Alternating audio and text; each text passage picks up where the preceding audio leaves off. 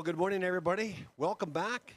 If you've just turned on your device or it's been on waiting for the day 3 of the Oval finale and Canada Cup to start, well, we're starting. We're minutes away from the 9 o'clock start here in Calgary for the men's 500 meters.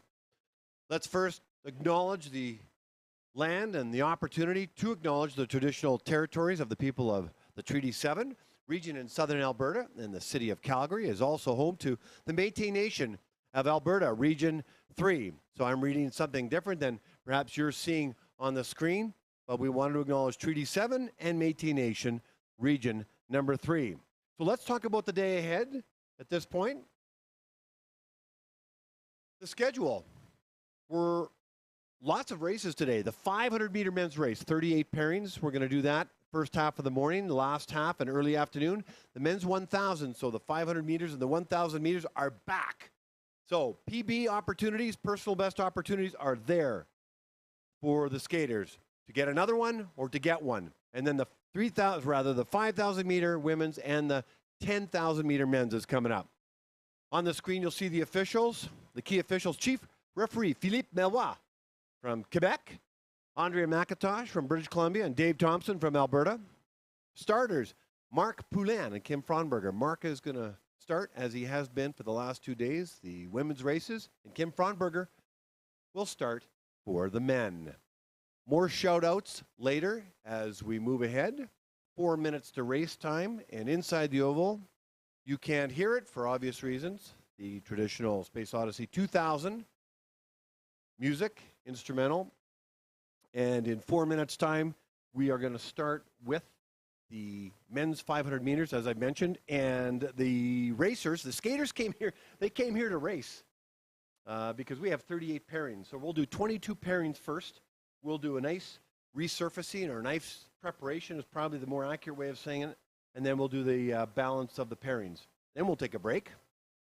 And that break will come back at 5 to 10. If all goes according to plan. These will go quick because you're going to see some very fast races today in the 500 meters. Hopefully, we can see some personal best. Cooper Eamon, David Larue, Jalen Doan, they took the 1, 2, and 3 position so far in the first 500 meters. And let's see how that shakes out for today.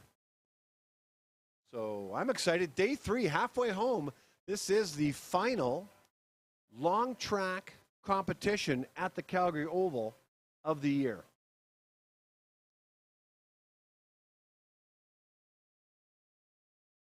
We'll find out if we have a forerunner too.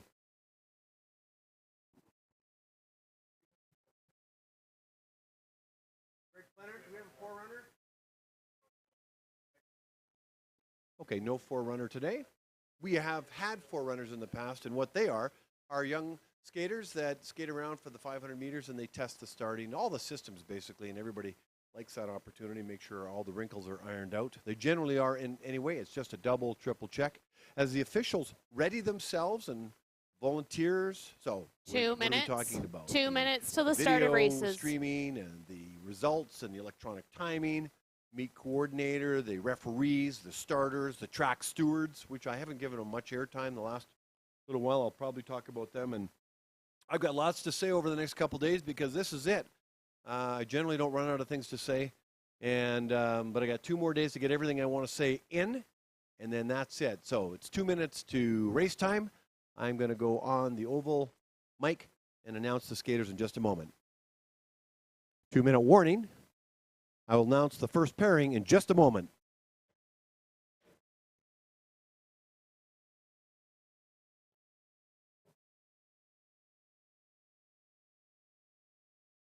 Wesley and Dustin.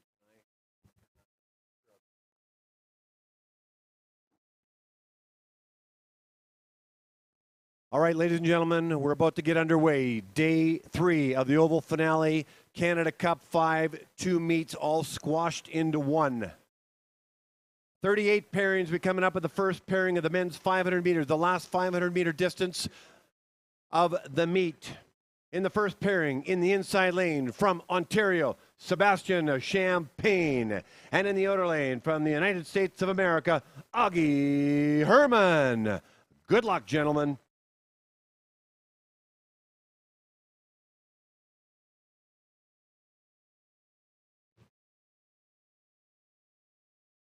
Okay, I'll keep quiet for the opening, and let's listen to the start.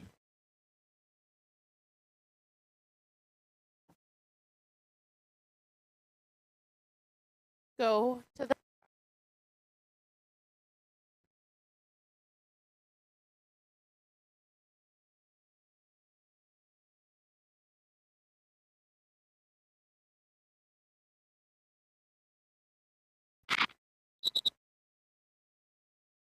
Okay, our start is a false start, our first start of the day.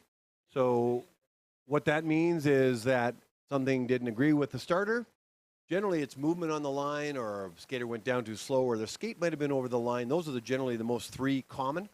So they have to regroup, head back to the start line. Sadly, if a second skater false starts, no matter who that false start is, they get disqualified. We don't want that to happen. The starters don't want that to happen. And you see a white flag in the left corner of the screen. That means that Sebastian Champagne was tagged with the false start. Here we inner go lane, again. not stable.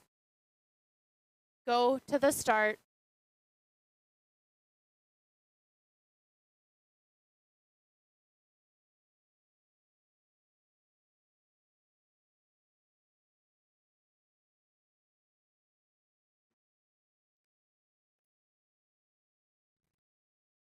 And we are off in the second start of the first pairing of 38 or 37, 100-meter opener for Sebastian Champagne, 10:36. Augie Herman, 10:51. Champagne from Bradford, Ontario.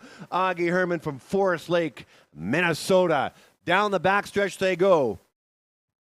Crookshank and Crockett are the coaches as they head out the final corner down the straightaway. Everything they got. Herman stretching it out as Champagne crossing the line. Is Herman first with a personal best of 36.54. Champagne clocks his 100 meters in at 36.87. In the second pairing in the inside lane from Quebec, Zachary Dupre. And in the outer lane from Ontario, Chris Homestead.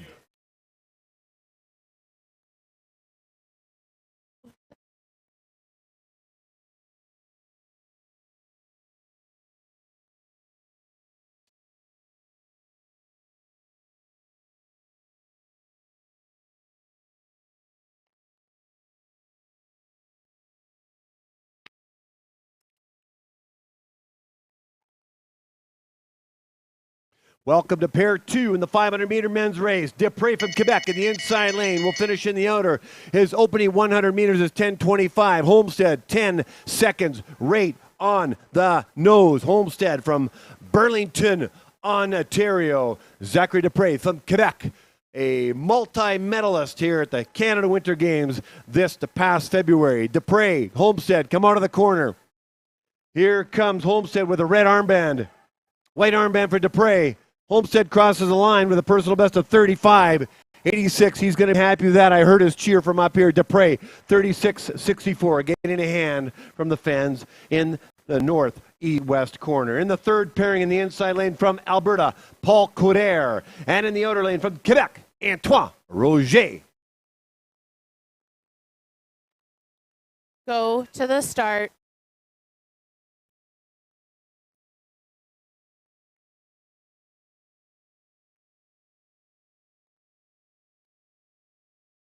Ready.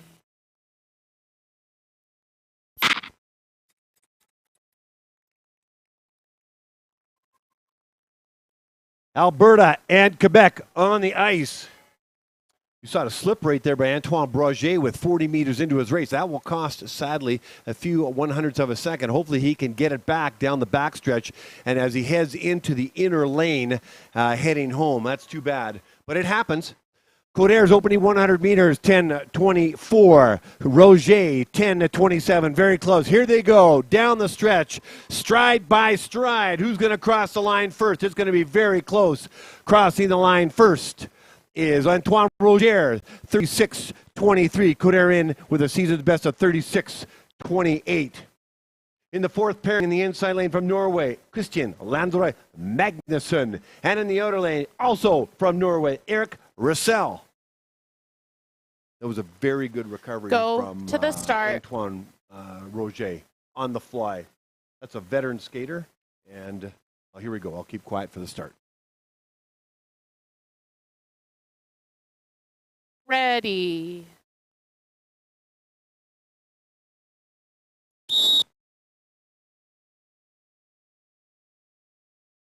Magnusson's got the down start, the Will Dutton start. He used to do that, one of the fastest starters in the world. Obviously, if it gets you a 1/100th of a second or 2/100ths of a second, it's worth it. False start, it's outer not lane, the most common not start, stable. But there's about Go to the 2 start. or 3, maybe 4 skaters at the most to have this start. So, 2 Norwegians on the ice right now here at the Calgary Oval, home of the fastest ice in the world. Let's watch. Ready.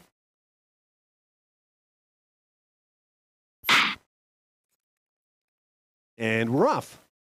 Here we go.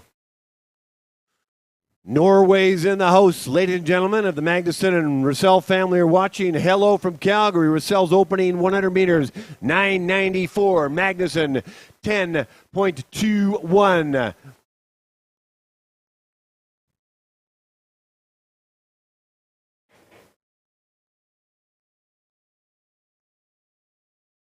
Coaches Magnus Dale and Arna Skutera are on the backstretch. Here they come, crossing the line first, 35.77 for Russell, and Magnusson clocks his 100 meters in at 36.29. In the fifth pair in the inside lane from BC, Joshua Tellezend, and in the outer lane, another Norwegian, Siver Bratchard. So 3 Norwegians in the skaters, short ice repair. Pairings number 4 and 5. And the times now are going to get lower until we get up to probably pairing number 8. Fast. Okay, they've skated off the screen, so I'm not sure exactly what's up. So something's going on. So I'm told it's an ice repair. So I've got some time to chat with you for a moment. So the coach for Norway, well, it's actually the Swedish coach. Sorry, the Norwegian coach, Arna Skutera, is assisting, obviously, for the Norwegian skaters, but he's also helping with the Swedish skaters that don't have coaches. So they are neighbors, literally and figuratively. So Arna thanks, Arna, I guess, is probably the proper pronunciation. Remember, I'm English, not Norwegian or Swedish. And the other coach is Magnus Dale, and unfortunately, he'd rather be skating than coaching because maybe one day he wants to become a coach, but he hurt himself skiing and not skating. And so, sadly, his knee is a little sore and he can't skate. So that is a true teammate for sure, helping out.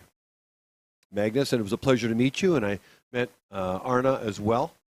And most of the Norwegian skaters, some of them back in the fall, and some of them here. In fact, the gentleman that I met, Bjorn, I can hear the CO2 canister on the ice right now. Anyway, Bjorn Magnusson was here last weekend, the father of Christian Landro Magnusson, and had a really great chat with him. And Bjorn, I hope your hamstring pull is getting better because he likes to skate. He pulled it in about the first 2-3 strides of the 500 meters, and he was out. And nothing drives an athlete more than an injury. So here we go, Bratchard and Tellezend. Pairing number 5. Let's go.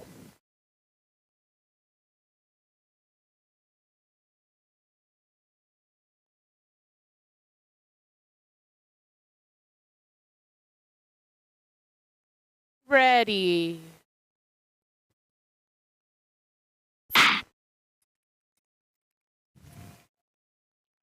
Okay, following that ice repair, we're back in action. Pair number 5 in the inside lane, Joshua Tellezend. He clocks in the fastest opening time so far at 10:78. Tellezend at 9:97 for the third fastest time.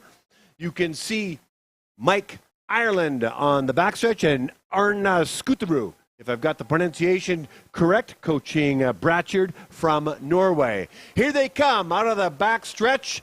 Down the back stretch they go, stride for stride. Crossing the line first will be Tellison with a time of 35.68, 35.34 rather, and Bratchard in at 35.68. We now move to the sixth pairing in the inside lane from Ontario, Ryan Gibson. And in the outer lane, from Alberta, Jalen Doan. Okay, so Go far, to the personal bests are start. hard to come by. I think we only got 1 out of the 10 skaters so far. Let's see. And, of course, the faster they go, the harder it is. Anyway, I'll keep quiet. Here's the start. Ready.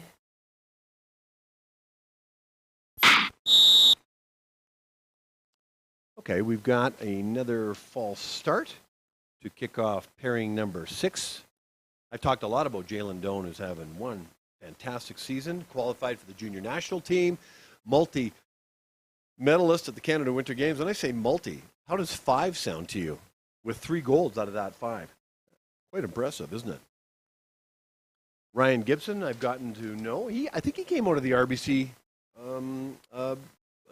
competition and moved into speed skating later in life than most. And he's having a very good speed skating career. False start inner lane, really not enjoys stable. Just loves False skating. start outer And so lane, I just not love stories like stable. that. Ryan's from Go Kingston, to the start. Ontario. And Ivana, if you're watching, your grandson is on the line in the inside lane right now.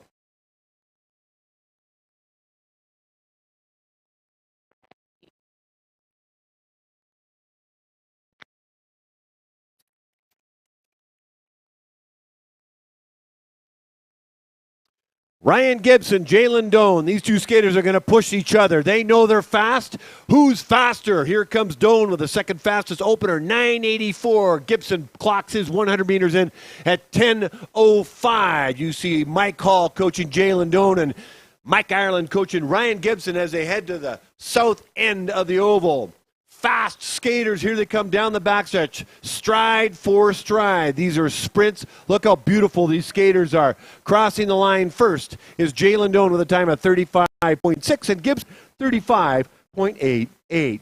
We move to the seventh ping in the inside lane from Alberta, Yang Kun Zhao. And in the outer lane from Quebec, David Larue. So Tellison got the fastest time. Doan laid down the second. Bratchard the third. That's how it looks right now. Russell fourth and Homestead fifth. Here we go for the seventh pairing. Ready. Zhao in the white armband. Larue in the red armband. They'll finish in opposite lanes. We're off. Pair number 7. A 9:83 opener for Larue. Zhao, 9:91, the second and fourth fastest time. Ireland coaching Zhao as they head down the backstretch into the corner. Crossing over on the backstretch. Here they come. You get an appreciation of how fast these skaters are going when you're down. This is going to be a photo finish. Very close indeed. 1/100th of a second apart. De LaRue, 35.12. The time to beat this morning, Yang Kun Zhao in at 35.13. 1-2 fastest time this morning. In the eighth pairing, what are they going to do? How are they going to answer back to that? Inside lane from Quebec, Cedric Brunet.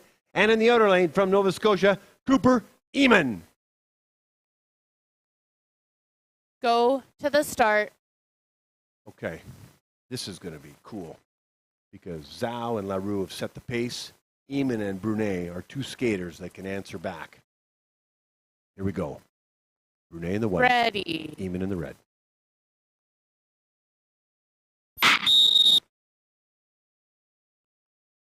Okay, there's a bit of movement on the line. Brunet from Quebec. Eamon from Nova Scotia. I think that's our third false start this morning out of 8. Not that I'm keeping track, but I do notice. Cooper Eamons from Nova Scotia. We had a good chuckle about the fact that at the Canada Winter Games, 13 skaters beat his 2016 record. And I got to thinking about it. Outer lane, Cooper not should go stable. back to Halifax, Nova Scotia and go have a Cooper to the Eamon start. day. because he may have a chance to break the record that was broken already for him. Here we go. Eamon and Brunet.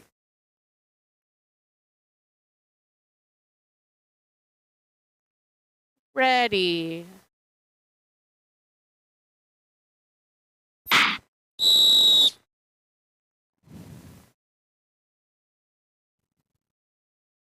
So this is unfortunate. Our second false start. And Brunet this is the first time we've seen this now in the last couple weekends, a second false start. I'm not sure what the infraction was, but inside lane, Cedric Brunet is unable to complete his race. False start, inner lane, penalty.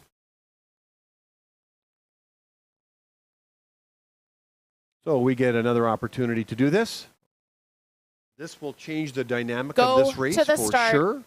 With Eamon, he's a fast skater, but not having Brunet out there pushing him will hold back his time somewhat. Let's see what happens. Ready.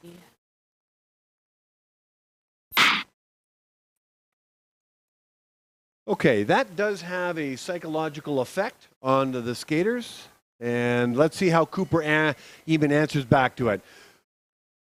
Cooper Eamon, a 9.78 with his opening 100 meters. Unfortunately, Brunet unable to complete this rate. We've got Will Dutton on the back stretch as Eamon crosses over from the outside lane to the inside lane by himself. Let's see how he responds without a skater on the ice as he goes down the backstretch. He is flying, crossing the line with a time of 34.95. Those false starts didn't seem to bother him. 34.95, Eamon, personal best. That is the time to beat. Congratulations, Cooper Eamon. In ninth pairing in the inside lane from Alberta, Zachary Lacroix. And in the outer lane from Norway, Martin Solberg Andreasen. Wow. All I can say is, Go wow. to the Eamon start. family, if you're watching, that's impressive. I still think you should have a Cooper Eamon Day in Halifax. What a nice young man. Had great races in Winnipeg, too. Here we go. Ready.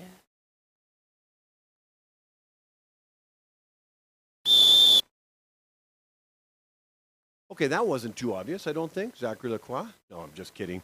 Yeah, so he obviously was leaning forward and an obvious infraction. And these kids, these athletes, not kids, these athletes, these young athletes are fired up.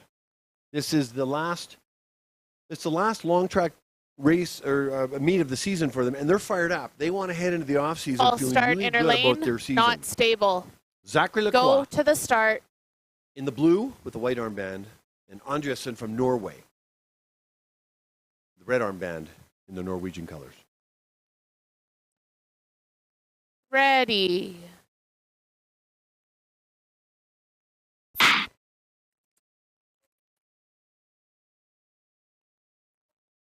Okay, we are off, ladies and gentlemen. Zachary Lacroix in the inside lane. Martin Solberg Andreasen in the outer lane. 10:25 for Lacroix's opening 100 meters. Andreasen in at 10:46.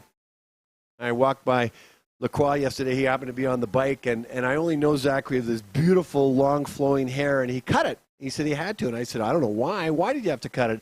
And I told him to look up a hockey player by the name of Ron Duguay, who played for the Rangers in the NHL. And because he had long flowing hair back in the day when the players didn't wear helmets. That's how I remember him, Zachary Lacroix. Lacroix's 500 meters, 36.21, and Andreasen, 37.25. In the 10th pairing in the inside lane from British Columbia, Kieran Hansen. And in the outer lane from Quebec, Émile Huard. Yeah, it's hard for me to tell a story Go with to the start. 35 seconds or less than that after the opener. But Lacroix had this beautiful blonde flowing hair, and I'm follically challenged, basically bald, and loved his hair. And he cut it. Ready. Looks normal now.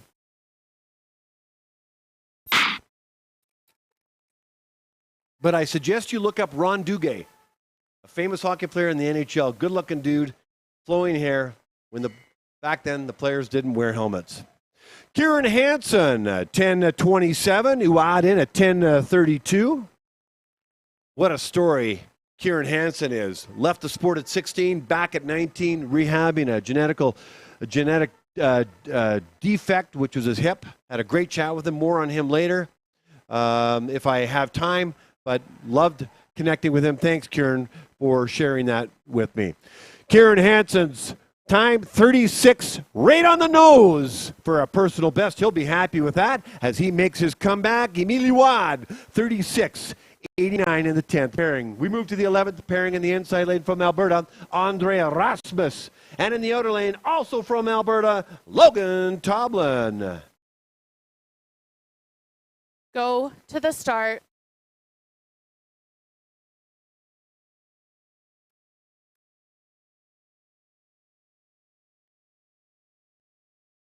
Ready.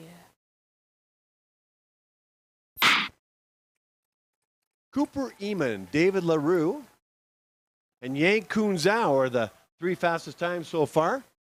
Welcome back to pair number 11, or welcome to pair 11. Andre Erasmus and Logan Toblin, two Alberta skaters, 10:36 for Toblin. Erasmus in at 10:55. Phil Riopel and Kevin Crockett on the coach's box for Erasmus and Toblin. Cooper Eamon, David LaRue, and Yank Kun Zhao are the three fastest times. Those are the times to beat. Fourth and fifth are Telezin and Jalen Doan. Here comes Erasmus and Toblin. Erasmus with a time of 10:30 with 37.25. Pardon me. Erasmus at 37 period. Toblin at 37.25. In the 12th pairing in the inside lane from Ontario, Matthew Laxton. And in the outer lane from Sweden, David Kallingsjö. Go to the start.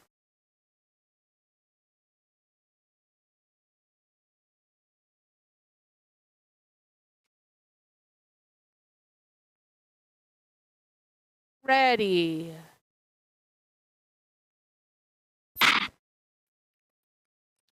little bit of a slip with Kallingsjö. Hopefully he recovers. It was really early, so that's helpful. So you got David Kallingsjö on the ice and Matthew Laxton, a transfer athlete from the sport of hockey. Opening 100 meters for Kallingsjö is 10:25. Laxton was 10.3. Laxton down on the north corner. Hopefully he is okay, as Kallingsjö will finish this race by himself in the inner lane. You can tell who he is. He's got red armband, but the Swedish colors. Kallingsjö finishes his race after almost ending up in the skate shop and does with a time of 37.2. We now take a break for track check.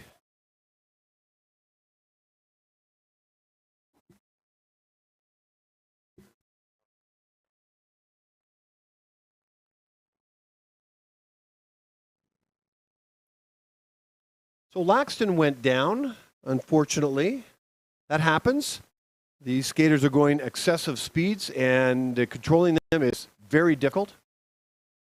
And so he looked okay. He fell and landed on his, just slid on his back. So hopefully that's, he's, like I say, he's okay.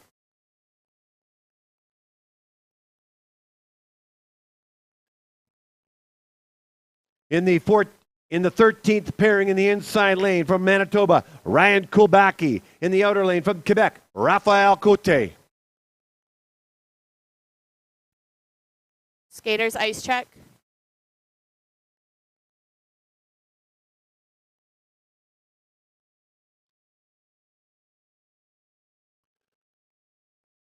More work checking the ice right now. More work checking the ice right now.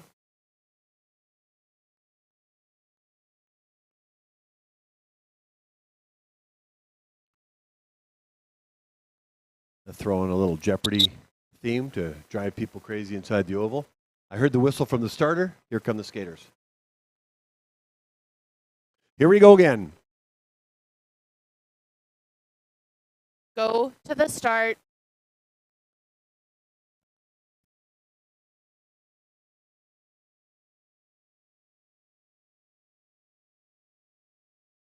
Ready.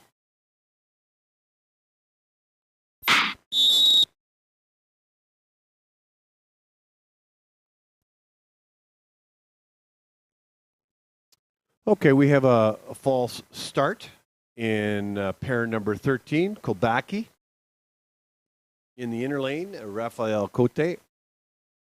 In the outer lane, and the infraction goes to Kobaki. As you can see, the white armband. False start, inner lane, crossing the line. Harder for the skaters in the second start because Behind the blue, they have to please. even be more still, so they don't get that extra jump off the line. Go to the start. Rules are rules, though. Here we go.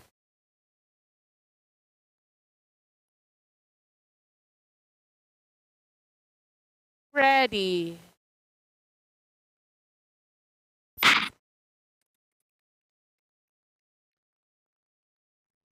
Pair number 13 of 37 in the men's 500-meter race here at the oval finale.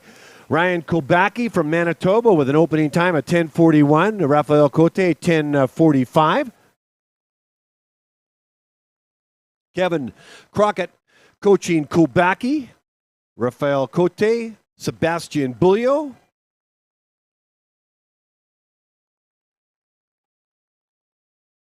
Hello back home to the Kobakis and the Oldhams. Oh, a little bit of a slip by Cote. That will cost him in terms of time. Kobaki's time, 36:87, and Cote in at 36:95. In the 14th pairing in the inside lane from Quebec, Gregory Picard. And in the outer lane from BC, Nicholas Goliath. Okay, let's see if these skaters can get close to 37 and maybe get some personal bests. Goliath and Picard on the line.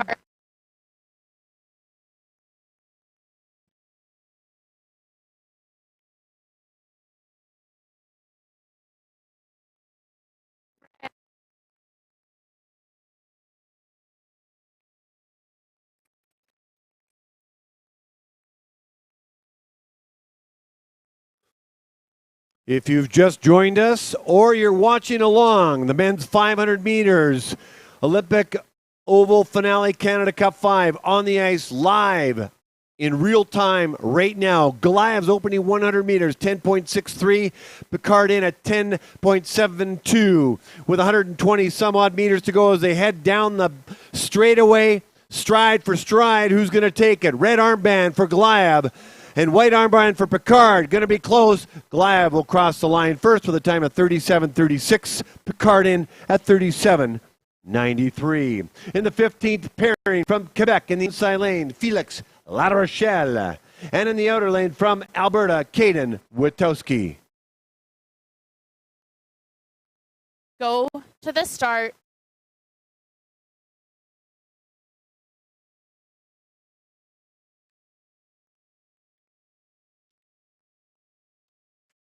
Ready.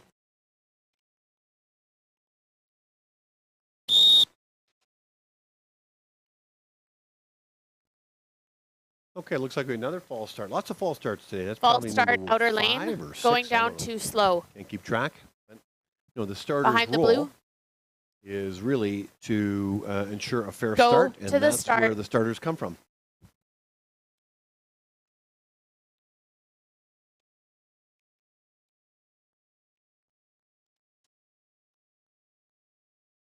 Ready.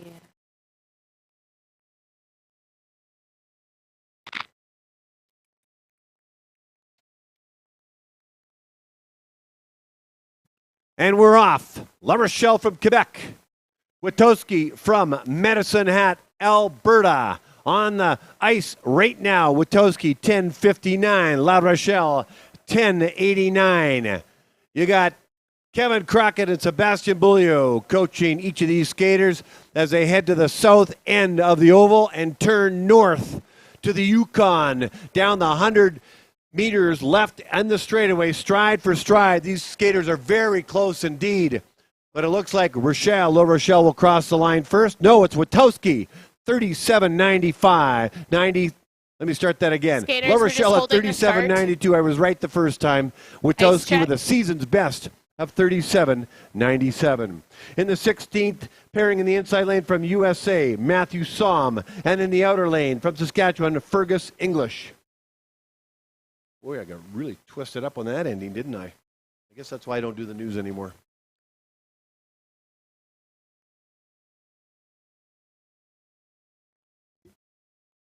Go to the start. Fergus English from Saskatchewan, Matthew Somm from the States. Here we go.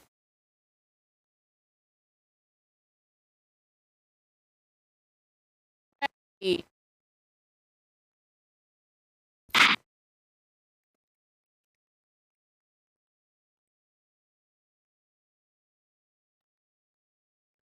Canada and the United States on the ice right now. Matthew Somm from the U.S. with an opening 100 meters at 10:57. Fergus English with a time of 10:78.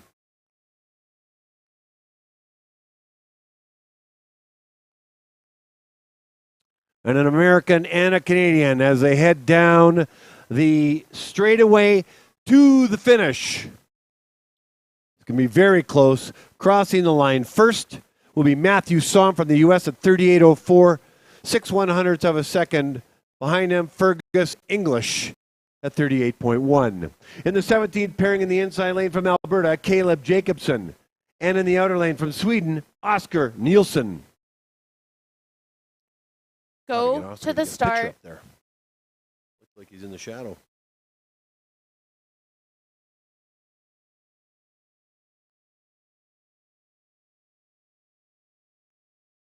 Ready.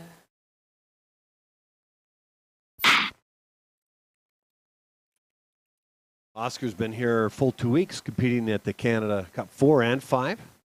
And the Nielsen family, if you're listening, text your son. We'll get a picture for him for this year and for next.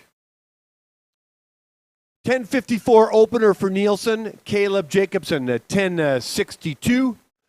Crockett coaching Caleb Jacobson. Arna Skutera coaching Nielsen from Sweden as they head out of the corner down the backstretch. The front stretch, I should say.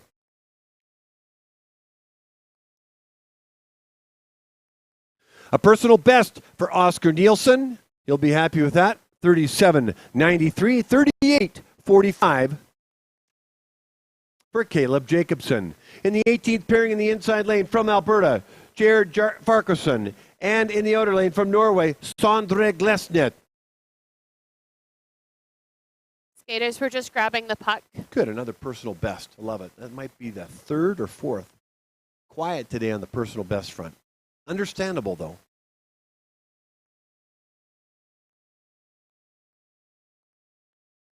Given that they set a bunch already earlier this meet and last weekend. Go to the start. Here we go.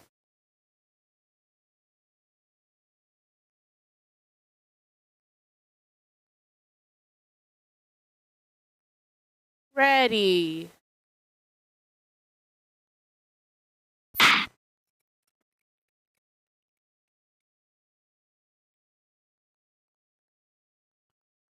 A Norwegian and a Canadian on the ice right now. Evenly matched 100-meter opener for Glesnet, 10:63. Farquharson in at 10:69. Christine Lazarescu is coaching Jared Farquharson, and you could see Sondra Glesnet getting coaching from Arna Skutera saying, get low, and that's speed skating, ladies and gentlemen. Down the straightaway they go.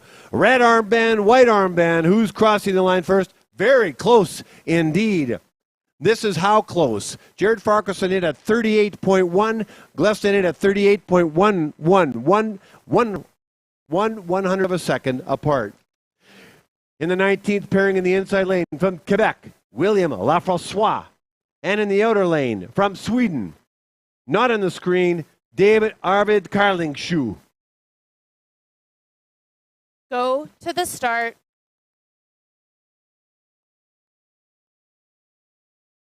So it looks like we're going solo here for Lafrancois. Yeah.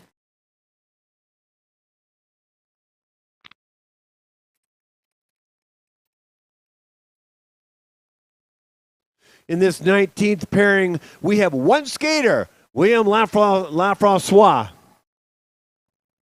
with an opening time of 10:75. Cooper Eamon has shown us that perhaps you don't always have to have a second skater in the pairing to get a personal best. Let's see if Lafrancois answers back in that way. But that was exciting for Eamon, who has the time to beat, along with Larue and Zhao. Here comes William Lafrancois from Quebec. Crossing the line, 38.17. We now move to the 20th pairing in the inside lane from the US of A, Nathaniel Beveridge. And in the outer lane from the Netherlands, Mark Wittagen. Go to the start. All right, let's listen for pairing number 20.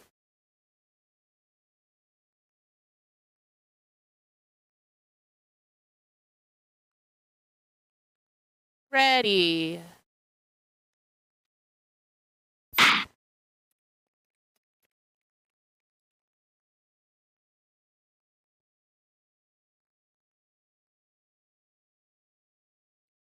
Opening 100 meters for Beveridge from the United States, 10.6. Wittagen from the Netherlands, 10.87. David Cruikshank in the coach's box, coaching Nathaniel Beveridge as he heads into the outer lane and finishing his final corner down the last 100 meters of the straightaway. Wittagen right beside him. And here they go, stride by stride, everything they got.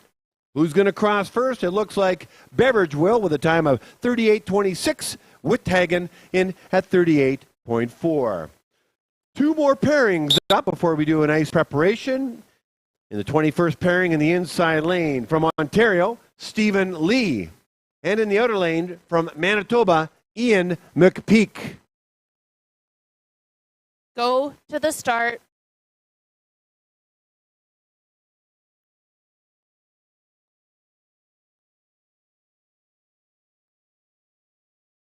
Ready.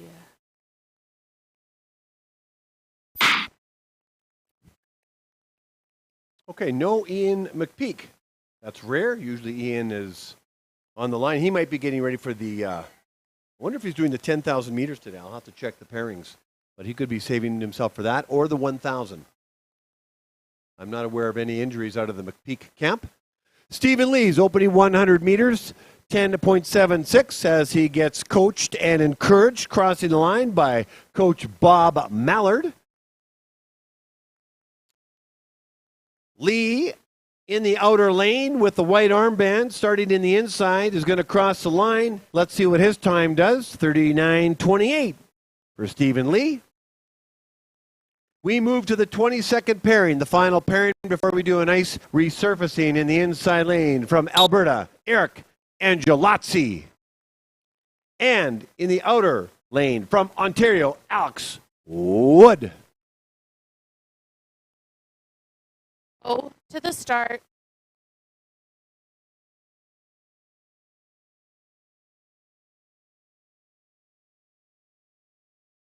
Ready.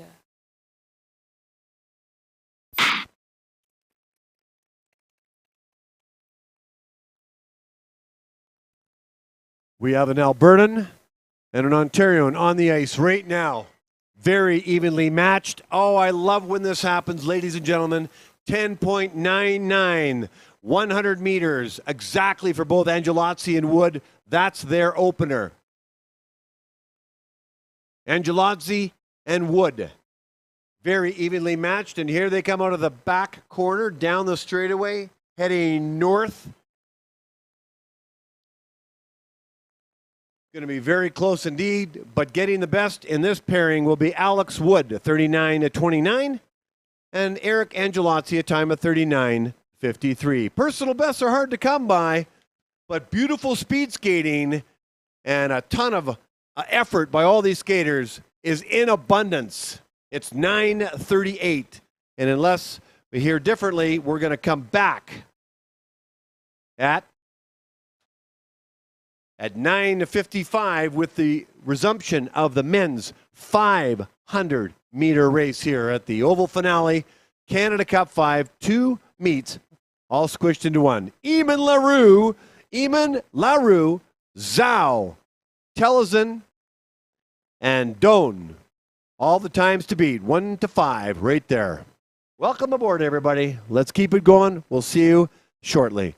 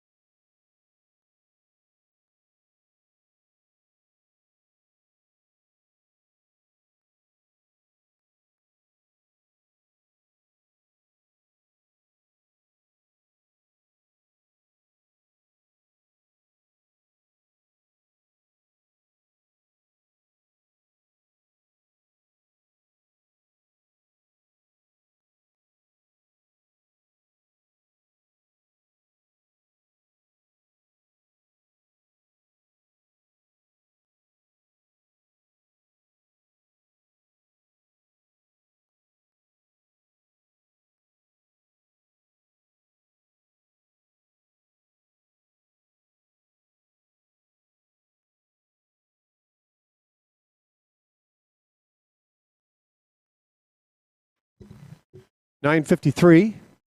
We're going to start at 9:55.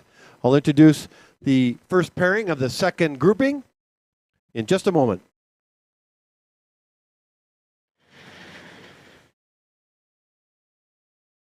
Welcome back on the webcast.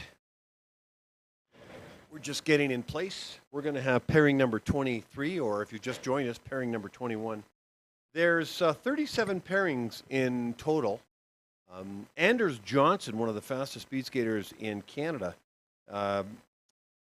in the sprint is the last pairing. He'll be by himself. He didn't skate in the first one, so I guess according to the speed skating bulletins, he doesn't get a pairing in the early going.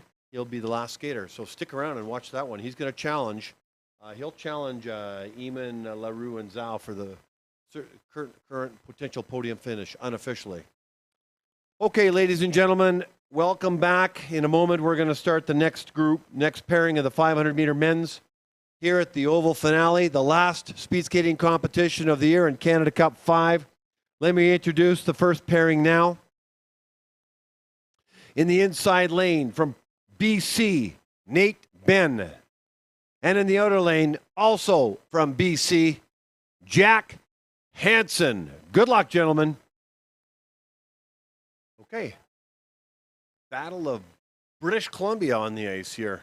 No doubt these skaters are friends.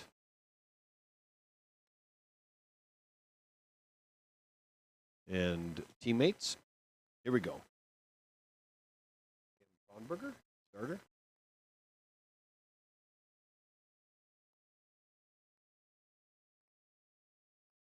Okay, here we go. Another false start to kick off the second session. Two BC skaters on the ice, Hansen and Nate Ben.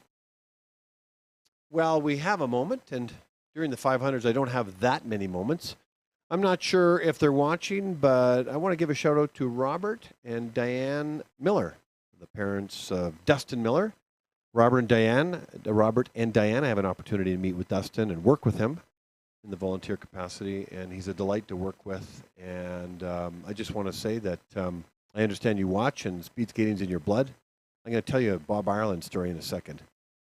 So that's kind of part one of my Miller story, if you will. It'll be Miller time.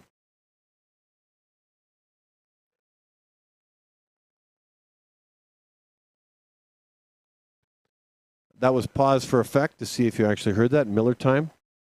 But let me call this race first, and then Robert and Diane, I'll tell you about Bob Ireland and how speed skating gets in the family's bloods, and I totally get it.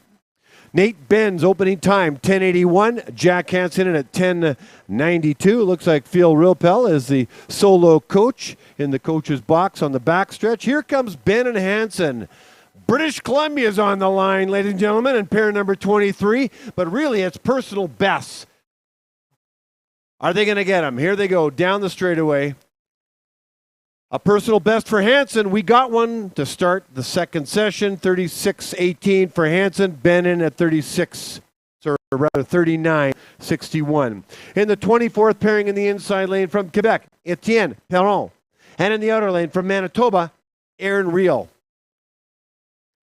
So Bob Ireland has been retired from volunteering, as both Sean and Mike are aged out of speed skating. And I'll pause and continue the story after the start. Ready.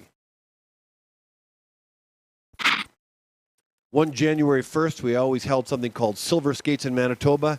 It was no longer, it's just a fun meet. But on January 1st, 4 families were outside the outdoor meet at 35 below. We were inside the vehicles because the complex was closed and warming up. And I was in my van. I look over outside my vehicle and I see Bob Ireland. And he had drove by a speed skating inside his blood, and he wanted to see what was going on at the Oval. And I know Dustin skated, and I know Robert and Diane, you still enjoy watching speed skating, and here we are at the Oval. Opening time for Reel, 10:74. Perron at 10:94 as they scream down the front stretch, the straightaway. Reel with a personal best of 39:12. He'll be happy with that. And so will Perron from Quebec, 39:67. PBs in pairing number 4. I love it. In the inside lane from Nova Scotia, Finley Tulloch. And in the outer lane from Quebec, Edouard Beaulieu. So I guess the moral of the story is this. during this Miller timeout is that the sport gets in our blood. I'm a speed skating dad. I can feel it in my blood. It's in the Miller's blood. It's in Ireland's blood. And why not? And so it's a family. Whether you're involved in a day-to-day or you're on the periphery, you've aged out, I totally get it.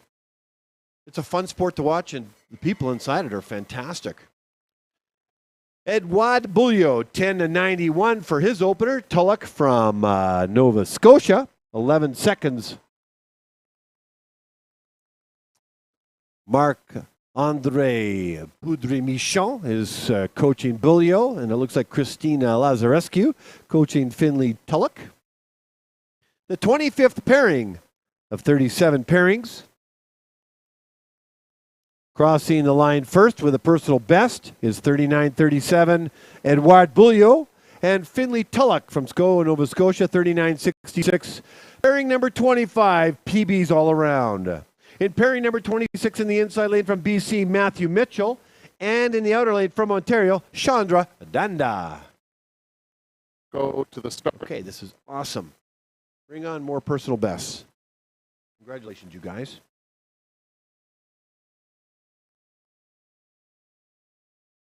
Ready.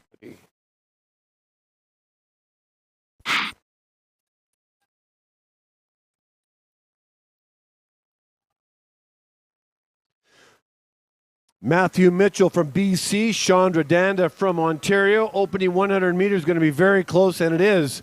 Mitchell's opener, 11:01. Danda, 11.1. Mallard, Bob Mallard coaching Danda, and Phil Riopel coaching Matthew Mitchell. In the coach's box, as the skaters head to the south, now looking west, now due north for the final 100 meters. Here they go, stride by stride. Red armband, white armband, white armband. Crosses the line. That's Matthew Mitchell, 39.64. Danda, 39.83. Lots of applause inside the oval for these two skaters.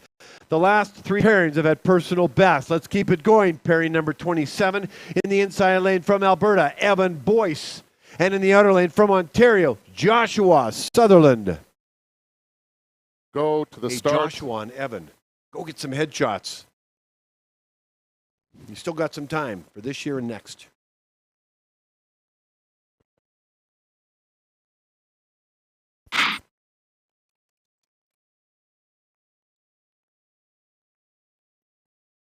And we're off and running. Pair number 27, a 37. Evan Boyce at 10.84 opener. Nice opener. Sutherland in at 11.41. Mike Hall coaching Joshua Sutherland. Here comes Boyce. Crossing over, he crossed over to the outer lane. Here he comes with a white armband. He's without the skin cap on, if you will. And this is going to be very close to the finish. Let's see what happens. Personal best for Joshua Sutherland at 40.41. Evan Boyce at 40.51. In the 28th pairing in the inside lane from Quebec, Olivier Landreville. And in the outer lane from Manitoba, Eric Kulbacki. Eric Kulbacki and Ryan Kulbacki, your brothers?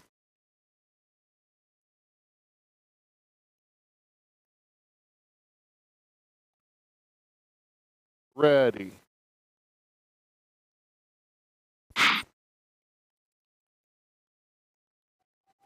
Kulbacki's from Manitoba and Landreville in from Quebec. Opening 100 meters for Erica Kulbacki, 11.29. Landreville in at 11.33. Scott Van Horn coaching Erica Kulbacki and Olivia Landreville. Sebastien Bouliot from Quebec. Scott filling in for Coach Alex Moritz, who was here last week. With everything they have left, crossing the line very close. Looks like Kulbacki will cross the line first and get a personal best of 40.59. He'll be happy with that. And Landreville, personal best of 40.9. Way to go, gentlemen. Lots of personal best on this back half of the 500-meter races. In the pair number 29 in the inside lane from Ontario, Camden Bate. And in the outer lane, also from Ontario, Cameron Mason. Go It's not like to the these two start. skaters probably haven't raced before. Look at their PBs, just over 41. Let's hope Cameron and Camden can give a kiss up to 41 and maybe even a little bit below. Would be a great ending of their 500-meter season. Cameron Mason and Camden Batez. Bate, I should say. My mistake. Bate en français. Camden Bate and Cameron Mason, two teammates, two friends, now two competitors on the ice. Bate opener 11:23. Mason in at 11:51. Got to be tough for Bob Mallard, eh? You're coaching both, encouraging both, and obviously he wants the best for both. And at the end of the day, they're not competing against each other in the true sense. They're doing it competing against each other to get the best possible time. So here comes Bate and Mason. Bate crosses the line with a personal best of 40.64, and Mason in at 40.87. They'll both be happy with that and let the personal best continue to rain down from the skies of the Calgary Olympic Oval. Pair number 30 in the inside lane from British Columbia, Cameron Thomas, and in the outer lane from Saskatchewan, Luca Vieman. Go to the start.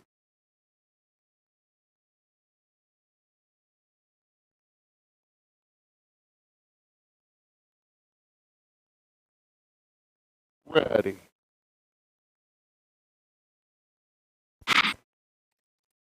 So I think we'll see some faster times now. The next few skaters, they put some faster skaters in the final pairings. Cameron Thomas is out of the race. Luca Vieman's opening 100 meters is 10.3. Thomas, unfortunately, is out of the race. Here comes Vieman, a multi-medal winner at the Canada Winter Games. And here he comes, starting in the outside lane, will finish in the inner. We'll see if he can do his best without a skater beside him. 37.17 is his time. We now move to pair number 31, no stranger to the sport of speed skating, in the inside lane from Alberta, Connor Howe, and in the outer lane from Alberta, Max Halleck.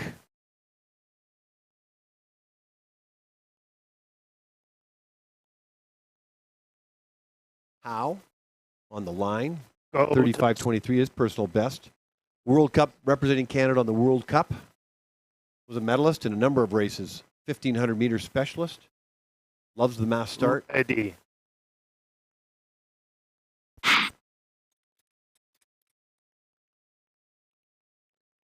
Connor Howe and Max Halleck are on the ice right now.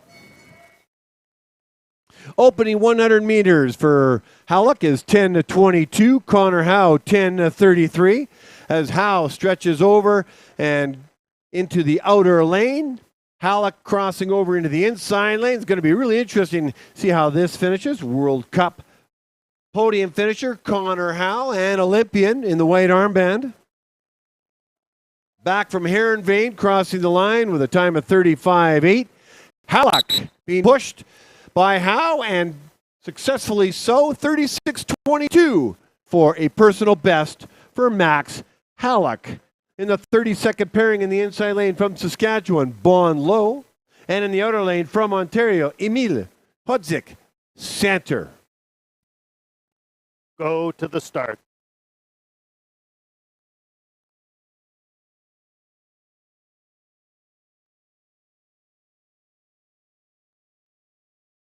Ready.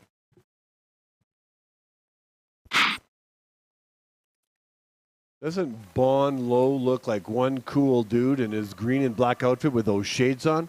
That is so cool. Bon Low in the inside lane from Saskatchewan. Opening 100 meters, 10.65. Hodzik Center, 10.6.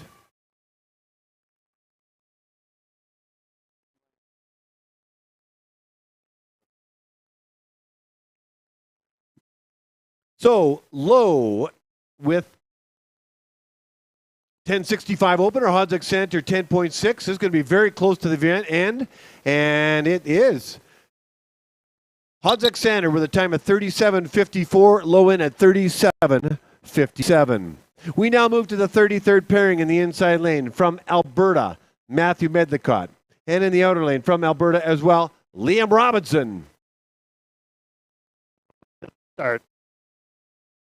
Yeah, so when I look down the pairing sheet, I noticed some skaters that hadn't skated in the previous 500 that are very fast. And obviously, they have generally the fastest skaters and generally pairings 3 to 8, 4 to 8, somewhere right in there.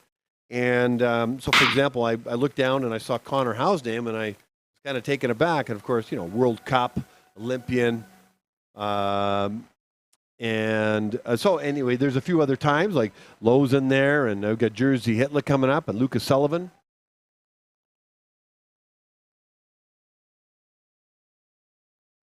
Matthew Medlicott, 1085 for his opener, and Liam Robinson, 1078.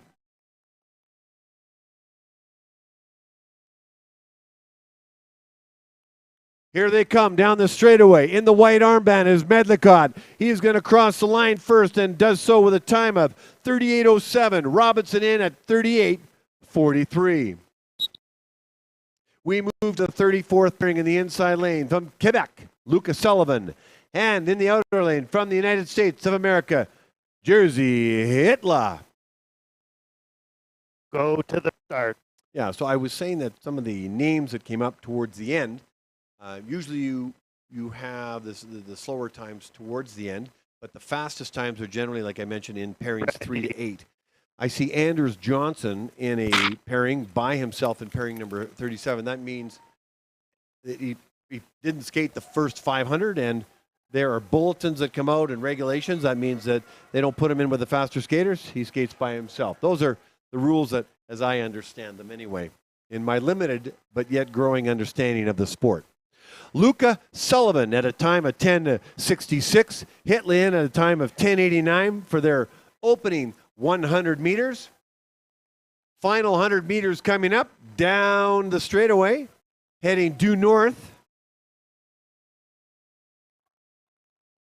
Hitler will cross the line with a time of 39.13. Sullivan in at 39.84.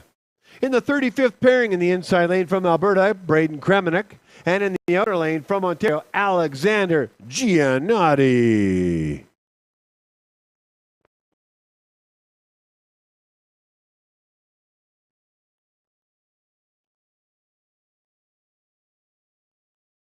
Ready.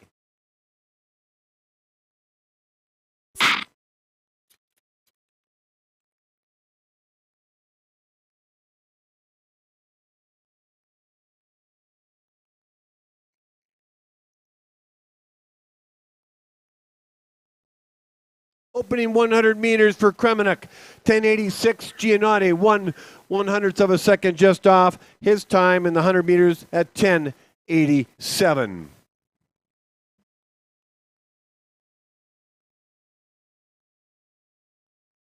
"35 of 37 pairings in the 500-meter men's of the Oval Finale, Canada Cup 5. Crossing the line first is going to be Giannotti, and he'll be happy with that. That, Alex, is a personal best. Braden Kremenek, 39.92. In the 36th pairing in the inside lane from Alberta, James Wigglesworth, and he'll be the solo skater in this pairing.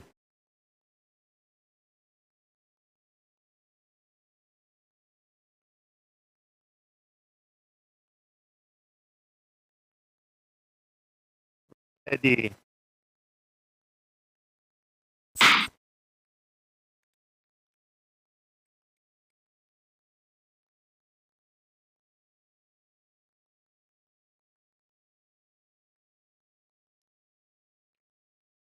James Wigglesworth opening time 11.5. James has a personal best of 40.89. Skating by himself, Cooper Eamon has just proved that you don't always have to have a skater in the next lane beside you to get a personal best, as Eamon is the time to beat.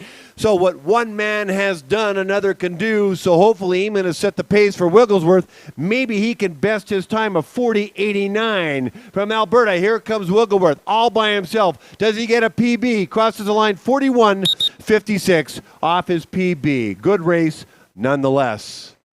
The final pairing in the inside lane from Alberta, Anders Johnson. Okay, you can see his PB, 34.93. Eamon, 34.95. This will be exciting. What can he do? Here we go. Ready.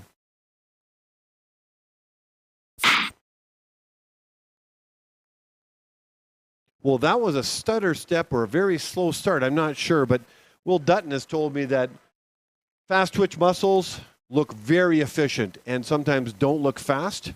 So I'm going to go with that. 10.7 is his opening time as Mike Ireland coaches him down the straightaway. Here he heads to the final corner. Is he going to challenge Eamon, LaRue, and Zhao unofficially for a podium finish? Eamon with a personal best of 34.95. Johnson clocks in a time of 36.13. Well off his PB. He'll have his reasons for racing this race. Anders Johnson completing the 500-meter race of the men's 37 pairing here at the Oval finale. It's 10:14. We're going to hand out the 500-meter podium finishes to Cooper Eamon, David LaRue, and Yankun Zhao inside of 15 minutes. And then we'll be back starting up the women's 1,000 meters at 10:45. So award presentation coming up, everybody. 500-meter men's inside of 10 minutes or so. 10:45. We'll be back. Yeah, so to set the record straight, Anders Johnson could arguably be the fastest skater on the ice at this competition. It's clear to me that he skated for different reasons, and he didn't come out of the gates with his fastest start, and so he and his coach would have had a particular reason to skate this race, and so this would be, I don't want to say an easy race for him, but again, it would be a strategy between him and his coach, because if Anders decided to set the world on fire, no doubt that he would have challenged Eamon and LaRue and Zhao for the podium, but not to be the case. And here we go. We move to the 1,000-meter women's race in 1/2 hour. We'll talk to you then, but I'll be back on for the record if you want to circle back on the webcast to watch the podium presentation for Eamon, LaRue, and Zhao. Thanks. Talk soon.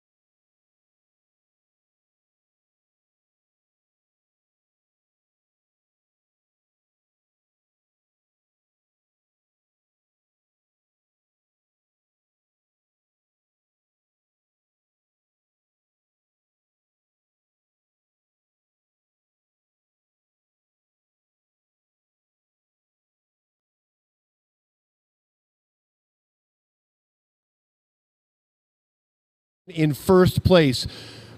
Are you ending the season in the way you want to, and what's ahead for next season? Of course. I mean, the win is always the goal here, and I knew what I was capable of, and I went out there and I was working hard these last few months, and I think just being able to perform and show my skills off this meet has been so awesome. You're a beautiful skater to watch. It's hard to watch because you go around this oval so quick. If you blink, you miss your race. Cooper Heeman, congratulations. Once again, 500-meter first place finisher twice, and also in the 1,000 meters. Good luck the rest of the way. Thank you, Cooper Heeman. Yeah, thanks, guys. All right, we're done. Back off to the webcast, and I'll be up in the timing deck shortly to finish, to start the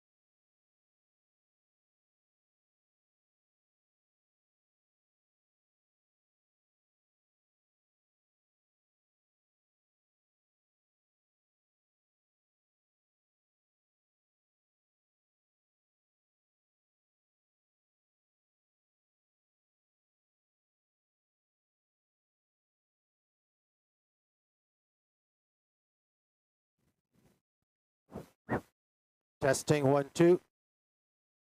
Testing. Low on here. I think testing 1 2. Testing.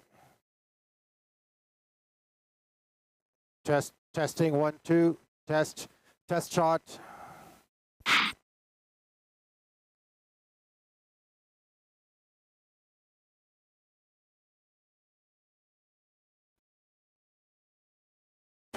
Testing. Test.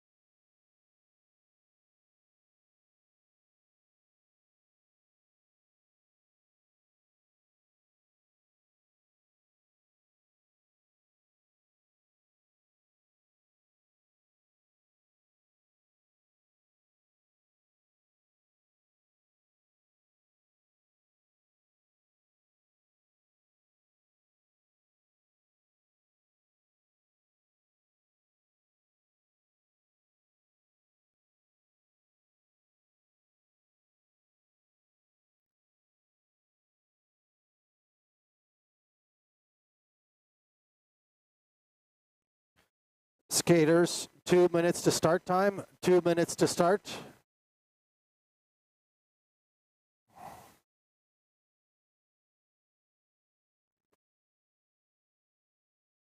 Before we start the women's 1,000 meters, welcome back, everybody. Welcome back to those on the webcast. Welcome back to those that are here at the Oval. Thank you for being here. I'll announce the first quartet of 9 quartets for the women's 1,000 meters, the Oval finale, Canada Cup 5, coming up, day 3 of 4.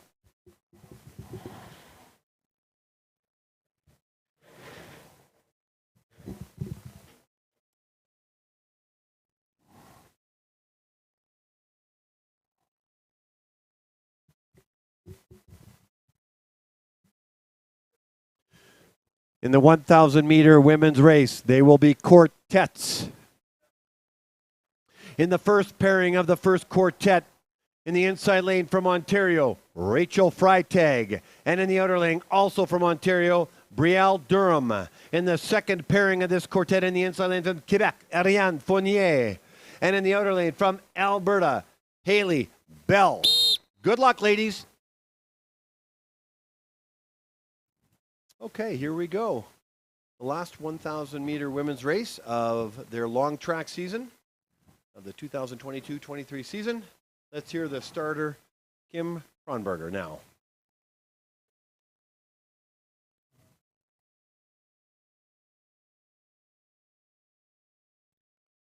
Go to the start. It's actually Mark Poulin. Sorry about that.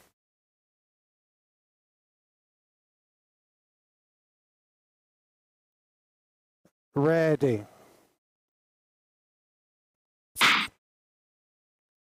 Go to the start.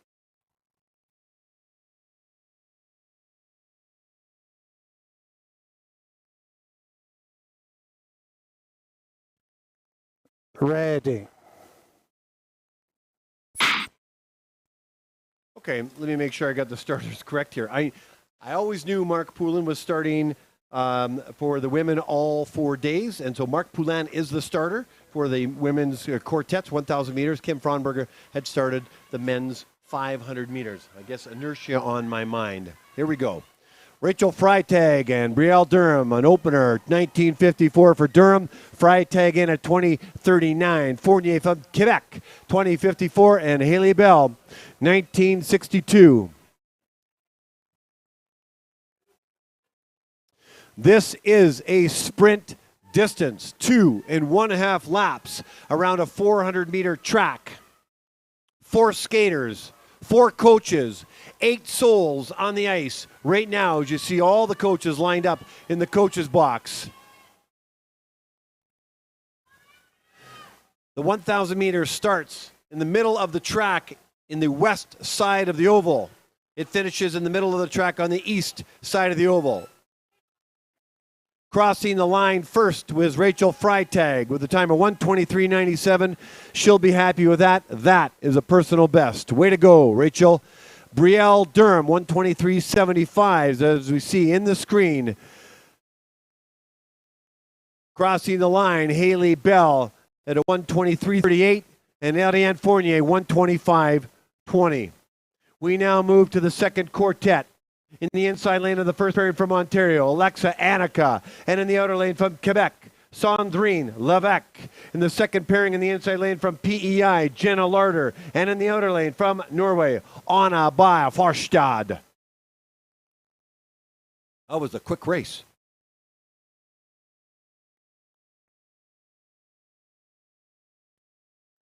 Go to the start.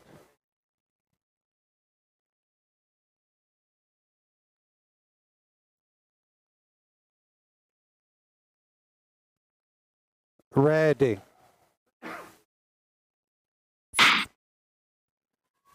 Go to the start.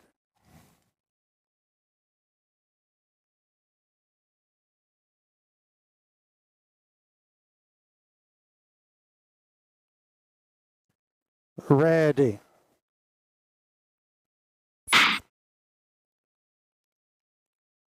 So we should expect some times in for Levesque, the first pairing around 121, anywhere from 121 to 123. and Larder around 123 as well, almost 123, 124. Farstad should have the fastest time of this quartet. Her personal best is around 119 and change. Alexa Anik opener 20.39. Sandri Levesque 20.08. Here comes the opener. Larder's opener 1936 rather, and 1921 for Farstad in her opener. Quartet number 2 of 9 quartets in the women's 1,000 meter race. We'll have the awards after this race as well.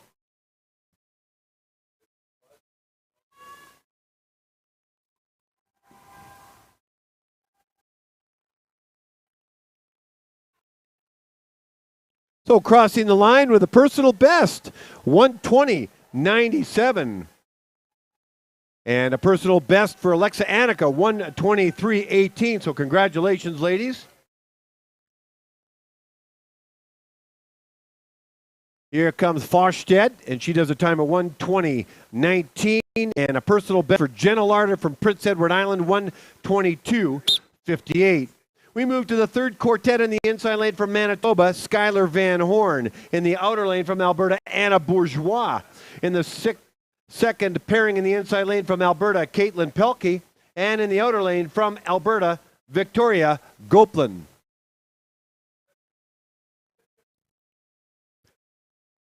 Go to the start.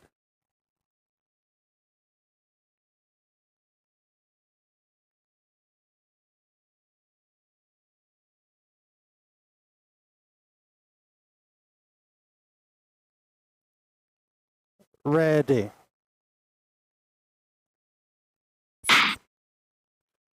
Go to the start.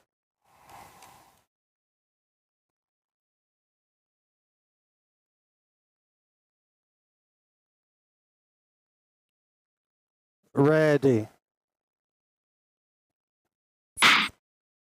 So we're off and running in quartet number 3, Van Horn and Bourgeois in the first pairing. Van Horn's times got her into a pairing with a national team member Nana Bourgeois. Their times will be quite different, so Van Horn will have to skate her own race, and Bourgeois will be doing her own thing as well, because there's 4 seconds apart on their personal bests. Generally, the skaters' times are fairly consistent, but you know what? Let's see what happens in this particular race. Pelkey and Goplan to 119 for almost 120 for PB, and Pelkey around the 120. So very close in pairing number 2 in times. So Pelkey's opening time 19:52, Goplan in 19:56, and Van Horn and Bourgeois are in the 19.5 range. Nothing set apart in the race right now between Van Horn and Bourgeois.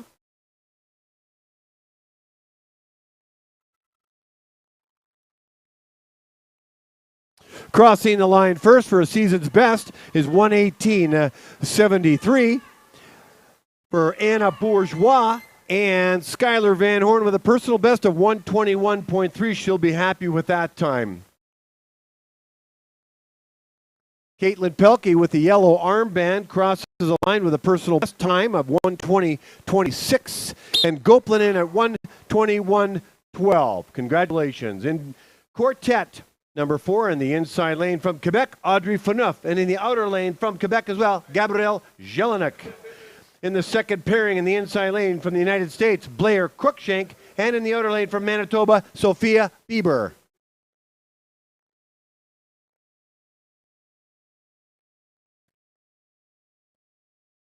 Go to the start.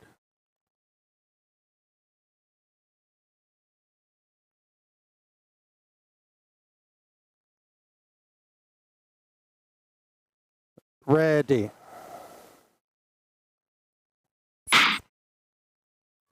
Go to the start.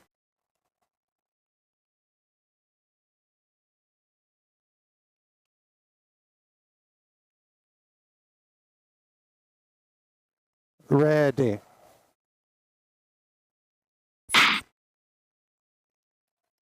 So we have 2 Canadians in the first pairing from Quebec, and an American and a Canadian in the second pairing. Audrey Faneuf's opening 200 meters, 19.36. Gabrielle Jelinek with a time of 19.02. Here comes Crookshank and Bieber. And they're opening 200 meters. Crookshank with the fastest so far today, 18:43. Bieber at 18:96. So Phaneuf and Jelinek, their personal bests are a couple seconds apart. If all holds according to their seating time, Jelinek should cross the line first, followed by Phaneuf. These are teammates and friends and now competitors really competing against the clock. Crookshank and Bieber, this is about the fourth or fifth time they've competed against each other. They competed being on the same pairing. They were in Insel, Germany, and they were for the 500s. Crookshank bested Bieber in Insel. Bieber bested Crookshank here in Calgary. And as Bonnie Blair would say, this is the rubber match, if there is one. It's all against the clock. Let's call in the first pairing. Season's best for Jelinek at a 1:18.39, and Phaneuf at a 1:19.97, closing the gap between those two skaters. Here comes Bieber and Crookshank with everything they got left.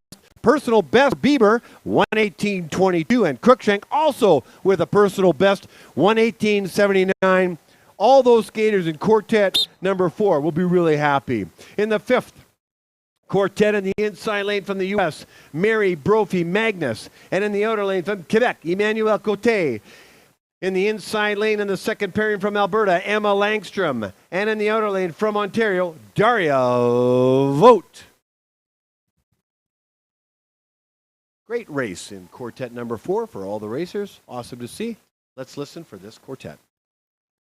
Go to the start.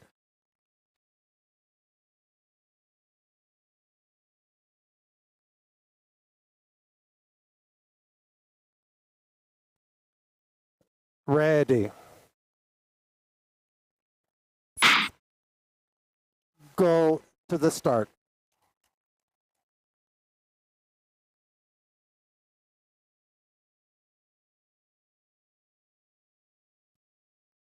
Ready.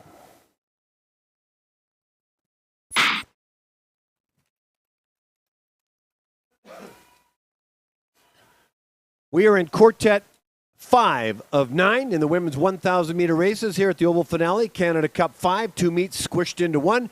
Mary Brophy Magnus, opener 19.98. Emmanuel Cote 9.97. Here comes Langstrom and Vogt. They book in their 200 meter time. Langstrom 20.58 and 20.94. Okay, I'm going to get off the mic in the Oval. I want to tell you about Mary Brophy Magnus, who I met yesterday. I had heard that name many times. I only have a little bit of time, but she's a 49-year-old woman from Saratoga Springs, New York. A mom of 3, Emily, Kayla, and Evan, 9, 11, and 15. If you're watching, I am very impressed with your mother. She loves the sprint distances of 500 to 1,000, so she's in her sweet spot now. Her best time is just over 1:25. I would think that she's holding right now against Emmanuel Cote, who have 5-second difference in time, so she may get a PB, but she skated way back when, back in the early 90s, took time off for her family, and here she is back skating again. Mary Brophy Magnus with a personal best of 1:25.08. She got the PB she was looking for, and a season's best for Emmanuel Cote, 1:22.91. I guess what I'm saying is the story is really inspirational. So cool. More on her at another time. Emma Langstrom crosses the line at the time of 1:24.70 on Daria Vogt at 1:26.49. In the sixth quartet in the inside lane from Quebec, Nally Ferlat. And in the outer lane from British Columbia, Beth Smith. In the second pairing of this quartet in the inside lane from Alberta, Kendra Hawkins. And in the outer lane from Saskatchewan, Sophia Dvorak. Sixth quartet coming up of 9. Coaches. Mark Poulin Coaches, is our move back, starter. please. Let's listen and watch.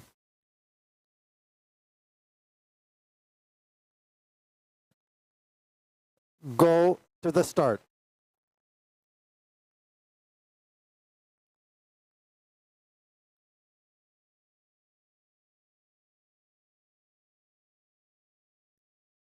Ready.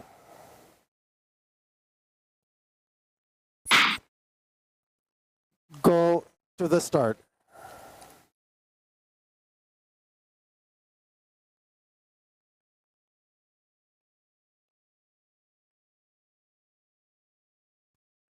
Ready.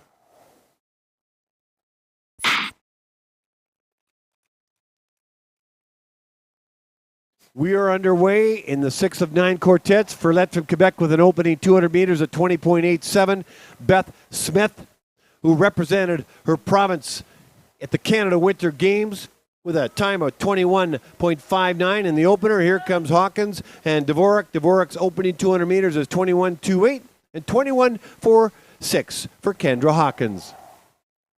A little bit about Kendra Hawkins, who I met back in the fall, and she's been up in the timing deck a little bit. I think she's getting her feet wet a little bit in terms of life beyond that of an athlete. I think she's looking to go the official route, and she helped out at the World Cups a little bit. And the only way to really learn about the sport is to be around the sport. And this young woman is just that, very, very young, but showing interest in the sport, is always looking for officials and starters.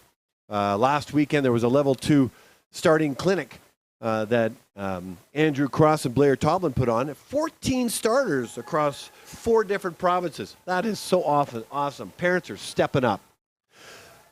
2 personal bests in pairing number 1 of the Quartet 6. Ferlet in at 125.70 and Beth Smith 126.36. Coming into the screen now, you'll see Hawkins and Dvorak with the yellow and blue armband. Hawkins crosses the line with a personal best herself, 128.50 and 129 right on the nose with Sophia Dvorak. In the 7th quartet, in the inside lane from Manitoba, Olivia Krawchuk. In the outer lane from Alberta, Maggie Breedlove. In the second pairing in the inside lane from Quebec, Lily-Pierre Guérin. And in the outer lane, also from Quebec, Marie-Michelle Gagnon.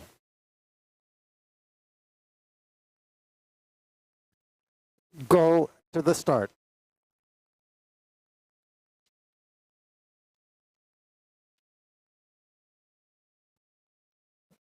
Ready.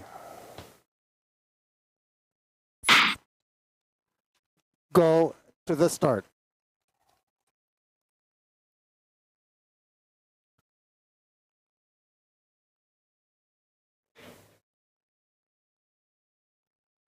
Ready.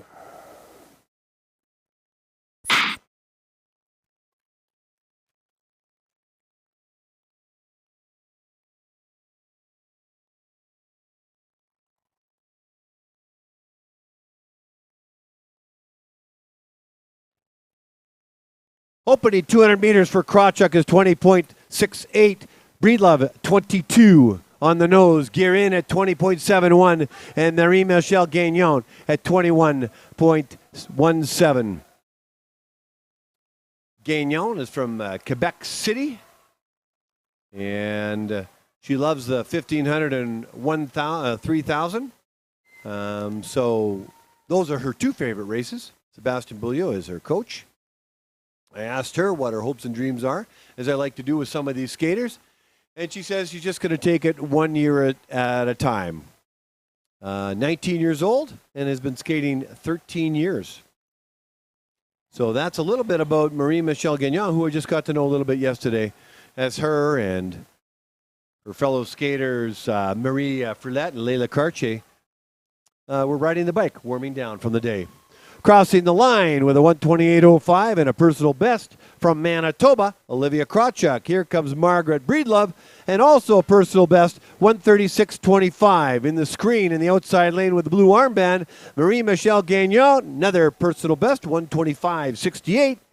And here comes Lily-Pierre Guérin with a time of 132.16. Ladies and gentlemen, personal best all around for quartet number 7. In the 8th quartet, in the inside lane of the first pairing, from Alberta, Cassandra Curry. In the outer lane, from India, Shruti Cotwell. And in the inside lane of the second pairing from Ontario, Rachel Mallard. And in the outer lane from Alberta, Molly Johnson. Go to the start.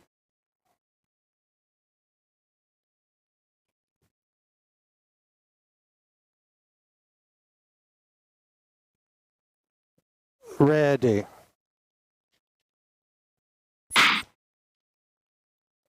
Go to the start.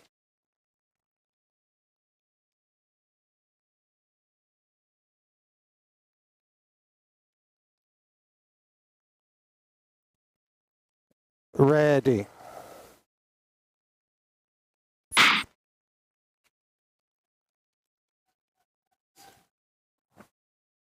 Opening 200-meter time for Shruti Cotwell from India, 20.23. Cassandra Curry, 21.57. Rachel Mallard and Molly Johnson, they book in their 200-meter times at 20.45 and 20.59. I haven't had a chance to catch up with Shruti Cotwell, and I've talked a little bit about Rachel Mallard, and I haven't talked about Molly Johnson for a while, but I do want to talk about Cassandra Curry just a little bit. I think now she's 16, and she's from Edmonton, Alberta. And Stefan Waples, former national team skater, is her coach. I met Stefan. Stefan, if you're watching, hello, by the way. I think you're one of the classiest gentlemen that I've ever met. You're a wonderful soul, and it was great to share a drink with you last fall and to get you to know a little bit better. Crossing the line right now was Shruti Cotwell at 126.68. Cassandra Curry and her coach, Stefan Waples, will be happy with that personal best of 129.56. Here comes Molly Johnson and Rachel Mallard, season's best for Johnson at 124.14 and Mallard in at 124.46. Our final quartet has one pair in it. Inside lane from China, Yin Chi. And in the outer lane from Quebec, Rose Lalboterois. Now you're wondering probably, why are the fastest, almost the fastest skaters at the back end? They didn't race the 1,000. They're the first time. Therefore, they don't have a seating at this meet this time. That's why they're at the end.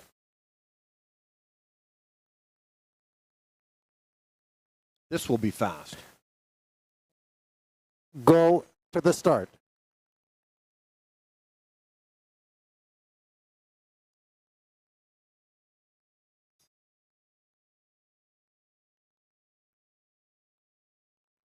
Ready.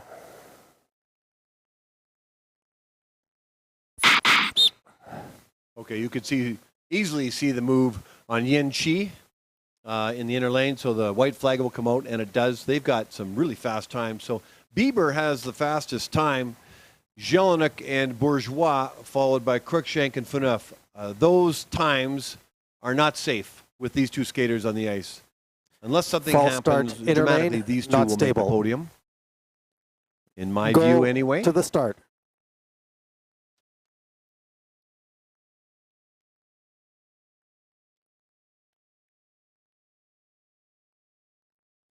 Ready.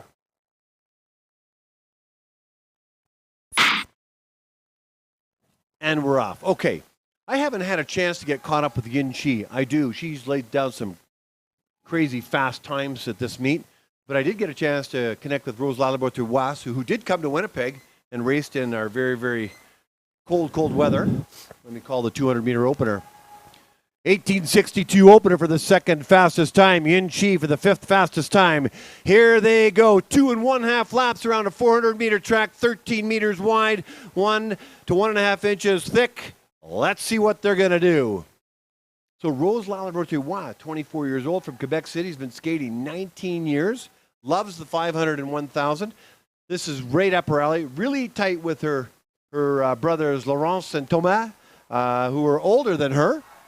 They're getting cheers with the bell lap going on with these two skaters, the first and fastest and third fastest time right now. And her parents, Sylvie and Nancy, I think they might even be in the oval. As you can see, one of the skaters catching a draft off the other one. Let me call in this race. Bieber's the time to beat, followed by Jelinek and Bourgeois. And Cruikshank and Phaneuf are in there in the top 5. Crossing the line first with a white armband with a time of 1:15.64 will be Yin Chi and Rose Lalboterois, 1:18.28 for the third position. Unofficially, Yin Chi, Sophia Bieber, and Rose Lalboterois, once signed off, will be at the awards for the 1,000 meters. And ladies and gentlemen, that completes the 1,000 meter race. Their final 1,000 for the off season. I'm sure they're happy and relieved, all wrapped into one. We now take a break. We come back with the men's 1,000 meters. It's 11:08 in Calgary. Unless I'm told differently, the 1,000 meter men's will start at 12:25. 12:25. 1,000 meter men's, followed by the women's 5,000 meters and the men's 10,000 meters. Hold on to your seatbelts because much more racing to come, ladies and gentlemen, right here at the Calgary Olympic Oval, the fastest ice in the world. Day 3 of 4, the Oval finale, Canada Cup 5. Glad you're aboard.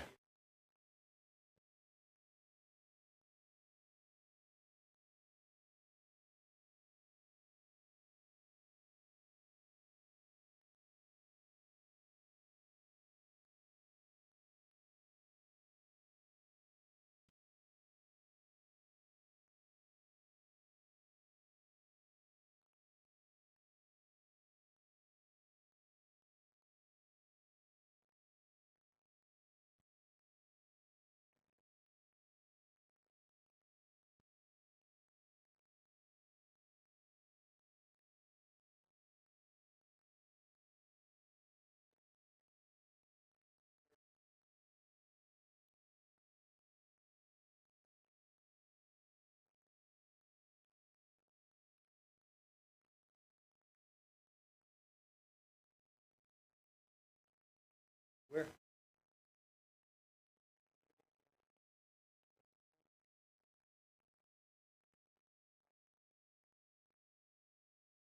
Well, but you're Winnipeg tough anyway. Or you were Winnipeg tough.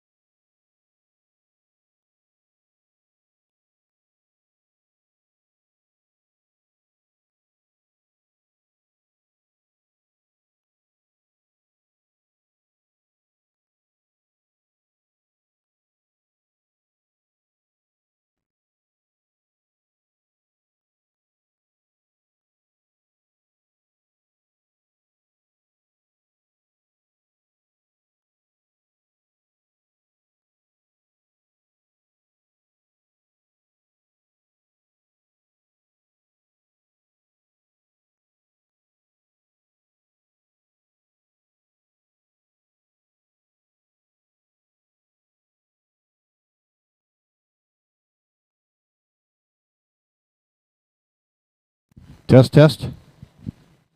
All right, ladies and gentlemen, we're going to hand out the podium finishers of the 1,000 meter women's race. We're looking for Yin Chi, Sophia Bieber, and Rose Lalabrote Roy. Turn your attention over to the podium area where Dustin Miller will be. This is the final 1,000 meters of the long track season for the women. And we're delighted to hand out the awards to the third, second, and first position.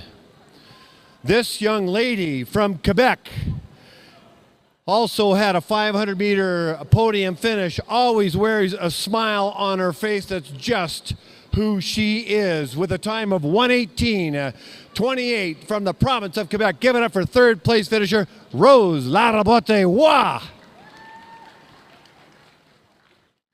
Handing out the awards are team lead of competition, Dustin Miller. Her third podium finish, her second in the 1,000 meters, moved up from the third position to the second in this race with a time of 1:18:22 and a personal best from the province of Manitoba. Give it up for Sophia Bieber.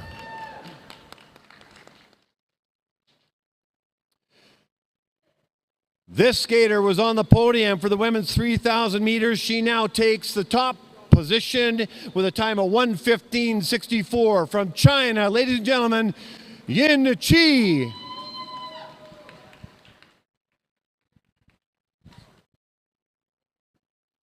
Picture taking time for anybody who wants to get their pictures taken. Dustin Miller will take their pictures, and then I'm going to interview Yin Chi.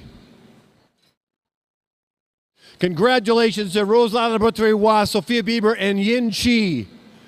Yin Chi, Sky Guy here with a couple of questions. First of all, Yin Chi, tell me, how did you feel about that race? Yeah, the race is very good. So I like Calgary. So here is good in volleyball. Yeah. So you mentioned Calgary. You mentioned earlier off the air that you are now an international student from China, now living and training in Calgary. What do you think of that? Yeah.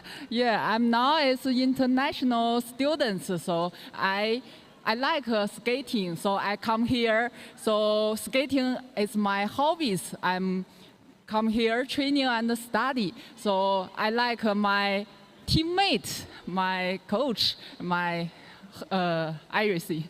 Well, I'd say Yin Chi's doing not bad for a little bit of a hobby. How long have you been here in Canada? I have 4-year visa.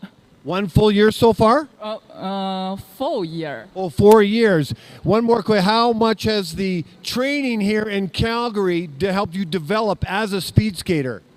Yeah. You've gotten better because you're here in Calgary, correct? Yes. I like here training. I try new training.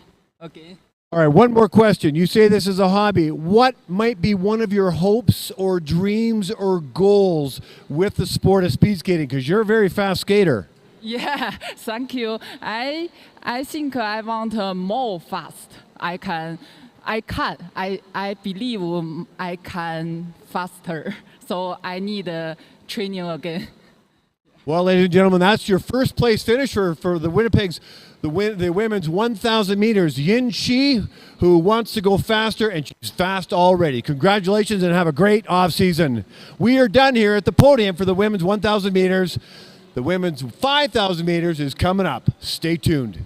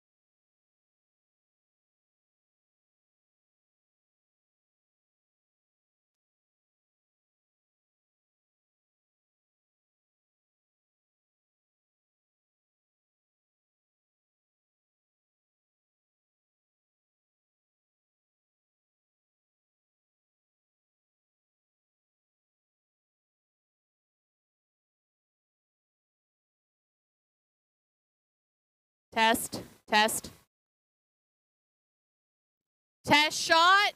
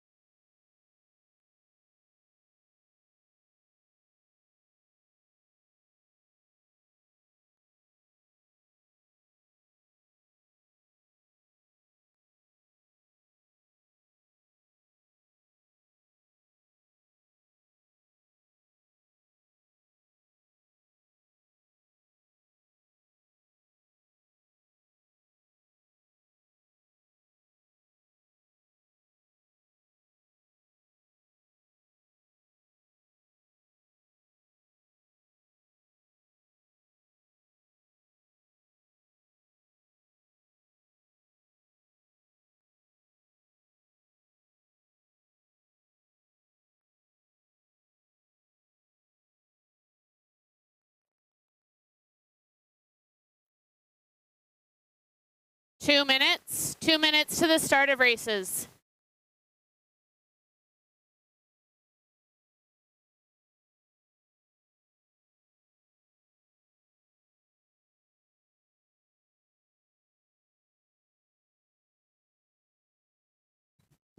Welcome back, ladies and gentlemen. Calgary Olympic Oval, home of the fastest ice in the world. It's 12:23 in 2 minutes' time. We're going to start the second 1,000 meters for the men's today. Their last 1,000 meter, 2.5, one lap around a 400 meter track race until the off season. We have 18 quartets coming up. In 1 minute, I'm going to announce the race, the first quartet of racers.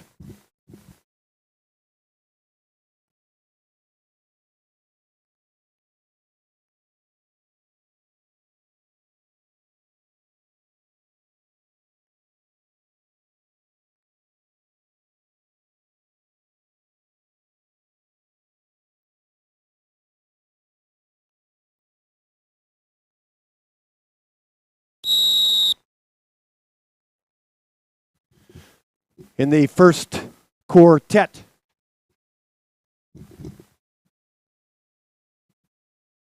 in the first pairing of the first quartet in the inside lane from Norway, Christian Landrell Magnussen, and in the outer lane from the United States, Augie Herman.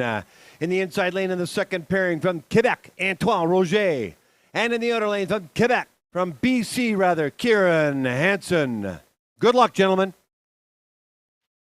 Go to the start. But I'm just gonna do my thing, okay?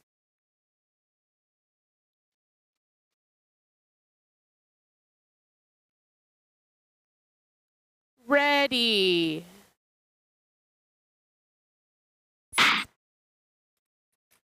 Go to the start.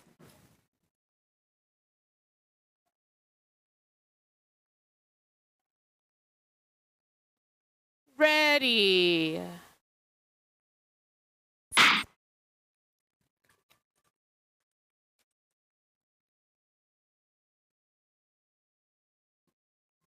All right, we're up and running. the first of 18 quartets. Magnuson from Norway clocks in the fastest time so far, 17 seconds for the 200 meters. Herman at 17.4. Roger in now the fastest time, although it's early, 16.87, and Hansen at 17.11. Ladies and gentlemen, fast times ahead. They're fast now and will get faster all day long. Augie Herman in for the United States from Forest Lake, Minnesota, coached by Dave Cruikshank. Had a chance to meet Augie over the years, especially when he was in Innsbruck, Germany. Got caught up with them. Katie and Jim met them years ago. They've come up to Winnipeg and competed in the Roseville, Manitoba Exchange. Good to see them. Magnuson from Norway. Looks like he crosses the line, and Herman as well. So Augie Herman crosses the line first with a time of 1:10.7. Magnuson will be happy with that time, and so will the family back in Norway. 1:11.12 with a PB. Way to go, Christian. Here comes the second pairing. The skate comes across. And Antoine Roger with the season's best at 1:10.42. And Hansen in at 1:11.51. Second quartet in the inside lane from BC, Joshua Tellison. In the outer lane from Alberta, Zachary Lacroix. In the inside lane of the second pairing from Alberta, Paul Coder. And in the outer lane from Ontario, Ryan Gibson. Go to the start. Okay, that was a really good start to the first quartet. Let's listen to starter Kim Ronberger right now. Ready.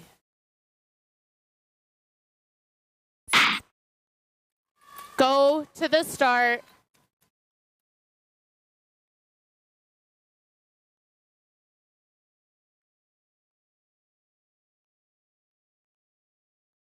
Ready.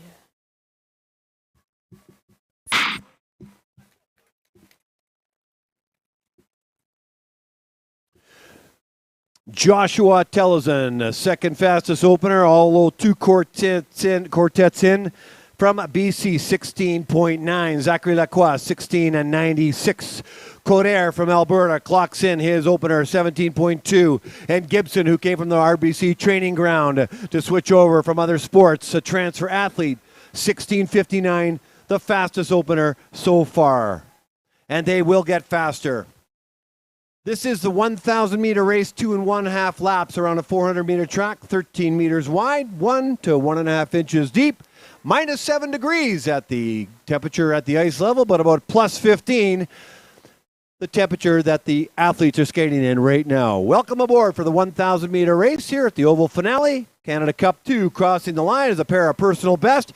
Joshua Tellison with a 1:09.48, and Lacroix, who cut his hair, but still remembers the Ron Duguay look, 1:10.26. PB for Lacroix and Tellison. Congratulations, gentlemen. Crossing the line with a PB, Gibson with 1:09.08, and a season's best, Coder at 1:10.08. Quartet number 2, great race. In the opening pair, the third quartet in the inside lane from Norway, Eric Roussel. In the outer lane from Quebec, Cedric Brunet. In the inner lane from Saskatchewan, Marc-Andre Doyon. And in the outer lane from Quebec, Hubert Marcotte. Excellent race in quartet Go to the number start. 2. I'll go quiet here so everybody can listen to the start of this quartet.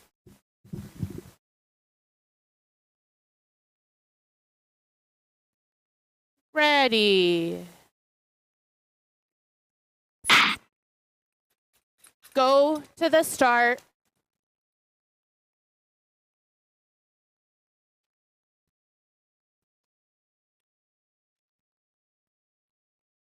Ready.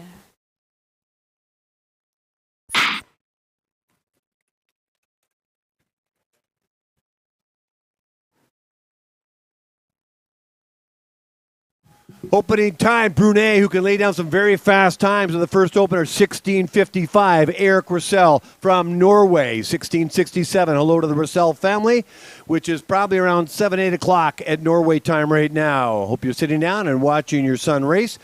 Doyon from Saskatchewan with the fourth best opener, 16.7. And Hubert Marcotte, who's having a great season, 16.81. Marcotte came back from the University Games out of Lake Placid with a couple medals in the team pursuit. And I think the mass start, but that one has to be confirmed. Eric Russell, Cedric Brunet, a Norwegian and a Canadian on the ice in the first pairing of quartet number 3. Here they go, cross the line, white and red armband.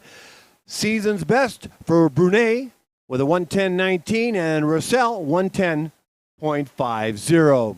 In the screen, you'll see Doyon and Marcotte come out. Yellow armband for Doyon and matches Saskatchewan color. Here we go with a personal best of 108.51 and Hubert Marcotte 109.13 for a season's best. I hear the applause from those in the stands right now.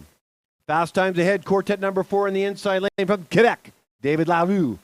In the outer lane from Alberta, Yang Kun Zhao. In the second pairing of this quartet in the inside lane from Nova Scotia, Cooper Eamon. And in the outer lane from Ontario, Vincent Dahaitre. Go It doesn't to the take long start. for these guys to scoot around 2.5 laps. 107s, 108s, 109s. Here we go. Talk about armbands in a second. Ready. Go to the start. Cooper, get a headshot. Ready.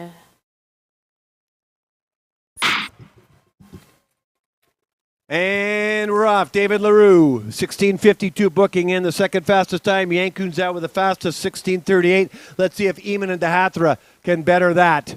Fast 4 skaters on the ice right now. Eamon, first place finisher. Podium finishes 3 times already this meet. Second fastest time, 16:04. Vincent Dahaitre, 17:03. These guys are setting a blistering pace.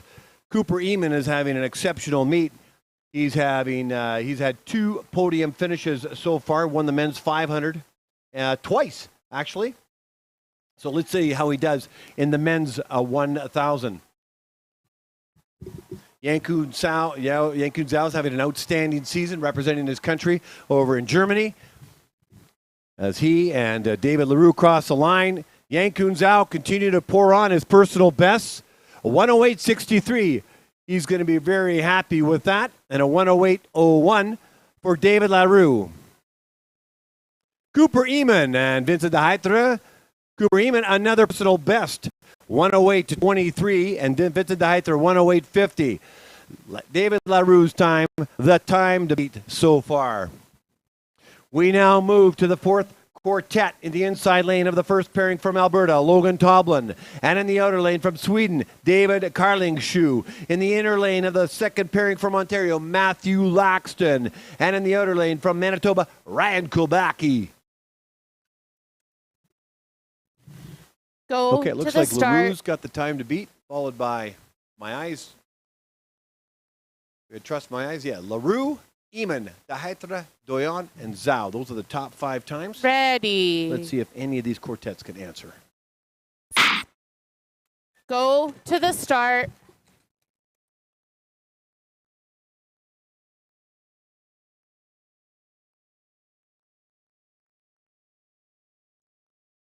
Ready.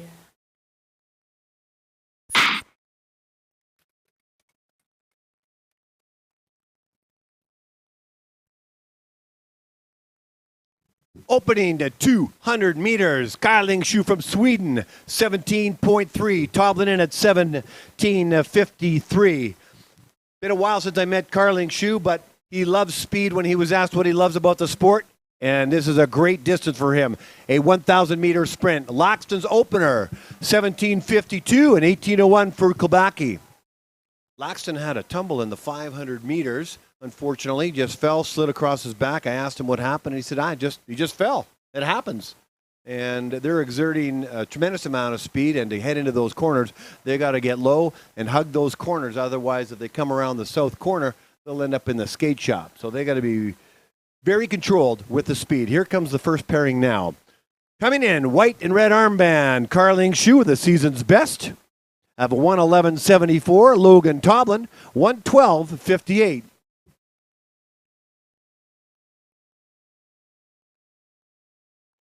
Coming into your picture right now is Laxton with the yellow armband. He'll clock in a 112.28, season's best, and Quebec a 112.84. We now move to the sixth quartet in the inside lane from Quebec, Zachary Dupre. And in the outer lane, also from Quebec, Felix Larochelle in the second pairing of this quartet, another Quebec skater. The inside lane, Raphael Cote and Nathaniel Beveridge in the outer lane from the United States of America. Go to the start.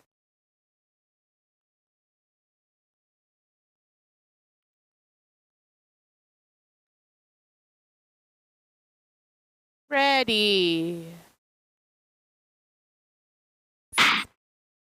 Go to the start.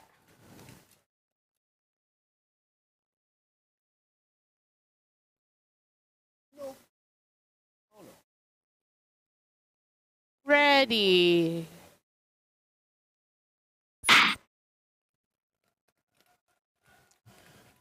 Zachary Dupre, representing his province at the Canada Winter Games, clocks in a 17:47 time in his opening 200 meters. La Rochelle also represented his province, 17:86. Here comes Raphael Cote in the fleur-de-lis colors with a 17:65.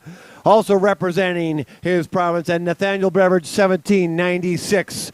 Very close times indeed. Get a good look at the lap time as they head in as what they call in speed skating tempo laps, rolling starts. We now know what their opener is. So you look at Dupre and La Rochelle, 26 and change for the lap times. Can they hold them? It's an all-out sprint. The 1,000 meters, 2 1/2 laps around. 26.8 and 27.7 for Beveridge. So it looks like Dupre, La Rochelle, and Cote are going to all have some very close times. Let's take a look. Crossing the line first with a personal best is 112.02 is Zachary Dupre. He'll be happy with that. And so will La Rochelle with 112.68. 2 PBs in the first pairing. Here comes Cote. His time should be fairly close to theirs. He'll cross the line at a 112.92, and it is Nathaniel Beveridge with a personal best of 115.75. We move to the seventh quartet in the inside lane from Alberta, Hobbs Holzer. And in the outer lane from Quebec, Gregory Picard. In the second pairing of this quartet in the inside lane from Alberta, Andre Rasmus. And in the outer lane, also from Alberta, Caden Witowski.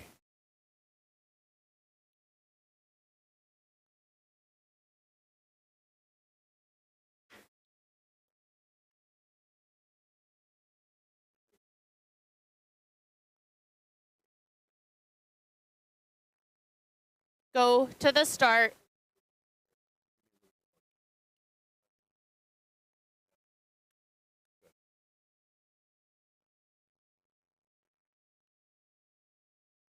Ready. Go to the start.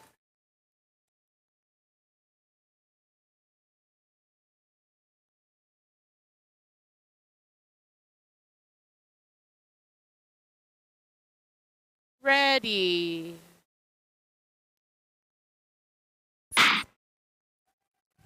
Just for the record, in case you've joined us or you've been with me for a while, I'm actually going quiet at the start on the website so you can hear the start because the sound is plugged in. Plus, it actually takes sound away from my voice. Opening 200 meters, Holzer 17.68, Picard in at 17.94.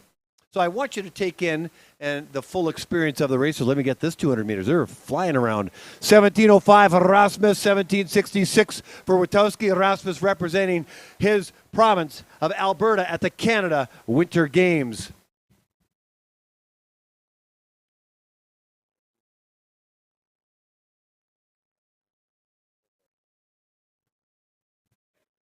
Okay, we got Holzer and Picard, Rasmus and Witowski on the ice right now. Bell lap for both, finishing up right now. Here comes Holzer and Picard. 112.75 for Holzer.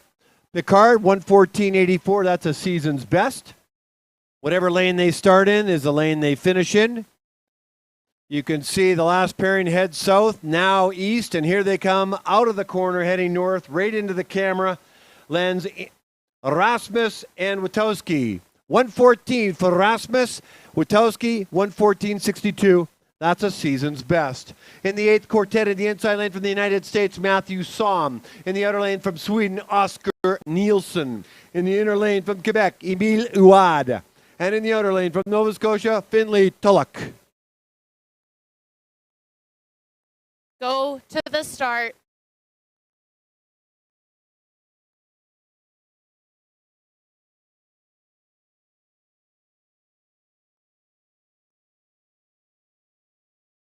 Ready.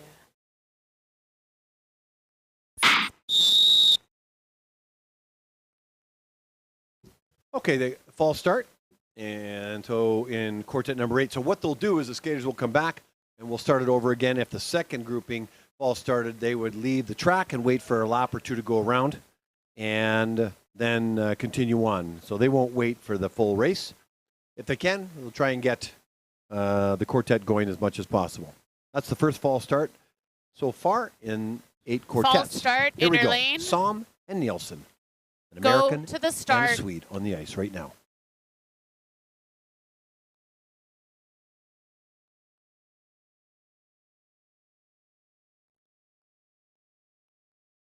Ready. Go to the start. Mom or dad?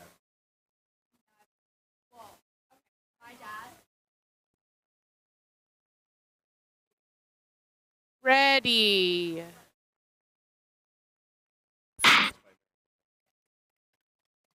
Opening time for Somm is 17:81. Oscar Nielsen, 17.9.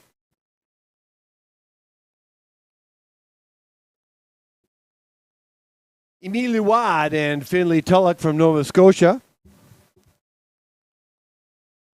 1773 for Huard and Tulloch from Nova Scotia, 1858.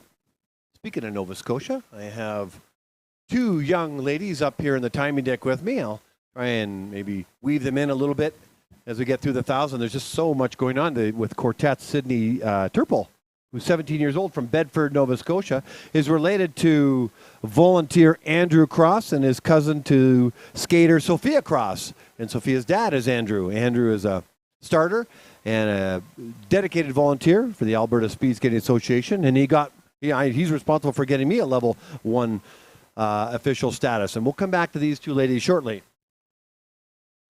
Personal best for Matthew Somm at 1:13.93. That's a great time. Oscar Nielsen in a 1:16.63. We'll see Huard and Tulloch in the screen. Huard will cross the line first, and he does so at a time of 1:14.70. And Tulloch from Nova Scotia, 1:18.14. We now move to the 9th quartet in the inside lane from Alberta, Jared Farquharson. And in the outer lane from Ontario, Joshua Sutherland. In the second pairing of this quartet from Quebec, William Lafrancois. And in the outer lane from Ontario, Alex Wood.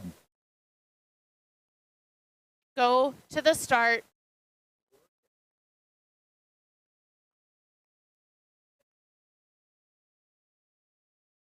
Ready. Go to the start.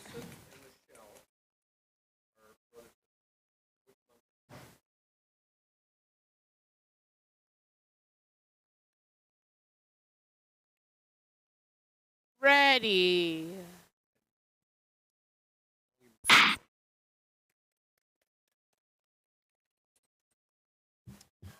Ninth quartet. If you've just joined us, of 18 in the men's 1,000 meters, the last 1,000 meters of the Oval finale, Canada Cup 5, 2 meets squashed into 1. Farquharson's opener is 17.88, Sutherland 20.25. Here comes Lafrancois at 17.9 and Alex Wood in at 19.93. I'm off the Oval mic now. I'm chatting with you on the webcast. So up in the timing deck looking down at the ice, I have two young ladies, two teenagers, Sydney Turple from Bedford, Nova Scotia, and her cousin, Sophia Cross. Sydney is 17, Sophia is 16. You might know Sophia's name because she's a speed skater. And you might even know that I talked a little bit about her because she blew a skate last week on the south corner of the oval and slammed into the mats and sprained her ankle and is out for the season. We'll come back to them in a moment. Personal best for Farquharson with a personal best of 1:13.63. What an amazing time. And Sutherland 1:18.87. So we're going to see in the screen, here comes Lafroissois, and there he is with the yellow armband. He's going to cross the line with a personal best of 1:15.11 and a personal best from Alex Wood, 1:17.75. If I look up at the roof right now, I'm seeing personal best raining down from the Calgary Oval, home of the fastest ice in the world. The 10th quartet in the inner lane from the Netherlands, Mark Wittagen. And in the outer lane from Ontario, Stephen Lee. In the second pairing of this quartet, we have one skater from Alberta, Eric Angelozzi. Go to the these two start. young women are cousins, and Sydney's from Bedford, Nova Scotia, and Sophia Cross is, I believe, from Lethbridge. Yes? Ready. Calgary? Oh, it is Calgary. Okay, I'm getting confused with another family. Okay. So from Calgary. Go to the start. And I mentioned about Sophia and her skating, and she had an injury, but not a severe one, which is great. And I didn't actually get back to everybody to say, well, how was she doing? And she's doing fine. And so Sydney and Sophia are cousins, and the reason Sydney is not in school right now is because she's on spring break. Mark Wittagen, 18:37, and Stephen Lee, 18:35. Here comes Angelozzi with the blue armband flying solo. Give him some cheers down the straightaway.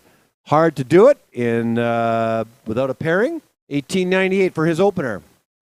So I'm back off the oval mic, but back on the webcast. So, Sydney, you know I was in Nova Scotia, in Halifax, commentating and announcing for the Canada Winter Games. Have you skated at the oval at all?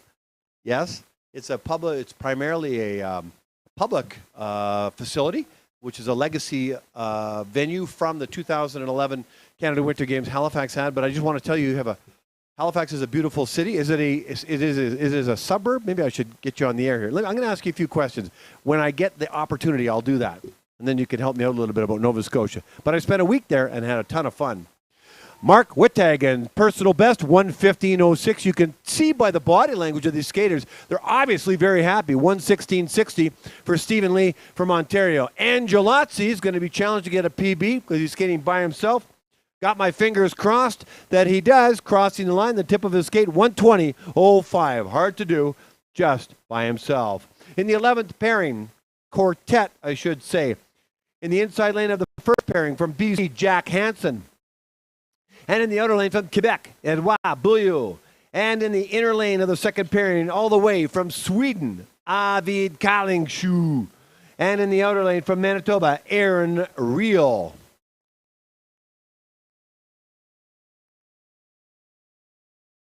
Go to the start.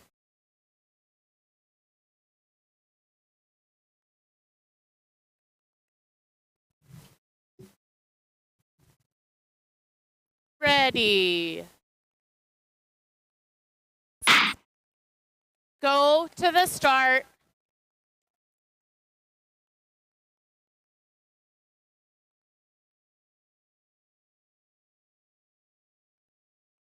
Ready.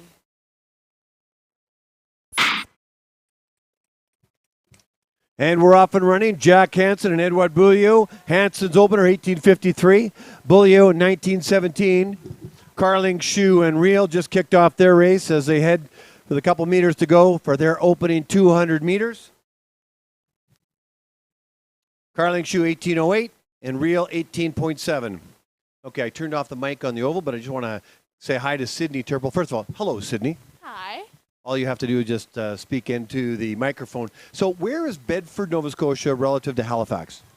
It's like 25 minutes from downtown. But Bedford is where you go to school? Yeah. And you play a couple of sports. What are they? I play hockey and rugby. And I ever thought of speed skating, by the way? Just saying, by the way. I don't know. I think I'm a bit inspired by Soph and all the things she's done since she started speed skating. Seems like a pretty cool sport. Well, we all have our sports and our loves. Let me go back and call this race, and we'll come back to you in a moment and then say hi to Sophia as well. Personal best in this first grouping, this pair in quartet number 11. Hansen with a personal best of 115.61 and Buljo in at 119.47. Personal best for Kallingsjö from Sweden, 116.09. And oh my, real clocks in a personal best as well of 118.31. Get your name on the ping pong balls as the draw will be tomorrow. Well done. Coaches are happy. Skaters are happy. The work is all worth it. In the 12th quartet in the inside lane of the first pairing, all the way from France, Jimmy Jouet. And in the outer lane from Quebec, Joseph Perreault. In the second pairing of this quartet from BC, Matthew Mitchell. And in the outer lane from Ontario, Chandra Dandra. Go to the start. Okay, let's watch and listen. Quartet number 12. Ready. Go to the start.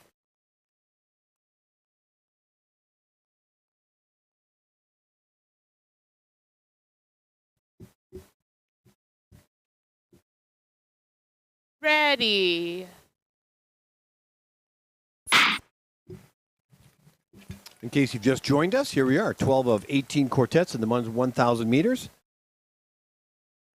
Up here in the timing deck, hanging out with Sky Guy is Sydney Turple and Sophia Cross, cousins. Sydney lives in Nova Scotia. Sophia lives in Calgary. Jimmy Jouet, opener, 1849, and Joseph Perreault, 1967. Matthew Mitchell, 1887 and 1918. Okay, so Sydney, we're off the oval. Mike, and I won't hold it against you if you don't speed skate. It's okay. What are some of the things you're going to be doing out here because you're visiting your cousins? Obviously, you're a tight family. What other things do you have in mind, and what have you done so far? I went skiing in Lake Louise and at Sunshine, and I'm going to Edmonton tomorrow to visit Sophia's sister, Emma.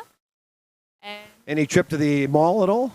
I did go to the mall, and I'm going to the mall in Edmonton as well. That should be a prerequisite. They've done a great job refurbishing that mall over the years. Jouet's personal best time, 1:15.72. Perreault in at 1:19.78. I am loving the personal bests that are raining down from the skies of the fastest ice in the world here at the Calgary Olympic Oval. Built for the 1988 Olympic Games. Personal best for Mitchell, 1:18.12. And Chandra Dandra, PB, 1:19.42. In the 13th quartet in the inside lane of the first pairing, Etienne Perron from Quebec.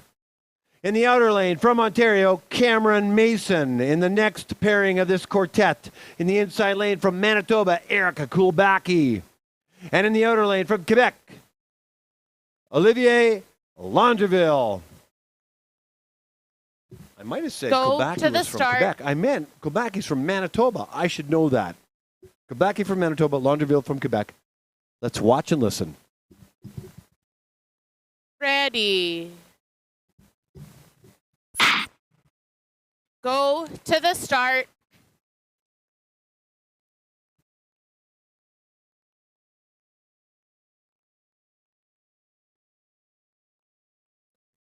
Ready.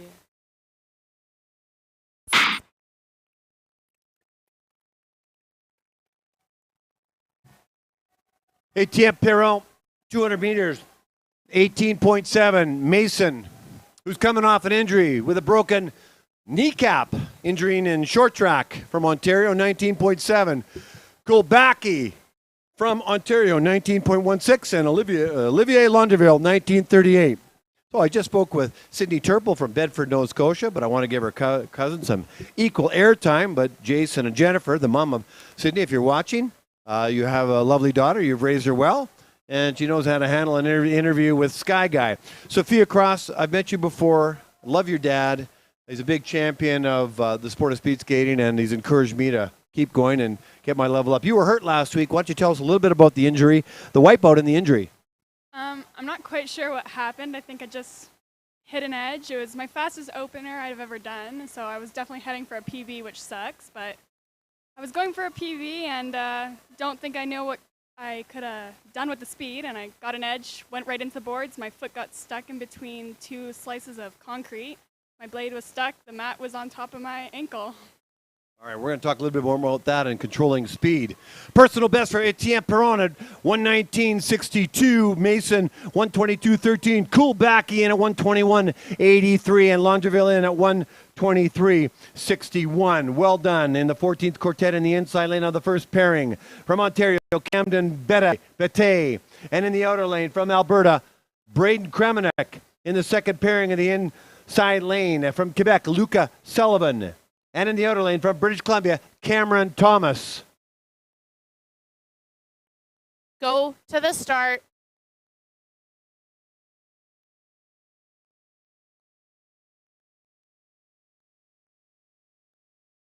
Ready. Go to the start.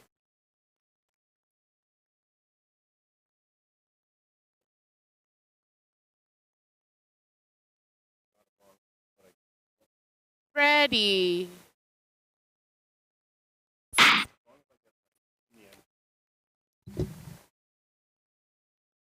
Okay, opening 200 meters for Bate, 1967. Kremenek at 19.6. Sullivan and Thomas are heading to complete their first 200-meter opener. Think of it as a runway on an airplane strip. That's the 200 meters before the plane takes off. 18:49, and then Thomas, that's for Sullivan, and 20.19 for Thomas. So, Sophia Cross, first of all, you're obviously going very fast. Controlled corners are probably your next level of development. Were you scared at all at the speed that you generated before you wiped out?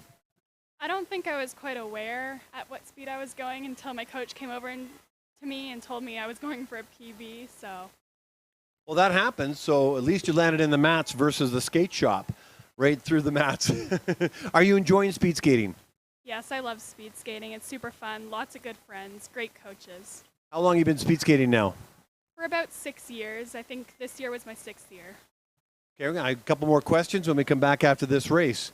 Bate's time, 1:25.18. Kremenek, 1:22.43. In a moment, you'll see in the screen Sullivan. There he is, finishing up his race. Cameron Thomas now in the screen. Sullivan in for a 1:20.68 personal best. Congratulations, Cameron Thomas, crossing the line with a 1:27.57 time. In the 15th quartet, in the first pairing in the inside lane, from Alberta, Evan Boyce. And in the outer lane, from Australia, Darius Ashetti. In the second pairing, one skater only in the inside lane, from Alberta, James Wigglesworth. So, quick question for you before they line up. How much, given that your dad volunteers as an official, is it influencing you to go to the official route one day? Definitely a lot. He always introduced me to everyone, which leads to everyone encouraging me to go to the route of being Ready. Awesome. Let's watch and listen. Go to the start. James Wigglesworth from Alberta.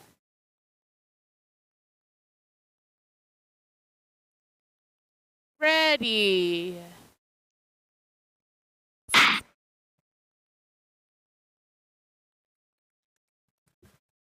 Evan Boyce and Darius Ashetti, a Canadian and an Australian on the ice. 1947 for Boyce, who prefers not to wear a skin suit cap. I asked him, and he says, I just don't like it. Well, good enough for me. Ashetti always wearing a smile on his face. His opening 200 meters in 1964, and Wigglesworth in at 20.54. Okay, back to Sophia Cross. Moving in the direction of officiating, I know you're doing some already. What's the types of officiating you have done, and what levels or level do you have? I have my level 1 officiating and my level 2 in timers, and I definitely love track stewarding for a short track, but I also have done quite a bit of different roles. The main one I've done was also runner, and I've tried starting a few times. Not my favorite, but I did it for my dad. And definitely track stewarding is up top. Let me guess. Your dad's a starter, isn't he? And you guessed right. We're going to come back to Sophia in just a moment. Sophia Cross up here with Sydney Turple, cousins. Turple from Nova Scotia, and Cross from Calgary, Alberta. Evan Boyce, 124.48. Darius Achetti, 120.27. And James Wigglesworth clocks his 1,000 meters in at 123.17. 3 more quartets, ladies and gentlemen, and the speed is just about to get faster. And quartet number 16 in the inside lane from Taiwan, Tai Wei Ling. And in the outer lane from Quebec, William Lemelin Bilodeau. And in the inside lane in the second pairing, from Ontario, Chris Holmstead. And in the outer lane from Saskatchewan, although I don't see him there, Luca Vieman. Go to the start. Luca's scratched because he wants to save himself for the 10,000 meters, but I thought I'd give him some airtime anyway. Here we go. Wei Ling and Lemon and Bilodeau. Ready. Go to the start.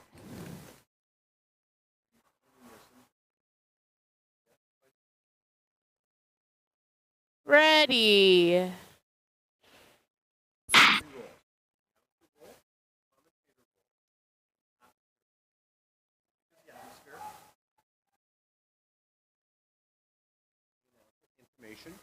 Tai Wei Ling from Taiwan, 1707. Lemelin Bilodeau, 1721. And then Homestead, 1725. Now you might be wondering, because you know most quartets, about the third quartet to about the eighth quartet, you have the fastest times of the skaters. And you're going, well, hey, Sky Guy, hey, Bieber, why do you have some of the fastest times in the next 3 quartets? Is because these skaters never skated in the 1,000. The first 1,000, therefore, never got the time for the meet. So according to speed skating bulletins, they move them to the back of the pack. That's just the rules of the game. Everybody knows that, and that's why you have slower skaters, faster skaters, then a little slower than the slowest, and then now we're speeding up again. Here we go, calling the end of the race. Tai Wei Ling, a 1:10.47 time. Lemelin Bilodeau, 1:11.35. LaRue's time, Eamon's time, and Dahatra time, not been challenged. Here goes Homestead, 1:12.42. And that completes quartet number 16. We now move to the second last quartet. In the inner lane of the first pairing from Saskatchewan, Bon Lo. In the outer lane from BC, Nicholas Gulayev. In the inside lane all the way from Norway, Sondre Glesnet. And in the outer lane from New Zealand, Kieran Hughes. Go to the start.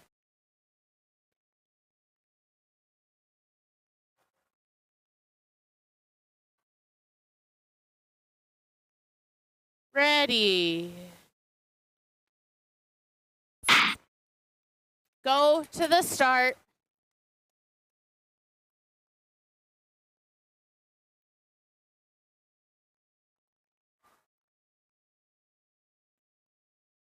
Ready.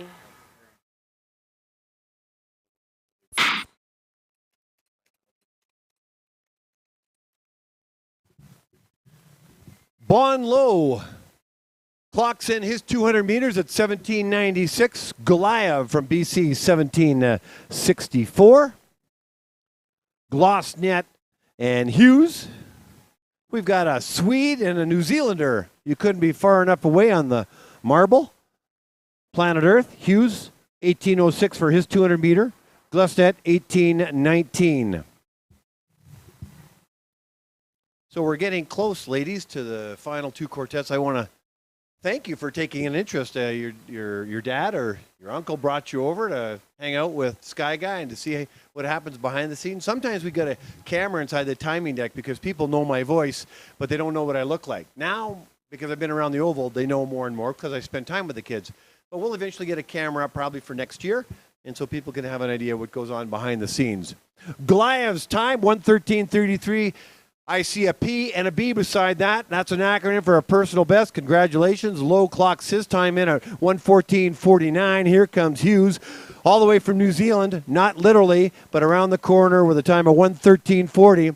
And our Norwegian skater, Sondre Glesnet, 1:15.41. Winding up, the men's 1,000 meters is the final quartet.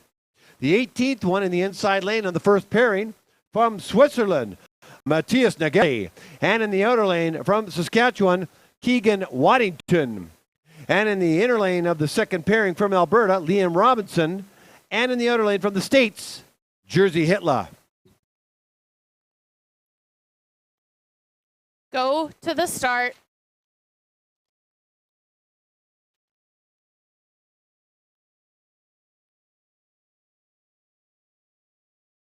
Ready. Go to the start.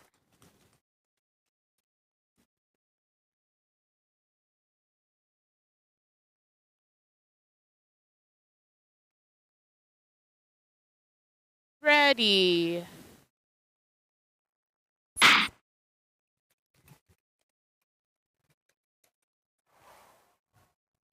Matthias Nageli's opening time 1909, Keegan Waddington 1867, Liam Robinson and Jerzy Hitler are coming into their 200-meter time. Hitler's time is 1834 and Robinson's at 1837. I want to give another shout out to Matthias Nageli's family. Matthias and I had a good chat. The Nagelis, I know that you're at home watching right now in Switzerland. And your son puts a smile on my face because he's always wearing a smile. Sylvia and Marcus, a big hello from your son and a big hello from me to you. And I know he's close with his brothers Luca and Manuel. So if you guys are watching either live or you loop back at the webcast, just know that he's saying hello. And of course, don't worry, his girlfriend, Matthias, Katja. He definitely wants to say a big hello to you. So, Katja, hello from Matthias, your boyfriend, to you all the way from Canada to Switzerland. Let's call the final time of the race. Matthias's times, 1:17:04. Keegan Waddington, 1:16:51. Liam Robinson, time of 1:16:47. Rather, Hitler's time is 1:16:47, and Robinson, 1:19:88. Ladies and gentlemen, it's 1:07. And unless I hear differently, we're going to come back at 1:35 for 4 quartets of the women's 5,000 meters, followed by a very interesting setup involving Ted Jan Bloemen challenging some of the fastest times on fixed skates in a very dated Olympic skin suit. So lots of action left. I'm going back on the webcast for a moment because I want to talk with my guests up here in the timing deck. So, Sophia Cross, thank you so much for being here, and I wish you all the best with your officiating, but I suspect you've probably got a lot more skating in front of you ahead of your officiating career, correct? That is very correct. Speed skating over anything. Do you think, though, that learning about officiating would make you a better speed skater a little bit? Oh, definitely. I get to learn exactly what to do and what not to do behind the scenes, get to know all the penalties by book. You would think that all the skaters know exactly what the penalties are, but which is completely incorrect. We honestly have to guess most of the time, but now seeing the rule books and seeing the people who are marking the penalties, it's really interesting to know exactly what causes the penalties, so I know what to avoid and what to go for. One final question, what are your hopes and dreams with the sport of speed skating? I really enjoy speed skating in the community, so anything really. I love speed skating, whether it's the Olympics in the future or a high competition. I want to continue doing it throughout university, so really keeping it as long as I can. Well, you're very young. Well, I wish you all the best with your recovery of your injury, and I do know that champions are made in the off season, and mowing down your personal bests throughout the season are made in the off season. So I wish you all the best. And Sydney Turple, do you ever get tired of all this speed skating talk in the Cross family? I don't think I ever do. There's always something to learn about it. It's a fascinating sport. Well, I wish you all the best. When do you fly back? Monday. Well, have a great time with your cousin and cousin's family. And Andrew Cross, come on over here for just a moment. Andrew, first of all, I'm a big fan of you because you seem to be a big fan of me, so thank you very much. You give so much of your time and energy and expertise to the sport of speed skating. Where does that come from? It really started a few years ago when I realized that there was a gap and somebody had to step up. So I took on the role of VP of Officials in Alberta, and it's been an amazing 3 years. You had a level 2 official, I guess, starting clinic last weekend from speed skating parents from 4 provinces, I believe, at least, maybe 5. You and Blair Toblin, tell me a little bit about that clinic. We ran a 16-hour clinic, and it was here at the Oval.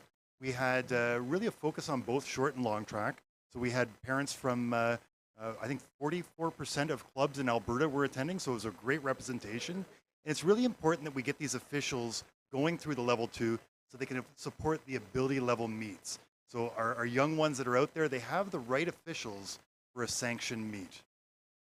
That's awesome. And speed skating parents, without us, and let's give ourselves a pat on the back, we're the glue that holds it together, especially at the club and the provincial. Without us, it doesn't happen. And here we are, we're speed skating dads.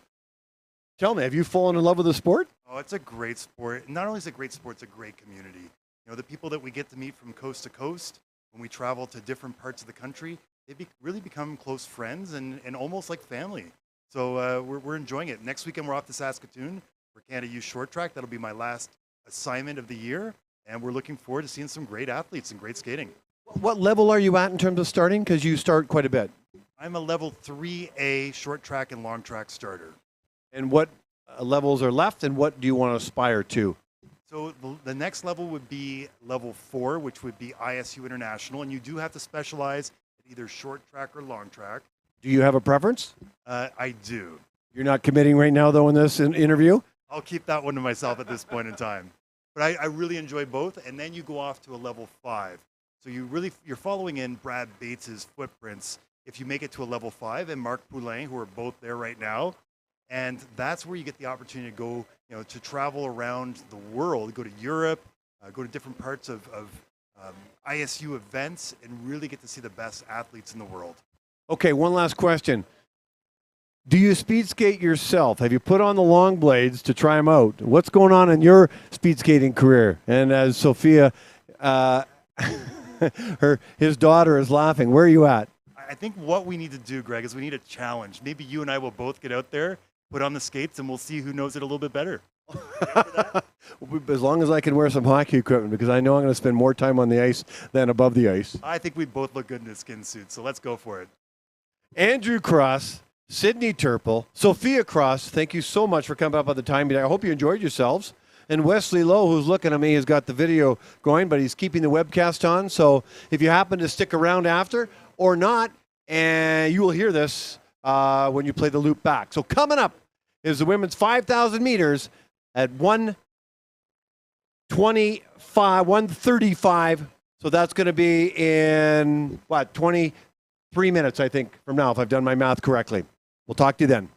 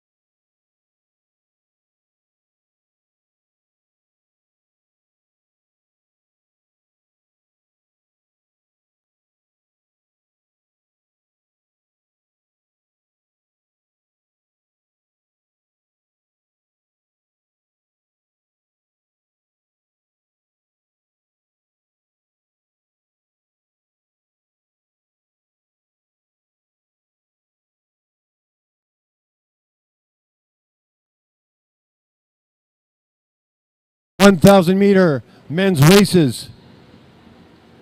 Make sure we have Vincent de Hatra, Cooper Eamon, and David LaRue.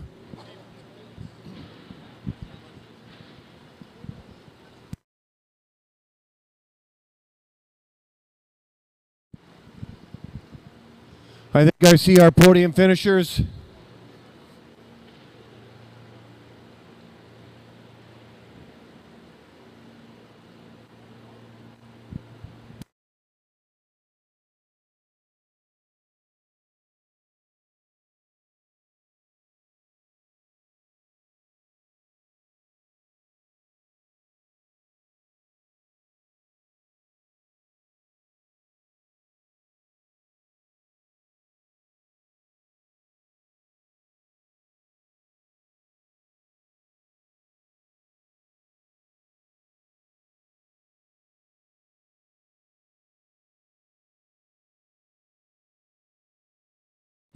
Ladies and gentlemen, we're now going to present the podium finishes for the men's 1,000 meters.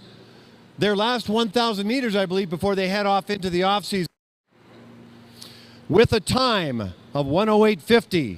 His second podium finish at the Oval Finale Canada Cup 5 from the province of Ontario, taking the third fastest time in the 1,000 meters. Give it up for Vincent de Hatra.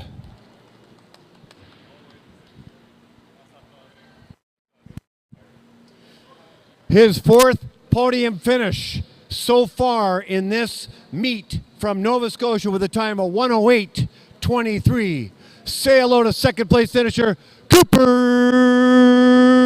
Eamon.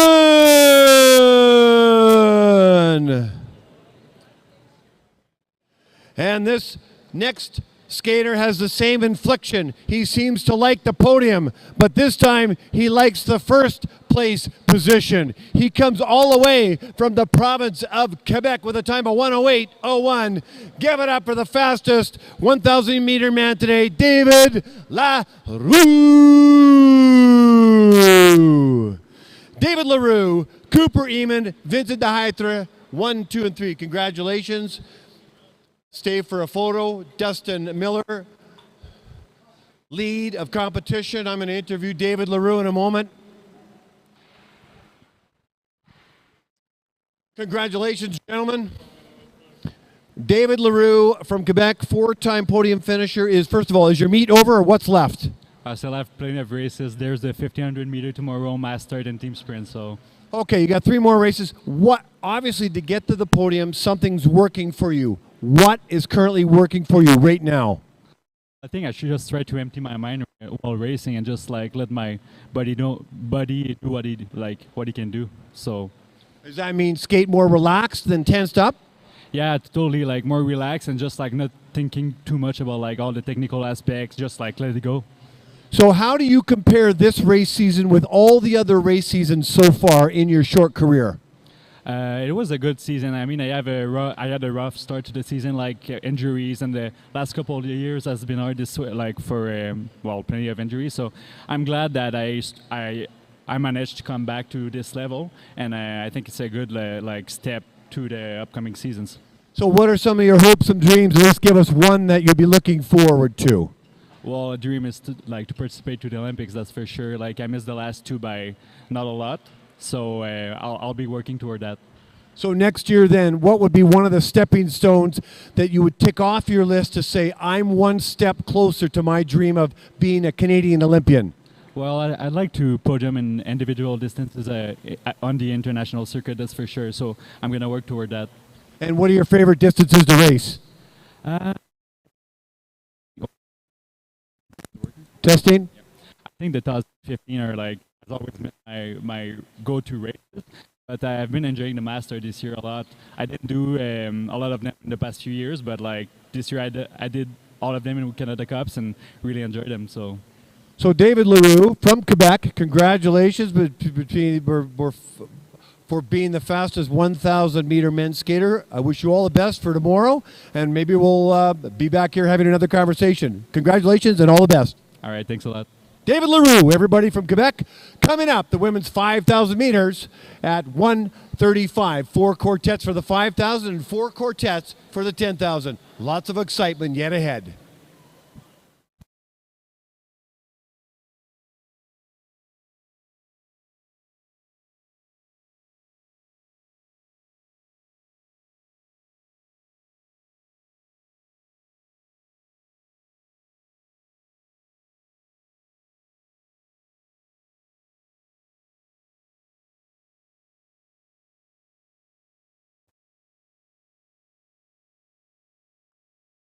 Test shot. Test shot.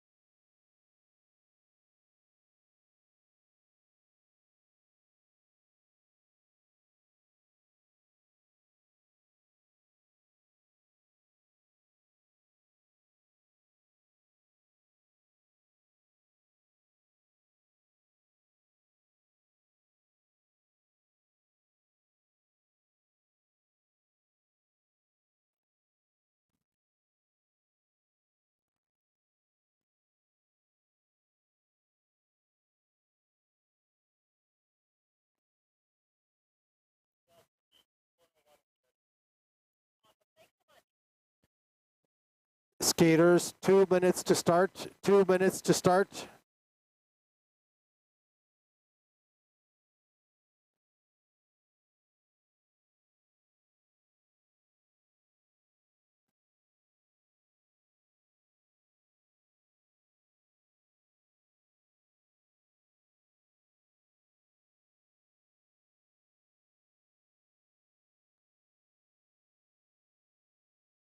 Welcome back, everybody.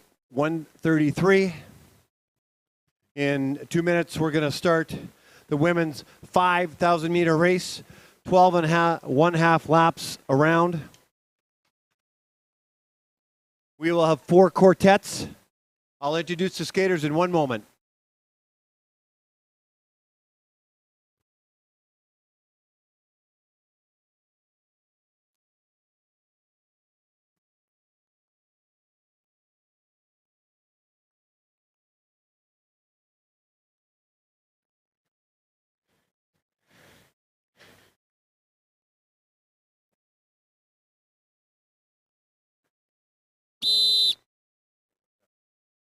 All right, ladies and gentlemen, let me introduce the first quartet in the first pairing of the inside lane from Alberta. Isabelle Champagne in the outer lane from Alberta. Darby Beeson in the inside lane of the second pairing from Quebec. Emily Greenfeld. And in the outer lane from Ontario, Rachel Mallard. Good luck, ladies.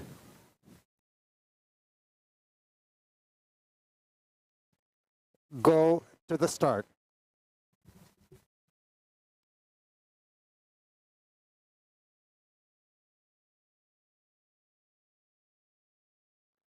Ready.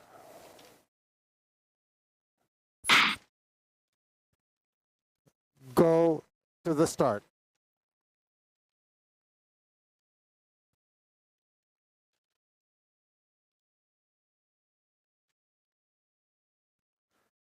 Ready.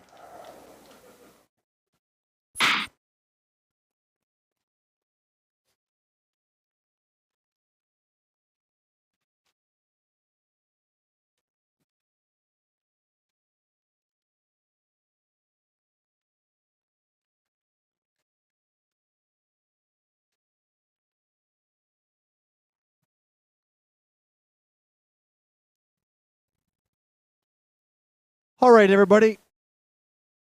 We are in the first of 4 quartets. The women's 5,000 meters. Isabelle Champagne has an opening time of 23:32. Beeson in at 22:71. Greenfeld from Quebec 23:04, and Rachel Mallard 23:41. I'm going to go quiet in the oval, and I'm going to go live and ambitious on the website. If you want to follow me live, or you want to just check back at the webcast, check with me there. But some music for the skaters and a lot of chatter on the webcast.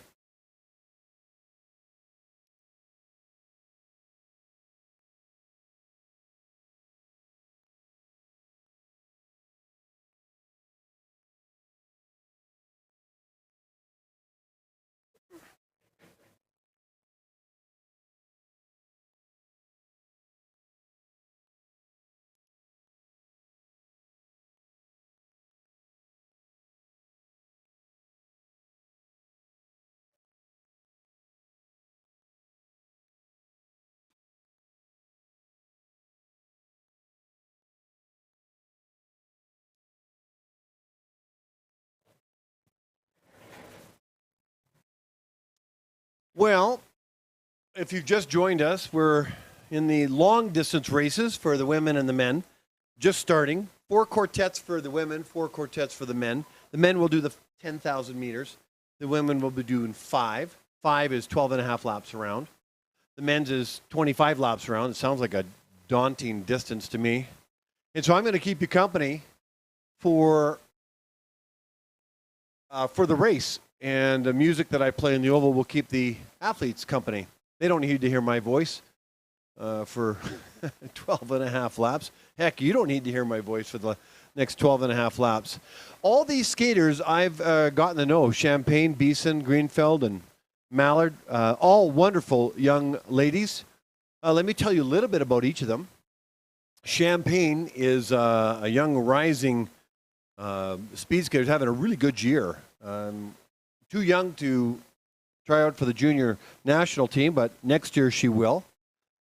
She seems to favor the middle distances, the 1500, the 3000. I suspect the 5000 will be in her wheelhouse too, more than a sprinter.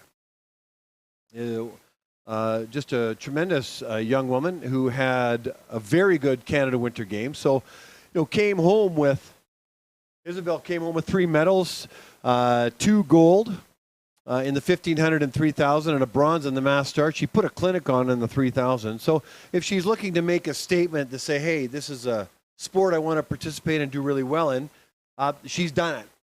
And I'd be very surprised, and Isabel, sorry, I don't mean to put any undue pressure on you, but I'd be surprised if the junior team went to Japan without you. How exciting, what an opportunity that is. But you know what? It's a clean slate every year. Everybody has to start from scratch. Anyway, I wish you all the best. And I'd love to get a chance to meet your family at some point. Darby Beeson is from Airdrie, Alberta, just a few minutes just north of Calgary, and I've gotten to know her. She went over to Insel, Germany, and competed in the Junior Worlds, and really had two great races over there, and set some personal bests. This kid has a lion, the heart of a lion, and she's able to find another gear when you think that the race is over, and the lactic acid and the fatigue has won out over her, and so it's hard to pigeonhole her right now, or in terms of a particular distance. So she races all races and does very well. I would say more the longer distances, middle to long, but it's still early. She came from inline and represented her province at short track in Alberta at the Canada Winter Games. Emily Greenfield is a personality plus, 2 medals at the Canada Winter Games, the mass start and team pursuit. Definitely a long distance skater, no question. I think getting to know her, I think she's got sort of a propensity to be a coach. I think she's got the knack. But, she's only, I think, 19 or 18 or 19, so it's a little early to start putting a stake in the ground to be a coach. But nonetheless, that's just my opinion, and just a fun young woman to be around who really enjoys speed skating. And again, longer distances are her favorite. Excuse me, the Mallards. Well, they're synonymous with speed skating. In fact, Bob Mallard and Liz, and Mom Liz, they have 2 daughters, and Claire Mallard, and you, I'm sure, heard these names before, Claire Mallard and Rachel. Rachel. It's almost like you have a bunch of juniors on the track right now, teenagers.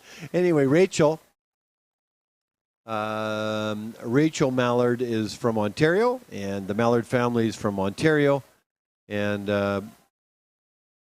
they just obviously love skating. And I think Rachel favors the longer distances. I think she favors the 3,000 more than anything, but the 5,000 is. It's in her wheelhouse because it's more long distance. She goes to University of Calgary. And she's taken neuroscience of all things. Must be really smart.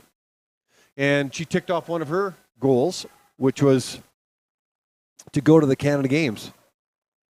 And her and her sister Claire are very tight, and I'm not surprised. So that's the Mallard family. So that's a little bit about the skaters that are wearing these skin suits that look like, as I said the other day, the menacing missiles, I think is how I referred to them. And I hear a bell lap for Champagne and Beeson. So let me go live at the Oval, and you get to hear it on the webcast as well. I want to read you a poem, actually. Somebody wrote regarding some of my commentary, but I'll do that in one of the quartets, men's or women's. Isabel Champagne and Darby Beeson in the final 100 meters. Everything they got. This is a very close race between Beeson and Champagne. Champagne is going to cross the line first at a 7:46.45. That's a personal best. And Beeson, 6:46.67, 20 0.2 of a second apart. What a great race for Champagne and Beeson. Now Greenfield and Mallard very close as well. Greenfield and Mallard pushing every stride, obviously fatigued. Greenfield crosses the line with a season best of 7:55.75, and Mallard in at 7:56.62 for a personal best. We now move to the second quartet in the inside lane of the first pairing from BC, Kirsten Hagen. In the outer lane from Quebec, Laurie Caillé. In the inside lane from Ontario, Claire Mallard. And in the outer lane from Quebec, Leila Cartier. Go to the start.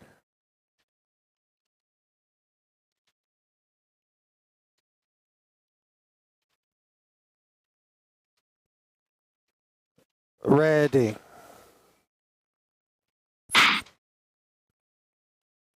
Go to the start.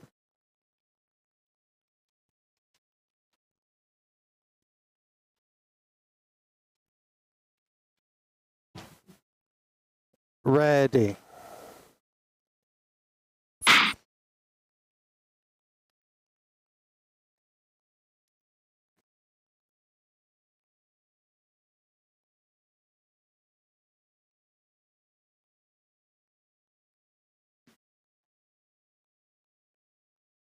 Opening 200 meters for Laurie Caillé, 21.81. Hagen 22.34. Mallard in at 22.35. And Leila Cartier in at 22.57.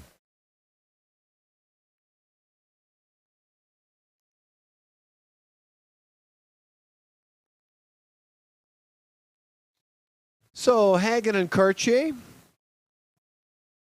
BC and Quebec. Kirsten Hagen from Burnaby, BC, 25 years of age, been skating 19, I guess started at the age of 6. 19 years. Her brother introduced her to the sport, and she loves the longer distances. She loves the 3, and she loves the 5. And so here she goes. She's in the 5,000 meter race, and one of her hopes and dreams, as there many skaters have, is they'd like to make the Olympics. She goes to the University of Calgary, taking ecology. I think there might be something to do with Parks Canada in there as well. I've met her, a tremendous personality, Kirsten. And she's got a love of coaching, so she's already starting to coach skaters. Got about 10 skaters. I think they're masters, actually. Did I get that right, Kirsten? And you see Christina Lazarescu in the coach's box, and that's her coach. She's had a number of coaches, but 25, so you tend to have quite a few the older you get. Laurie Caillé, who I met in Winnipeg at Canada Cup 3. This is one of her favorite races, the 5,000 meters. And Chantel, if you're watching, as I mentioned, I think it was yesterday or the day before, she gives you a shout out. So I'm happy to do a shout out again. Happy to be that. I think that she's studying to become a nurse, Laurie Caillé. And so we always can do with more nurses. So at some point, a athletic career comes to an end and another career starts, and she's positioning herself for that. But hopefully not too early, because she's only 22 or 23.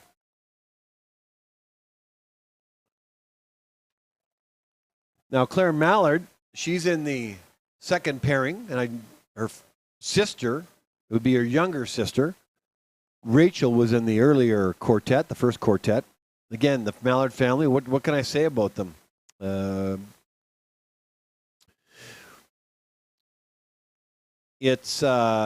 from Ottawa. She's been skating a dozen years.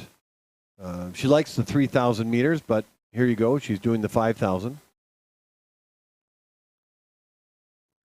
She, when I asked what she would like to do with her speed skating career,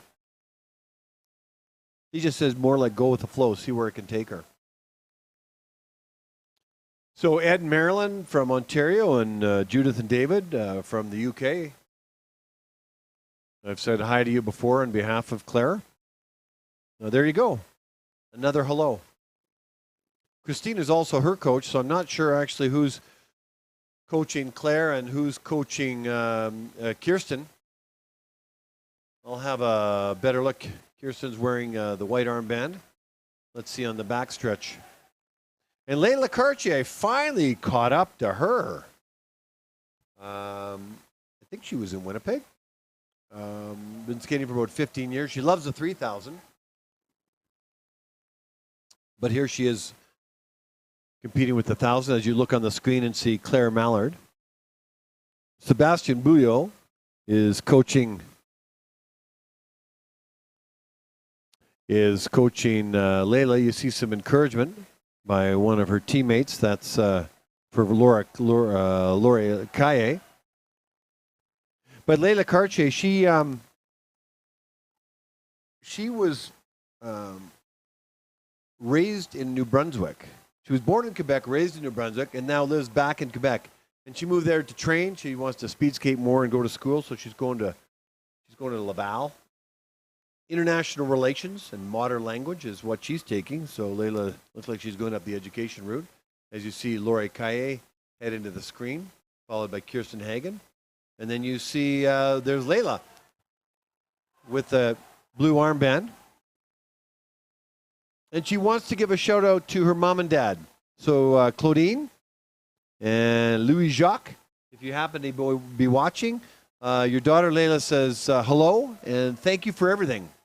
As you look at the coaches, I see Todd McClements, Sebastian Bouillou, I think Marc-Andre Poudry Michaud, man with 4 names, and Christina Lazaresco are the 4 coaches rather. So there's like 8 souls on the ice right now.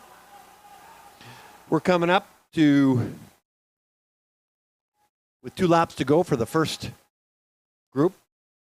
You can see Laurie Kaye lap time. So obviously she's, out of the 4 skaters on the ice, she's going to have the fastest time. That's what you want to do after you get the 200 meters. You want to get up to speed to a certain lap and then see if you can hold it. As you watch Claire Mallard come down the inside lane of the straightaway. There's Laurie Kaye right now. I think she's going to get a bell lap here. And she does. So she's setting the fastest time so far. And you can tell by the lap times. They do make a second makes a difference. 2 seconds makes a difference. Lap time for Kirsten Hagen.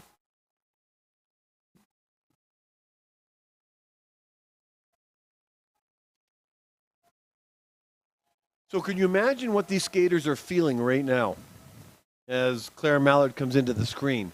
They're exhausted. Bottom line is they're exhausted. Although Laurie Kaye looks fairly fresh as she comes out of that corner. Everything she's got. Let me call this in. Laurie Kaye with a great race, keeping her lap time nice and tight and low at a 7:19.89. Hagen now crosses the line with a season's best of 7:28.26. Kaye lays down a 7:19.89 time. PB for Kaye, season's best for Hagen.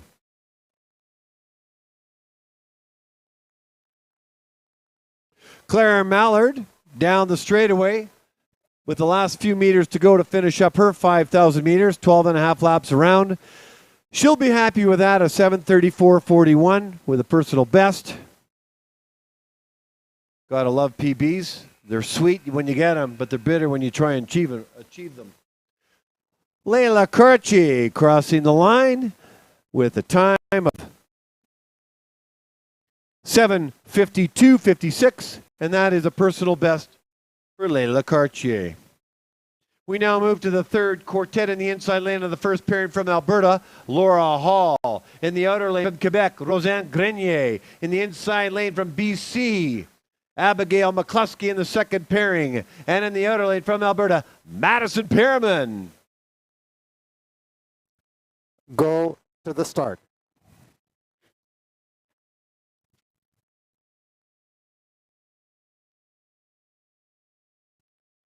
Ready.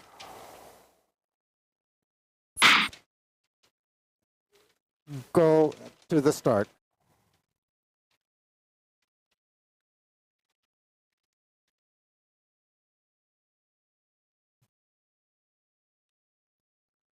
Ready.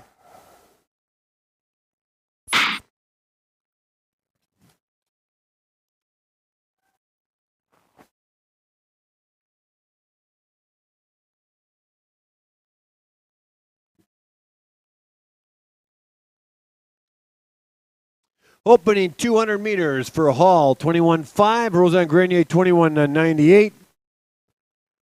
McCluskey in a 20.82 and Perriman in a 20.84. Now they settle in for the rest of the 12-lap race.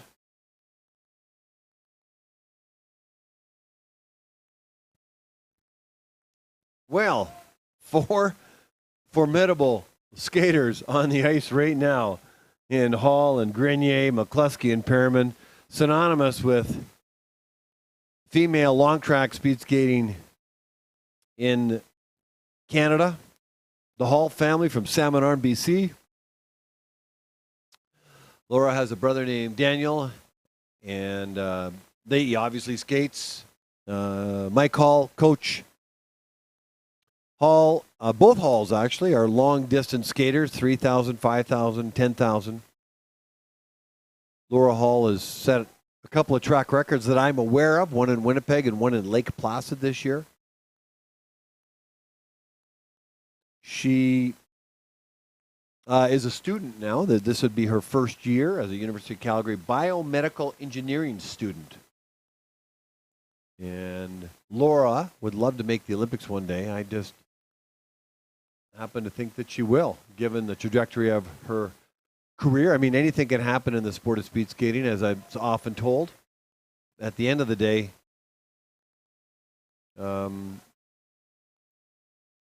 you never know what's going to happen, but great career so far. Her pairing with Roseanne Grenier is a little older. She's around 23, 24 years old. Loves the middle to long distance. So 1,500, 3,000, 5,000 for Roseanne Grenier. Just loves that.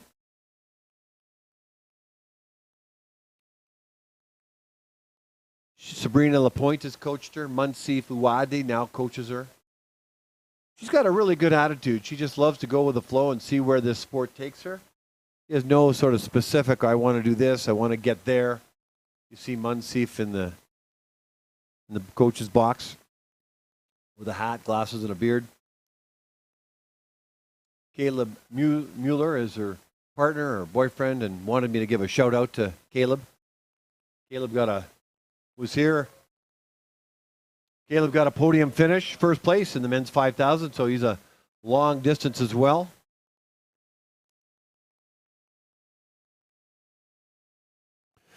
Take a look at the lap times. And you see Halls and McCluskey's very close together. And you see Roseanne Grenier and Madison Perriman's lap times close together. The idea is to get up to a lap time, get to a speed that you're comfortable with, and then hang on for dear life to hold that lap time.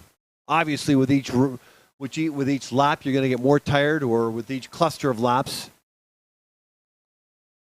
They know to a second. They know to a second what their race is going to end up with based on their lap time. Abigail McCluskey, I've talked a lot about her, absolutely loves speed skating. Just loves. So I talked to her earlier today. And I said, well, what race do you favor? And she says, I love them all. I just want to race. You just want to race, and you are. So here's the 5,000 meters. Loves to bake, loves animals. He's got a dog named Walter, which is the size of a small pony. And, I've got to ask her about this, actually, because in a bio I saw years ago, one of her pre-competition race routines that she used to puts a new set of laces in her skates each and every time. Now that might be, she might have worked through that or not worked through it, but she might stop doing that. But I don't know. I'm gonna find out. But anyway, a likable soul, Abigail McCluskey, the pride and joy of Penticton, BC, doing what she loves. Maddie Perriman, who I've gotten to know, or Madison Perriman, has fulfilled a dream of hers to be an Olympian, and I think that she wants to go to the next step and win an Olympic gold. And, well, she loves the 1,000 meters, and maybe even the 15.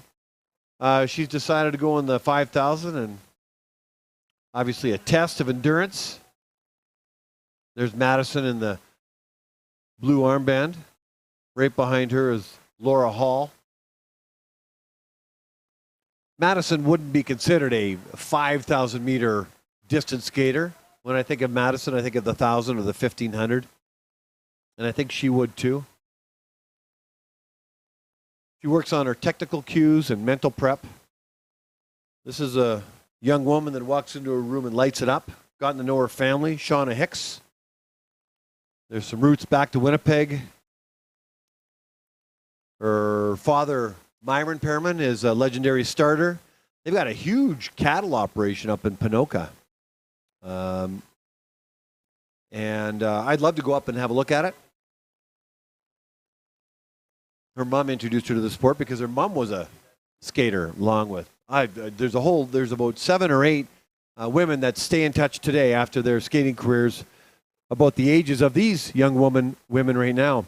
And who knew about Ponoka? It's got a center. I think we've got a Bell Lap coming up here, and we do. It's got a Centennial like a mental and rehab center. I think they refer to it actually as a mental hospital and rehab center. And brain injury is what it is. Rehab and brain injury, second largest, or I think it's known for that. I was about to place it, but actually, what I was going to say is they have the second largest rodeo in Canada. So that's Alberta country up there, but awesome with a rehab and center and brain injury. That's so cool. Anyway. Here comes Hall. Let me call this in. Laura Hall's race is complete with a 7:07:23 time. She'll be happy with that. That is a personal best. Here comes Laurent Grenier, and she crosses the line with a time of 7:24 for a season's best for her.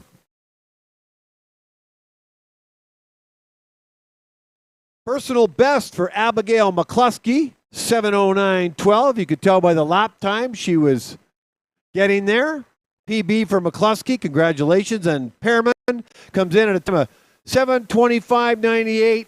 PB, she wanted a PB, she got one. In the fourth quartet, the last quartet in the inside lane of the first pairing from Quebec, Laurence Paquette. And in the outer lane from Sweden, Rania Etsi. In the inside lane from the United States of America, Rebecca Simmons. And in the outer lane from Sweden, Anne-Marie Lindquist. Go to the start.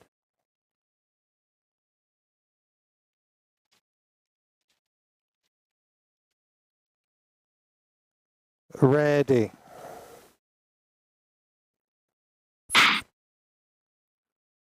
Go to the start.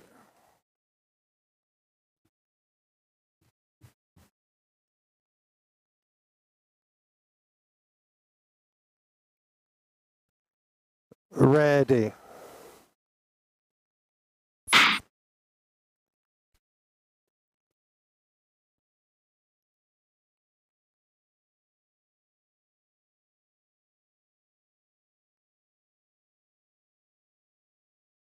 Opening 200 meters for Paquette, 23:41. Ranietzi, 22:91. Rebecca Simmons, opener 22:78, and Lindquist in at 22:67 as they now settle in with a bit of music as I head onto the webcast and call the end of the race when it happens.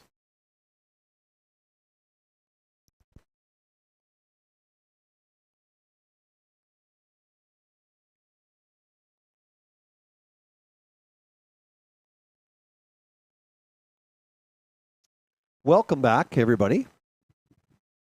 These are long races. Just want to keep you company throughout the races. Most of the time, we'll talk a little bit about, or a lot about, I guess, the skaters.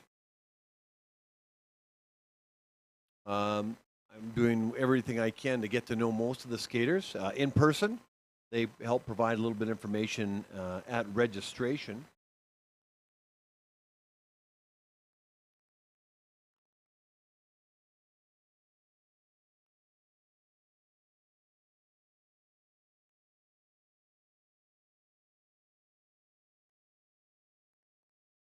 We have a Quebec or a Canadian skater and a Swedish skater in the first pairing, and an American and a Swede in the second pairing.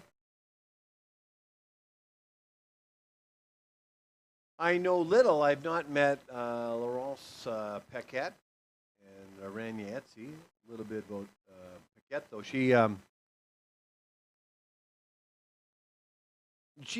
was introduced to the sport like many skaters. Either watched World Cups or mostly the Olympics. Like that's when the magnifying glass gets shined on the sport.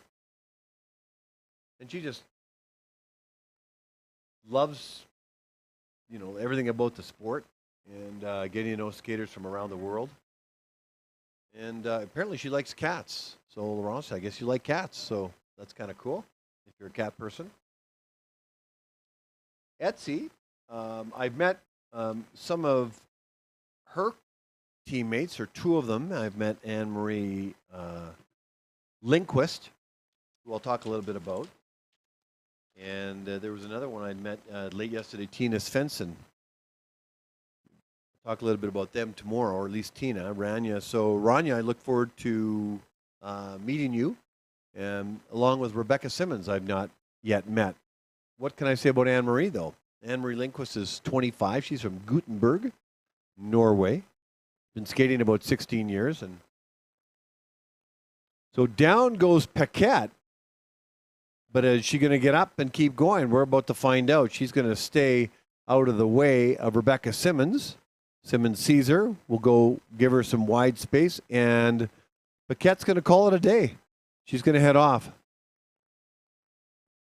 So she's wearing the white armband, and not a great ending to the race. Sorry to see that, Laurence Paquette. Something happened, caught an edge, I guess, and down you went.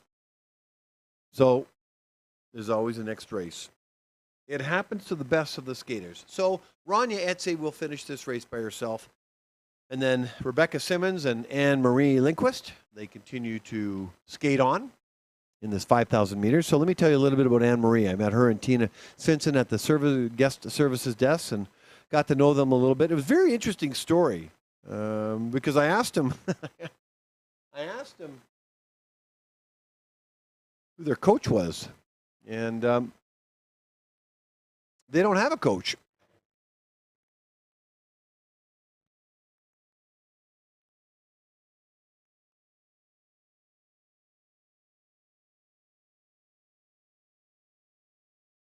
I guess some things happened in Sweden where some funding was cut and resources got slim. And so they flew Anne-Marie and Tina Svensson, and I think some others, flew over here on their own nickel to train and compete at the Grand Prix CC4 and Oval Finale CC5. But they are getting coached by the Norwegian coach who's helping out. They are neighboring countries. And he's helping out, Arna. And so he's doing, and I've talked to some skaters, and it's a very different feeling to come to a meet and not get coached, even to a level of encouragement or to talk strategy, let alone not having your own coach there. There is, I'm not sure how many coaches here, maybe 20 coaches, let's say, 15 to 20 coaches, and every single coach to a coach will help each other out if asked. That's just a community. They're servants. They're like teachers. They're here to help, coach and mentor. And you can see Arna with the ball cap and the light sort of beige sweater, holding up the numbers of the lap time for her. So anyway, I had a good chat with Anne-Marie. She loves the 1500, so she gets 3 1500s and a 500 right now in the 5,000 meters. You can see her in the, well, this is actually, I think what we're seeing here is this is,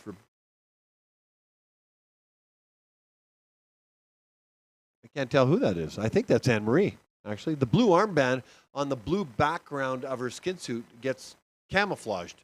So it's, anyway, so she's a lawyer, actually. Anne-Marie's a lawyer, and she doesn't want to go into full law just yet because she loves being an athlete. And she's doing some work in law. And but yeah, no, seemed really educated to me. And it was a delight to talk to her. Now, in Norway, I'm guessing it's 10 p.m., give or take 1 hour. She does want to give a shout out. So I know there's a good chance her mom and dad, her sister, might be watching either live, meaning right now, or they'll circle back on the web and watch her race. It's not too late in Norway. One of my colleagues, by the way, I work with is in Oslo, Norway, playing hockey. And they're in the playoffs. He's won the first round. I wish I knew the name of the team. I'll find out and share with you. Bell lap goes on. But anyway, mom and dad, it's Christiane and Peter. Anne-Marie says hello and tight with her two other sisters, Joanna and Sophia. She says hello. And yes, Oscar, she hasn't forgotten about you. Her boyfriend, she definitely wants to say a big hello back to Oscar. So that's the Lindquist family. As we see Ronja Etzi from Norway finishing her 5,000 meters. Etzi with a season's best, 8:07, 30, 8:05, 37. Here comes Simmons. She crosses the line with a time of 7:59.59. And Anne-Marie Lindquist with the blue armband. You can see it's hard to see because it's camouflaged with the outfit. Her last few strides heading in to the finish line and crosses the line with a time of 8:20.46, and that will be her season's best. So that completes the women's 5,000 meters. It's 10 minutes after 2. Unless I hear differently, we're having the men's 10,000 meters at 2:30. It's 2:35, ladies and gentlemen, 2:35. The men's 10,000 meters, 4 quartets coming up. We'll look forward to coming back and talking to you then.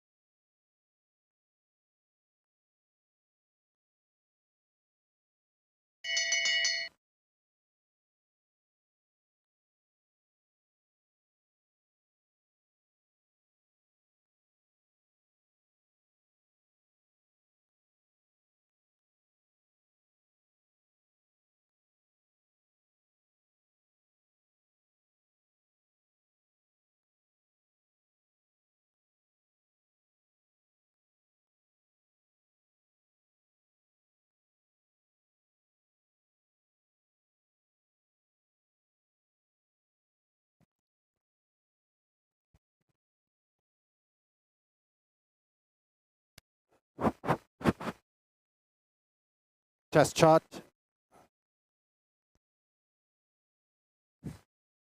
Test shot.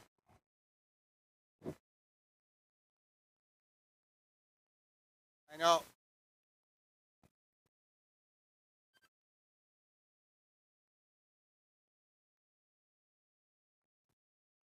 Yeah,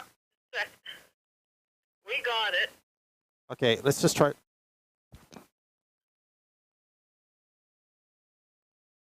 Okay, we're ready. Test shot. Okay,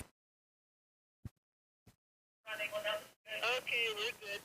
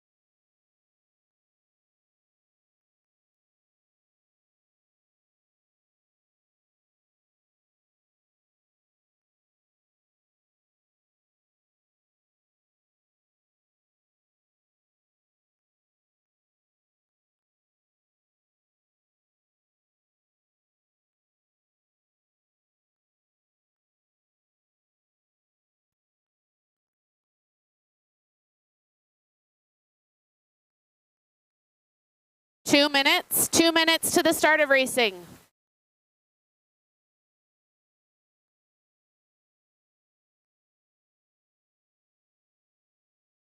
Two-minute warning to the final race of day 3. The 10,000 meter men's race at the Oval Finale Canada Cup 5. 25 laps around a 400 meter track.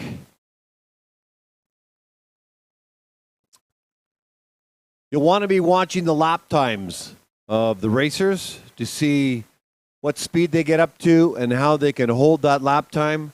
I'm going to be on the webcast once I call the opening part of the race.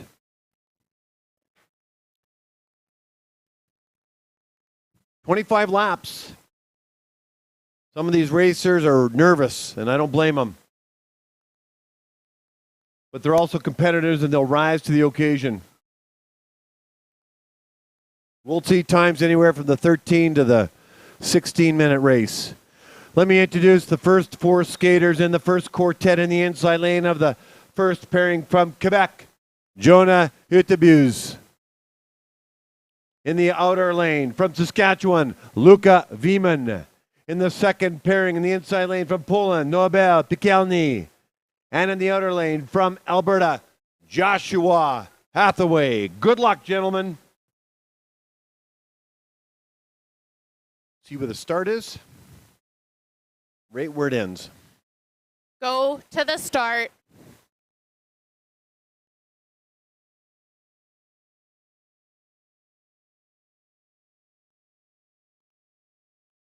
Ready. Go to the start.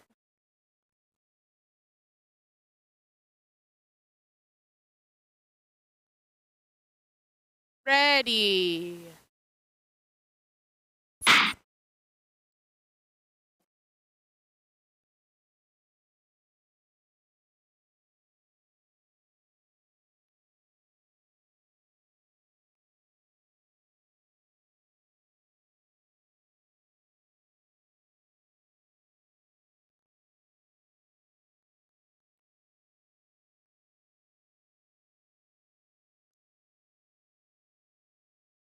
Okay, opening lap time. For Hutebus, 37.5. Luca Wieman, 39.21.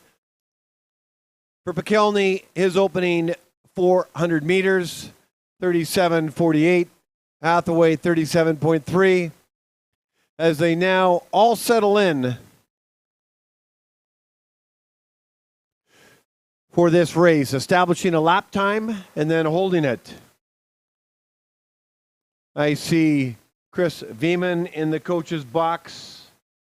I think I see Sebastien Boulieu in the coach's box.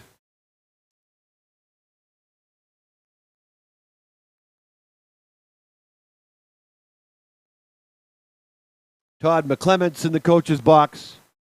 And Marc-Andre Boudrier-Michon. 8 skaters, 8 coaches, 25 laps. I'll throw on some tunes and go on the webcast.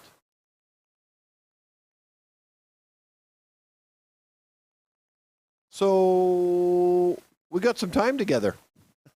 We've got some time together. I don't know these 4 skaters other than Luca Wieman really well, and I don't have enough material to talk for 16 minutes or 15 minutes for Luca. So I think what I'm going to do, I'm going to use this opportunity to talk about 1,000 different things. I guess I don't have to talk at all. And you can throw on some music and pretend you're actually at the Oval. Or you can hang out with me. I got 1,000 things I'd like to share with you.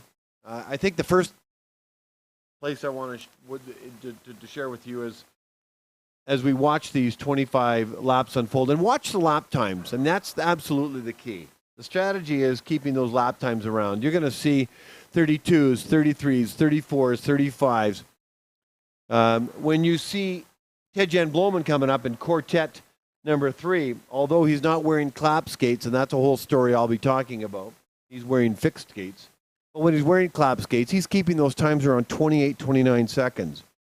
That's quite a difference between where these skaters are at currently in their career, where Tidjane Bloemen, a former world record holder, gold medalist in the 10,000 meter, resides and still does at the age of 37.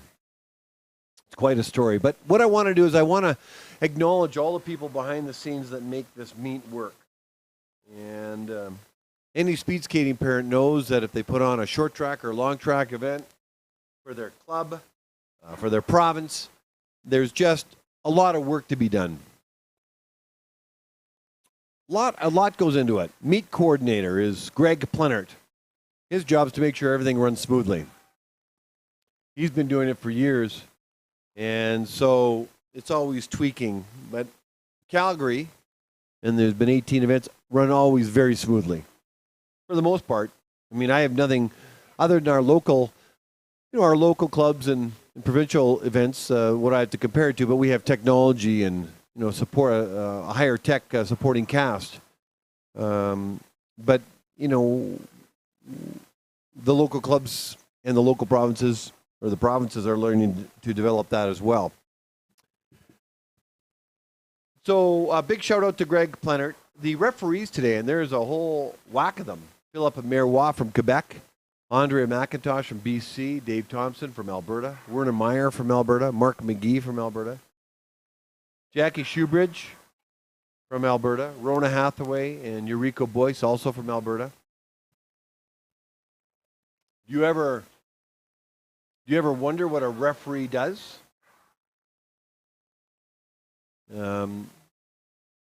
Well, let me tell you. First of all, the chief referee is responsible for all aspects of the meet, from the moment they arrive to the moment they leave. They've got to be familiar with all the rules, and if they don't know them, where to find them and how to apply them. But they're also the final authority in all decisions, except starting decisions, basically. But the powers they have is they can penalize referees or advanced referees, I guess, in the case of short track. They can change the program around. They can overrule some other officials, although there might be some exceptions. They monitor the ice, schedule breaks. They work, in this case, they work alongside Greg Plenert for the meet coordinator.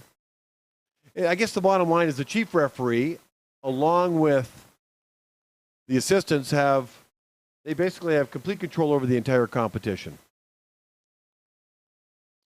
And they look for impeding collisions, kicking out. They don't like when a skater comes over the line and kicks their skates out. They don't like that. Missing equipment or improper equipment or a foul in a race. And so these are the things they look for. No skaters really do any of this intentionally.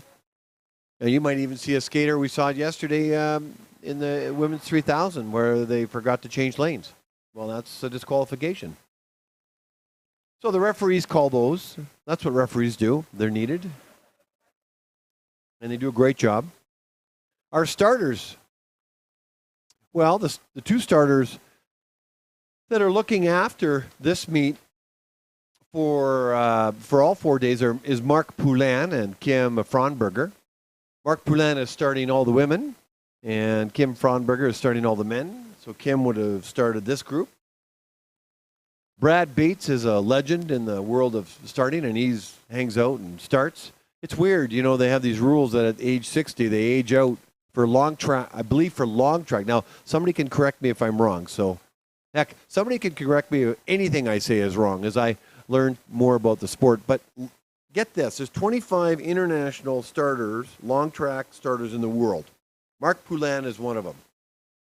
He's got one more year, or this is the final year. At age 60, you age out, and you can't do it anymore. Brad Bates, who's in his early 60s, he can't do it anymore. So he's happy to help out. But I think the age for short track, correct me if I'm wrong, is 70. I'm not quite clear on that, especially the way the world is. We're living longer, healthier. Anyway, that's the rules. But, to attain those kind of levels, there are some other officials. I talked to Andrew Cross. He would love to do that. He's a young man, and he would love to attain international referee status. Anyway, where was I going with this? Marc Poulin starting for the women, Kim Fraunberger for the men. Big shout out to them. Brad Bates helping them out, mentoring.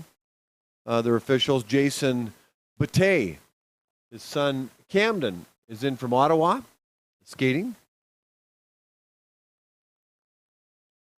And he's shadowing some starting. He's done some starts, actually. That's the best way.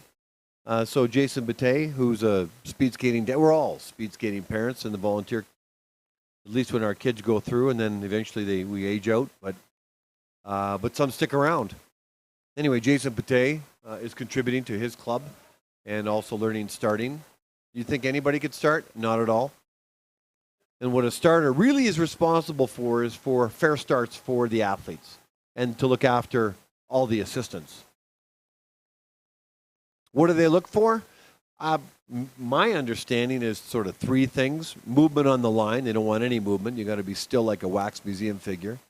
Sometimes skaters take their sweet time getting down low. Starters don't like that. That's a false start. And if their skate blade, their tip is over the line. So, it's always recommended that the skaters have their skate back an inch or two, or a centimeter, or a couple of centimeters anyway. Don't want that risk. The skaters, when they're on their line, they're fired up. They're not fully there because they're so focused on their race. Anyway, those are the starters. Up here in the timing deck, we've got Greg Plenert, the meet coordinator, John Little, our IT specialist, and Dustin Miller, who's in charge of team lead and competition. He's my boss. Don Brown, Leslie Cassidy are on results and electronic timing. Robert Armstrong was on video and YouTube streaming. Photo finish, I should say. And he's been here all day. Video and YouTube streaming. Eugene Ewan was here Thursday, Friday. Wesley Lowe is here today. I don't think, Wesley, are you here tomorrow? Wesley gives me a horizontal head nod. He's not here tomorrow. Let's have a look at the lap times. Look actually fairly close, don't they? Who's got the lowest lap time right now? Norbert, our Polish skater, actually. But very, very close indeed. We have paramedics on site. You have to have paramedics for any sanctioned meet. Avinash Buduni and Ken Boniface are paramedics. So those are, and then we have track stewards. I don't know who the track stewards are, but I want to talk about that role. That's a big role for those. I mean, we were talking with Sophia Cross earlier, and I think she's a level 2 track steward. A young girl who wants to skate, but is introducing herself to the sport through speed skating. Now, there's no doubt that she's going to follow her dad's footsteps as an official, not as a skater, because I think Andrew's in the same camp as me. I think Andrew's probably a better skater than with long blades on anyway. But track stewards are on the ice or near the ice, and they're responsible for maintaining the track. They replace any markers that get kicked off. They make repairs. I think the track stewards for long track might be members of the Ice Meisters team, but in short track, they're much more active in putting water down, using the squeegee, keeping it safe, fixing repairs, putting the markers back when they get kicked out, or there's wipeouts. But these are all roles inside of speed skating that people can volunteer for. And, if you're starting out, if you're a speed skating parent and your child is starting to skate, why don't, do one of those, or clerk, which is help marshal kids in and out of. You'll start to learn, you learn people in the community, and you learn the sport, and you learn when your role is. And then eventually, as your child moves through the time of being a speed skater, then you can take on higher roles.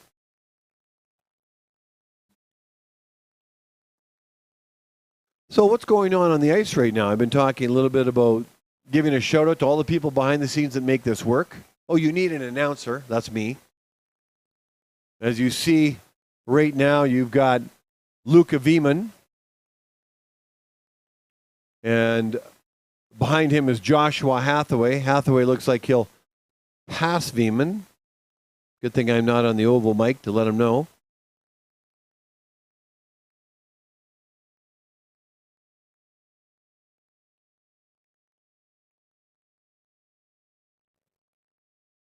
So in the first pairing of this quartet, Jonah Hutebus is no longer racing. I didn't see what happened. You see Hathaway catching the draft of Veman right now. Not sure how close it is. He can do that for a while. But he's got to pass him, unless he can't, because he's tired. But there are some rules that you can benefit from the draft, but you can't benefit for the entire race. I saw that happen at the Canada Winter Games, actually. I saw that in the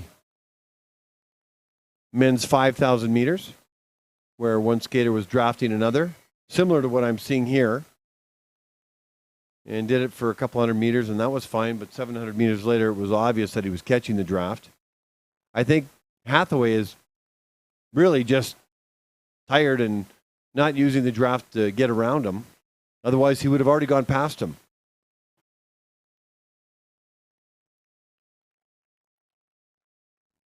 Crossing the line with a personal best is Norbert Pekelny with a time of 13:49. Veman crossing the line 14:19 with a time. And Joshua Hathaway with a 14:05 time. These skaters will be glad this race is done. 25 laps around. Congratulations. We now move to the second quartet in the inside lane from Manitoba, Joel Simpson. In the outer lane from Alberta, Daniel Hall. In the inside lane of the second pairing from Quebec, Amy Perreault. And in the outer lane from British Columbia, Eric Orlowski.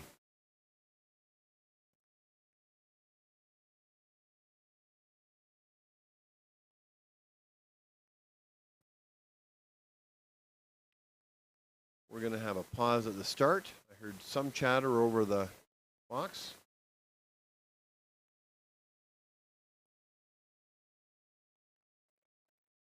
All right, I think we're good to go. Go Paul and to the Simpson to start. kick off the first pairing of quartet number 2.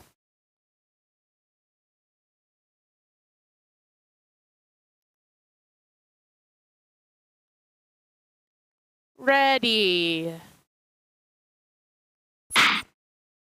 Go to the start.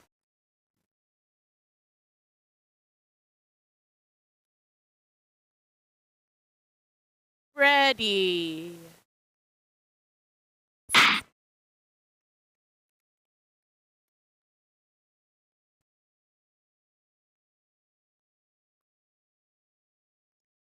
Welcome back, everybody. If you've gone away on the webcast and come back, or in the Oval, you've been here all day. Thank you for being here. Thank you for supporting your loved ones.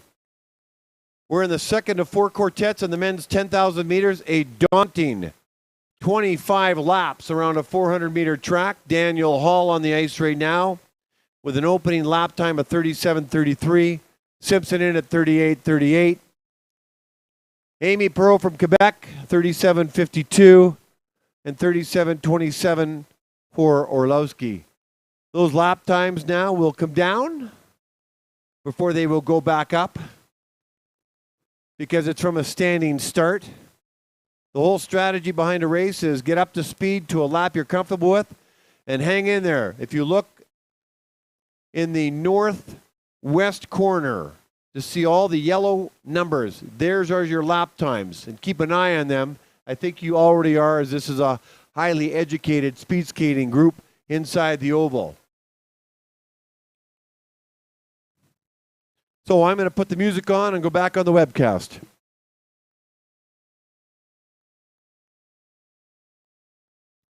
Okay, so I spent some time talking about the people that make this event work. And then I talked a little bit about the roles that are involved, especially if you're a speed skating parent. You're already volunteering. Thank you so much. If you're a speed skating parent, you're just starting out. Oh, it's awesome. Some of the happiest people I know are always doing something for somebody or something. Giving of your time. The speed skating volunteers, the parents, we're the glue that keep it together in our clubs and in our province. It's a little different when you get into levels like this, where there are people who have careers that support the event.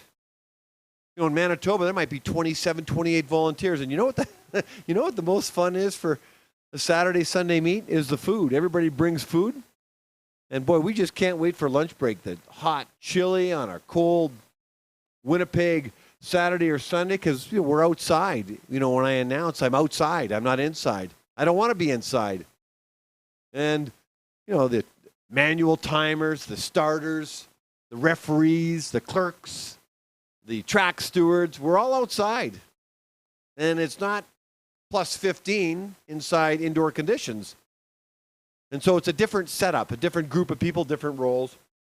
So I'm encouraging you, if you're listening, to give it a shot. Go hang out, you know, especially if your son or daughter is just starting out. I think you'll really enjoy the speed skating community. Universally, we're a well-loved community. Andrew Cross had just sent me a text saying, yes, it's correct, it's 70 for the short track. And yeah, no, it's not 65. It is 70 and 60 for long track.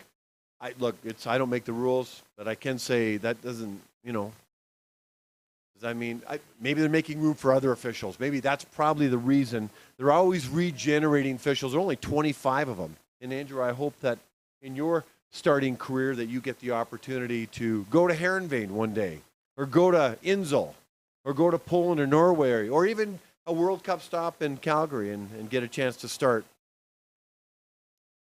Jason Bate said he got a chance to start to Connor Howe. And he said he was really nervous. Connor would probably find that interesting. Connor was on the level 1 clinic, Andrew, that you put on. And what a gentleman. He's from, not Cochrane, Alberta. He's from the one town closer to Louise. Yeah, he's from Canmore. That's right. Robert Armstrong clarified that for me. And Connor spoke highly of the volunteers and thanked all of us for the work. I mean, look, his job's to train and race and go fast, and he's representing our country. He's only 23 years old. A lot of times, you know, the skaters don't really develop and mature and get to their fastest times to their late 20s, maybe even early 30s. Maybe I should talk a little bit about that too, because that's on my mind, especially from the perspective of a speed skating dad. But I'll get there in a moment. So anyway, starters, timers, clerks, track stewards, referees, runners, results, electronic timers. I mean, everybody bringing the food. Everybody contributes. Most fun we have is connecting, and you know, it feels really good to put on an event with a group of 25 or 26 to put it on. And I know in our province we can handle national events. We've done youth, we've done Canada Cups, we have done, you know, provincial championships, of course. Anyway, we just got a community that loves to do it, and we're not alone. Red Deer's like that, Saskatchewan's like that. I'm sure there's a ton others. Anyway, I'll get off that train. I got that off my chest.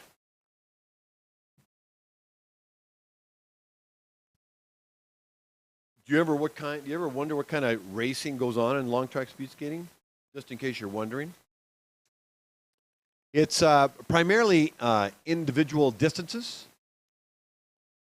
There is some other kinds of events. So distances are 500 meters, 1,000 meters, 1,500 meters, 3,000, 5,000. You're watching the 10,000. And then you have team events, 2 team events like team sprint, which is 3 skaters going around. And after each lap, 1 skater falls off. So after 1 lap, there are 2 skaters. And then the next lap, 1 skater. So 3 skaters, 3 laps. Fastest time for those 3 skaters. Team pursuit, which can be 4 skaters or 3 skaters, depending on the meet. For the women, it's generally, I believe it's 6 laps. And the men, it's 8 laps. Then you have the mass start. And I'm just referring to long track. I know that it's different there's some short track. They might have relays and mixed relays and different distances. And then the mass start. And the mass start, in my opinion, in the last few years has taken on a life of its own and has gotten more fun, more entertaining. They put in new rules where the skaters can't, you know, for a 16-lap race, they can't drift for 14 laps and turn it into a 2-lap race. There's points up for grabs. So those are the long track distances. Individual distances, team distances. So that's a little bit about long track. And of course, the venues themselves, I counted 39 outdoor venues. I don't know if you heard me say this morning, or do you know how many long track competitions there are in the world, or has been since July? Well, it's probably close to, I didn't count every one of them, but I went through them all page by page. Speedskatingresults.com, long track competitions. There's about 1,300 of them. 1,300. Are we taking a look at the lap times as they go around? All these skaters seem to like these distances. Hall is a distance skater, so is Simpson. Simpson's, but he loves the 1,500 too.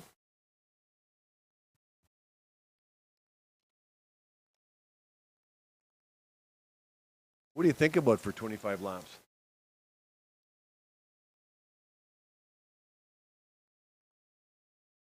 Hall has had a good year.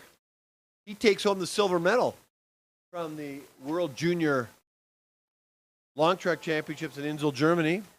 Had a 50-meter sprint at the end with Lukas Stekli from the Czech Republic, who's actually competing here this weekend, was last weekend anyway. And so he likes the 3,000 and the 5,000. Obviously, testing himself here. They're all testing themselves. Orlowski's a long-distance skater, loves the 5,000, but he's testing himself here in the 10,000. Hey, Kathy, by the way, Kathy Orlowski, your son says hi, and he wants to thank you for everything that you've done and all your support. If you happen to be watching at home, live, or if you've circled back at some point to watch your son put himself through some grueling physical and mental challenges in the 10,000-meter men's race. I just have an utmost amount of respect for these athletes. My guess is their lactic acid buildup is starting to tangibly get in the way of their race.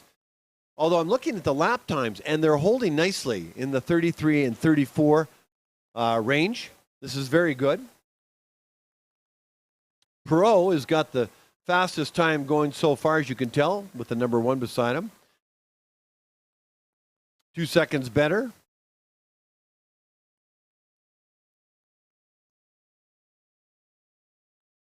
Then Pekelny. That's the time to beat. Pekelny, Hathaway, Veeman are the top 3 times. They are the top 3 because those are the first 3 that just finished the race. That deck will shuffle. That pecking order will shuffle here when this race is over. You can see Daniel Hall is forming the letter S, as they do, to maintain his rhythm. What's the key to a fast speed skater, especially long track, but is technique. And then when you think you've got that down, it's technique. What's the technique? Obviously as low as possible, quiet upper body, pushing out to the side, back and around with your skate, keeping your skate on the ice as long as possible, then release and bring it back again. You'll see some of the smoothest and fastest speed skaters look effortless. You'll see Ted-Jan Bloemen in the next quartet, and he, barring something out of left field, he will win this race of 16 skaters, even on fixed skates. Before the clap skate game, Ted-Jan wants to see how fast he can go on the fixed skate before the clap skate came into effect in 1997. I'll talk more about that later. He's paying homage to the fixed skate.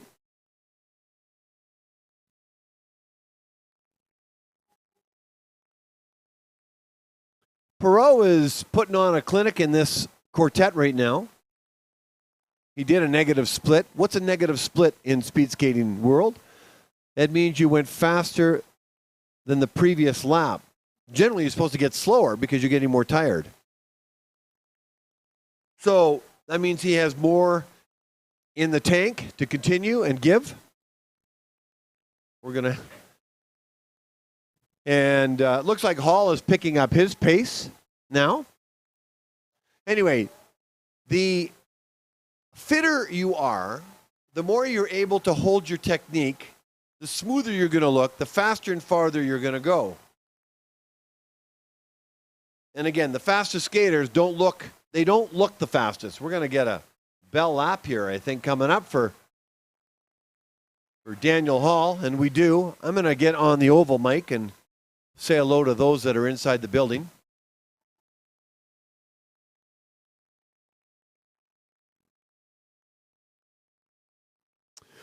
Okay, we've got groups 1 and 2 in Quartet 2, Simpson and Hall. Hall's got the bell lap. Perot's got the bell lap as well. Orlowski for him. Simpson's feeling it. But here comes Perot. He's going to love this time. 13:40 for a personal best for Perot. Daniel Hall, personal best. 13:55. Get a load of those lap times.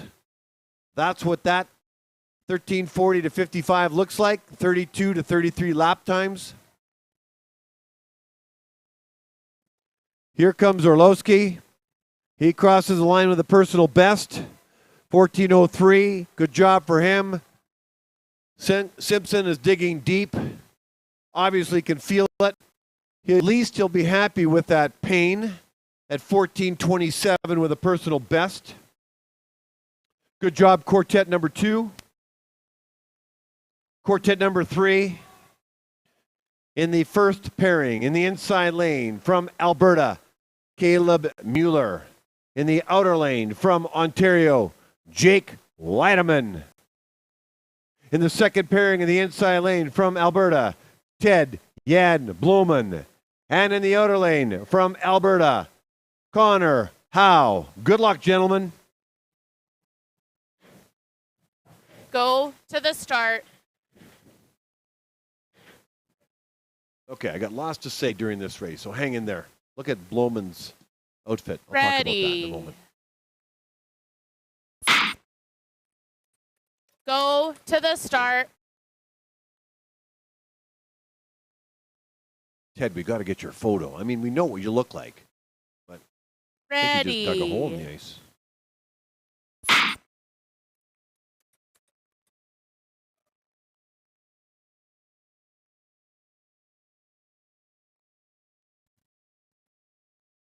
Let me tell you what's going on inside the oval, everybody. First of all, you got 4 amazing skaters on the ice right now in Mueller, Weideman, Bloemen, and Howe.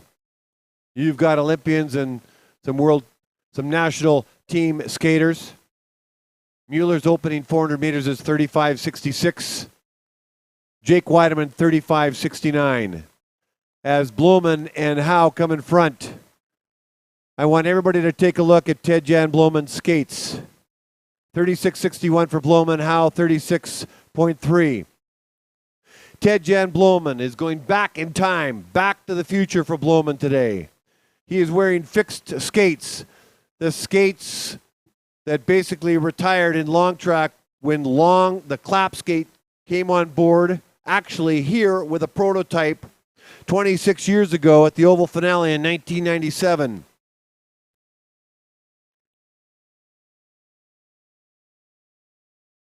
And once a skater by the name of Urban Venemars from Holland wore the clap skate and a prototype during the Oval Finale. The following year, it took off. Not right away, but he wore the clap skates and won a bunch of junior records. And from then on, the clap skate is where the blade is attached to the boot by a hinge took off and the times in long track skating fell. But Bloemen today is going back in time with the fixed skate. The fastest time in the world by a skater wearing the fixed skate was Johan Koss. I'll get the pronunciation correct.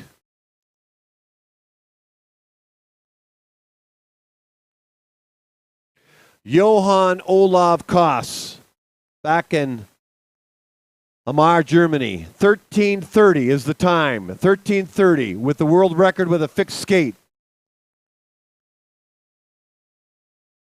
I stand corrected. Amar, Norway, not Germany. Thomas Gustafsson at the 1988 Olympics had a 13:48 time with a fixed skate. To put it into perspective, Ted-Jan Bloemen's best time, even past his world record time, 12:33, 1 minute, almost 1 minute better on clap skates. So he's turning back time with his outfit, and he's turning back time with a fixed skate. Let's see how it unfolds. Take a look at the lap times.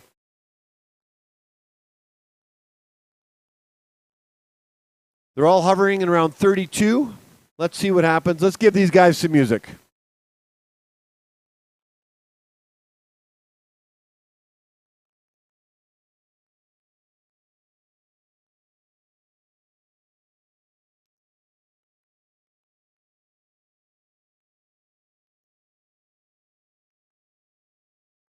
So I gave a little bit of a dissertation to those in the Oval, and you could hear it on the webcast. So let me give you some more commentary.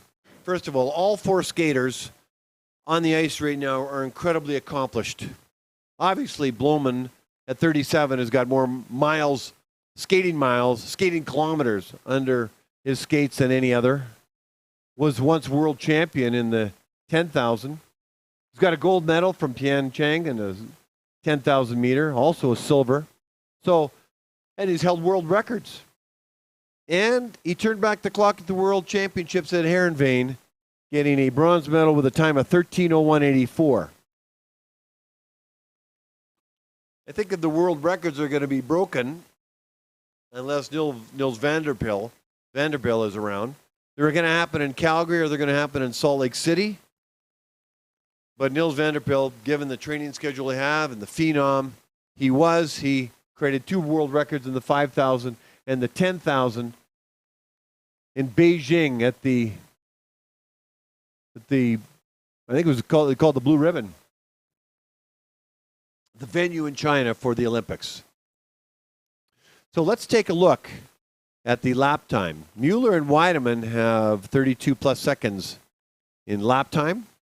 Bloemen, 33, along with Howe. My sense is the fixed skate will slow him down. Why is the clap skate so, why does it give you so much of more of an advantage? It's more blade, it's the same blade, longer on the ice, allows you a greater push and therefore a greater glide. And so more blade on the ice versus a fixed skate. They use fixed skates, obviously, in short track speed skating. But since the clap skate really was prototyped here at Calgary at the Oval finale in 1997, that summer of 1998, before the next Olympics took off, the Winter Olympics, it took the speed skating, long track speed skating world by storm. It might have got a laugh or two because a skater would go around and all you could hear is every stride there'd be a clap, clap, clap, clap, clap, clap. And nobody's laughing anymore because the clap skate is here to stay. And I'm sure they're going to tinker with all kinds of technology to improve the skate.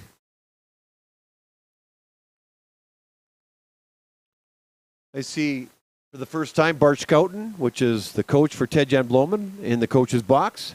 He spent a lot of time overseas at the World Cups coaching the national team.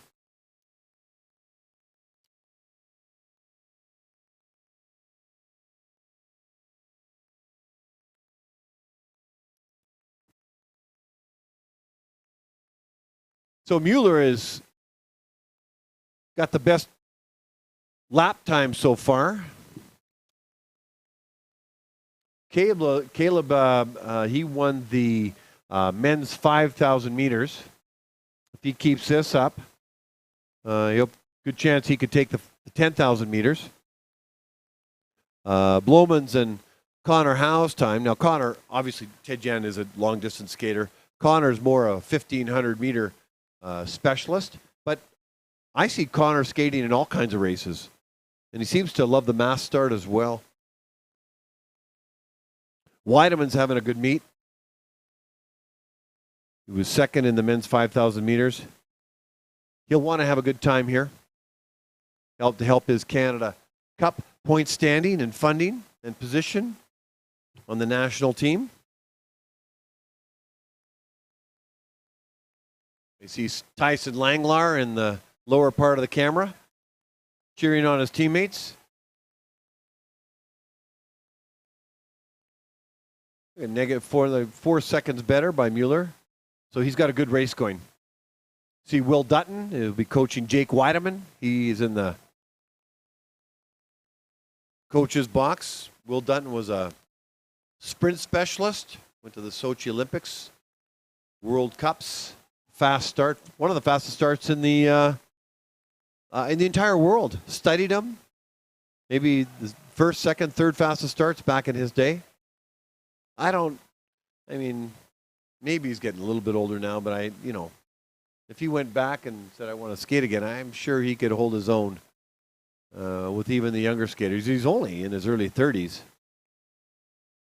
A lot of skaters, they don't really develop and grow and reach their peak until their late 30s, early 40s. Sorry, late 20s, early 30s. Must be getting long in the afternoon for me. Caleb Mueller from Alberta, Ted-Jan Bloemen from Alberta as well, Connor Howe from Canmore, Alberta, Jake Weideman from Ottawa.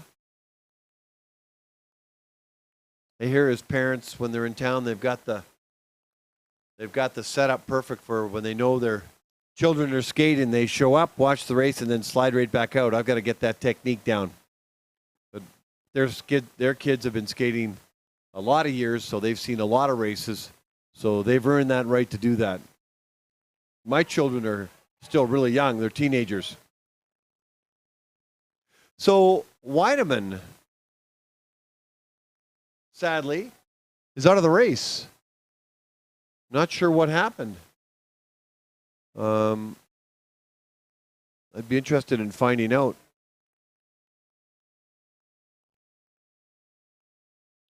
Caleb Mueller is in the first pairing with was Jake Weideman, but not exactly sure. I can't see him in the screen right now. Ted-Jan Bloemen and Connor Howe in the second pairing. We're going to have a pass here, and Mueller has passed Connor Howe. So not only is Ted-Jan Bloemen paying homage to the fixed skate, but he's obviously doing it in a Canada suit that was around in the 90s. I won't mention the sponsor's name. 2000 Olympics, 2000. 2001, Greg Plannert tells me, 22 years old.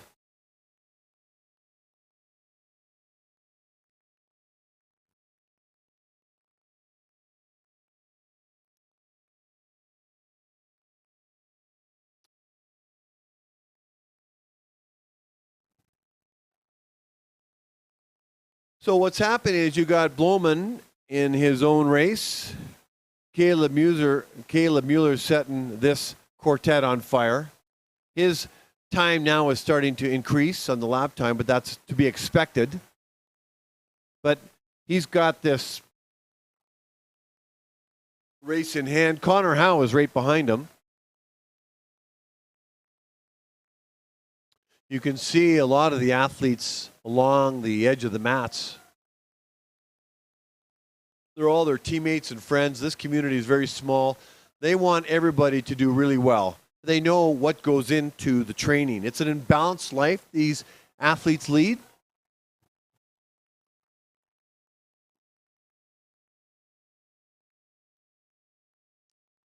So Caleb Mueller has overtaken Connor Howe, but now they've settled in, and Connor Howe probably is benefiting from some of the draft that's happening right now.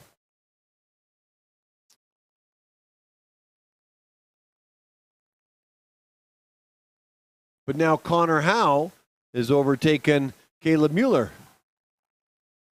We're going to get a bell up here, I think, and we are.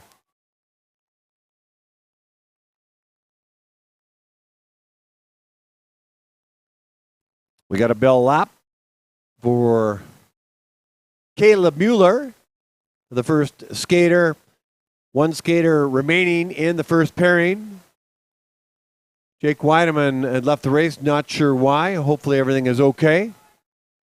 As you see Connor Howe in the screen, here comes Mueller. Bell lap for Howe and crossing the line, exhausted. Personal best, getting cheers by his teammates and friends with a 13:22 time. Congratulations. 13:22:44 to be exact for Caleb Mueller. Ted Jan Bloman turning back the clock with a fixed skate in a 2001 skid suit. Connor Howe with a blue armband finishing up his race. Olympian Connor Howe with a personal best of 13:39. You can see his teammates cheering him on, 13:39:77. And Bloman, here he comes. The time to look at is 13:48:20, 13:58, 13:57. About 11 seconds off the record in 1988 by Thomas Gustafsson. But a valiant attempt, and Johan Koss set the world record at 13:30. But, okay, here we go. We're going to do the final quartet. More on that later. In the fourth quartet in the inside lane from Alberta, Brock Gilbert. And in the outer lane from Saskatchewan, Fergus English. In the inside lane of the second pairing from Quebec, William Boissonneau. And in the outer lane from Manitoba, Ian McPeak. Go to the start. Okay, I was going on and realizing that the next four skaters, which are right down in front of me, they start and finish. Ready. Go Exactly to where the we start. are. Where the 500 meter ends is where the 10,000 meter starts. Ready.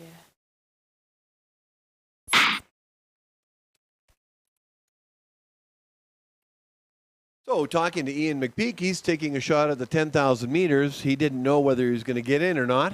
Somebody scratched, made it available, and then he scratched his 500 meter and 1,000 to save himself for the grueling 25 laps.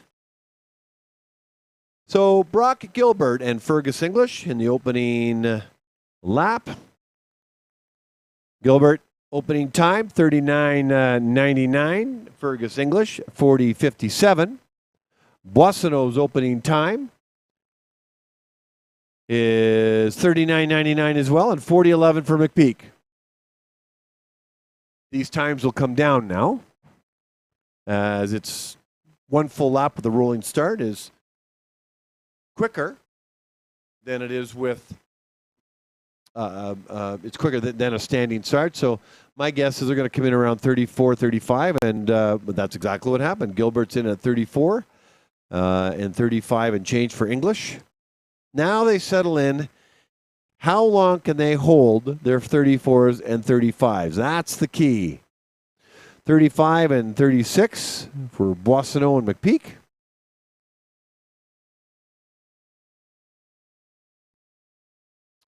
Now, what else can I share with you? completely unrelated to the skaters on the ice. Let me give them some music.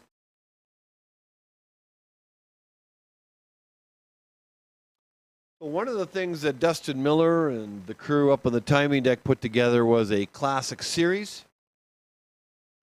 That's 4 races that had points attached to it and 4 categories. So the actual events were we're back in August, the Summer Classic. The Fall Classic was in September. Oktoberfest was in October. That makes sense, doesn't it? and the Winter Classic was the first weekend of February. There were 4 age groups: juniors 14 and 15, juniors 16 to 18, neo-senior 19 to 22, and then senior 23 and above. And I just want to share with you who won. At least some of them, anyway. Well, there's guys on the ice, so males on the ice. So maybe I'll just talk about the males. Actually, the 5,000 meters. Well, anyway, actually, I'll start at the 500. So the winners, really, Eric Angelozzi took the junior 14-15 for the 500 meters. Andre Erasmus for the junior 16 to 18. Joshua Tellison for the neo-senior, and Ryan Gibson for the senior. In the 1,000 meter, James Wiggleworth took the junior 14-15. Ben Rutledge, 16 to 18. Let me tell you about Ben Rutledge, by the way, on the side. I asked him if I could tell you this story. He's not racing this weekend. He hurt himself in training. And you're not going to believe how he hurt himself. It was a fall on the ice during training. And the skaters are trained to fall on their back, get their legs in the air. He did all that. He must have been going quite quick. But how he fell is that the end of one of his skates basically punctured the boot of the other skate, went right through and cut his foot wide open. So the boot's done, and he's all stitched up, and he's limping around the oval. And that's what I would call kind of a weird accident, or he did everything right. And so it's healable. Injuries do happen, and he's happy that it happened right at the end of the season, because he should be good to go in a few weeks to start the dryland program, I guess, in the early part of May. Anyway, Rutledge wins the men's 1,000 meters in the Classic Series. Jersey Hitler gets the neo-senior for the 1,000, and Bill Blonsky gets the senior. 1,500 meters, Zachary Edelman gets the junior 14-15. Daniel Hall, another great year, gets an award here.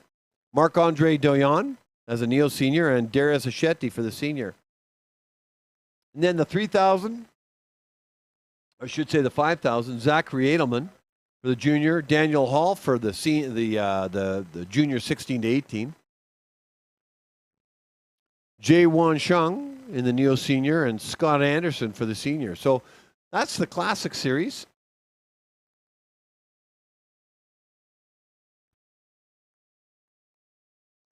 Tomorrow maybe I'll talk about the women. Maybe I'll talk about it right now. 500 meters for the juniors. Tatiana Deflech, 14 to 15-year-old. Sophia Bieber takes the 16 to 18. Neo-senior, Caitlin Pelkey. And Brooklyn McDougall takes the senior. That's for the 500-meter distance. 1,000 meter is Julianne Lazare for the junior. Rachel Mallard for the 16 to 18. Caitlin Pelkey for neo-senior. And Sarah Hopkins for the senior. And then the 1,500 meters, Isabel Champagne, no surprise. Women, Rachel Mallard, 16 to 18. Rachel Freitag for the neo-senior. And Isabel Weideman for the senior. That's a surprise. And then the 3,000 meter, Isabel Champagne, again, no surprise, for the 14-15. Rachel Mallard for the women, 16 to 18. Victoria Gopland for the neo-senior, and Kirsten Hagen for the senior. There's also the mass start categories. As we look at the lap times, maybe I'll stop. Pay attention to the lap times. Actually, I'm quite impressed. When they started their first lap from a standing start, basically every one of them had about a 40-second lap. And then they settle in, and it's around 34, 35. So they're almost halfway through their race. They're holding in the lap times actually quite well for these skaters. You don't want to go out too quickly, and you don't want to go too fast in the early going because you won't have anything left. That's Ian McPeak you're watching coming down the straightaway, who's got an S pattern, which is a good pattern to have as he carves out an S and momentum as he swings back and forth, which helps keep the momentum and the lap time. Mass starts, tie for third, I guess, but tie for first. Maria Hansen and Skylar Van Horn. Maya Kemp, the women's junior 16 to 18 for mass start.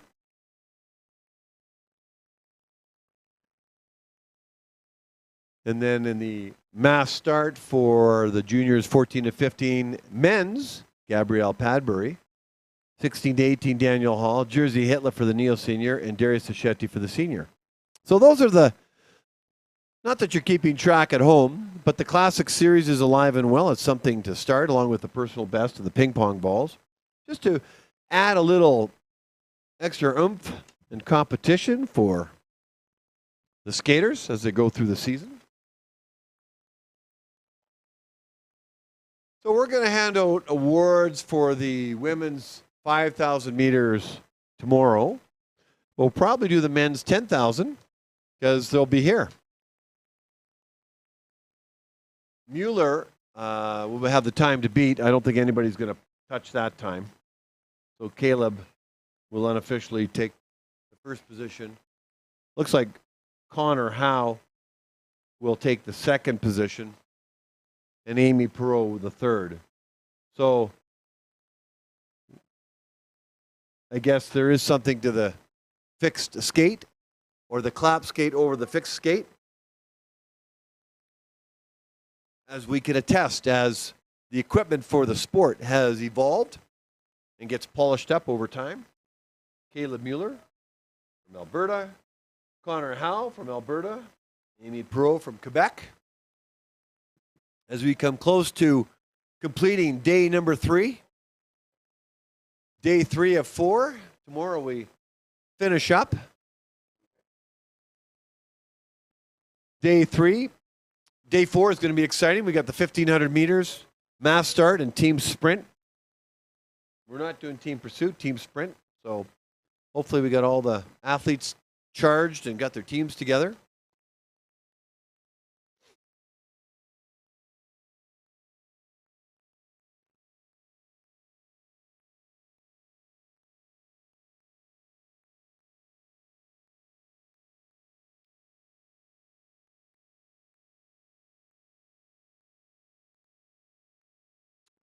Hope you've enjoyed the last 3 days. I think most people that tune into the webcast, unless they have it on in the background for some white noise and just to keep them company, they'll tune in when they know that their loved ones are skating. And you obviously, now you should know that Sportity, the app Sportity, is providing everything you need to know. The pairings, the results, the live results.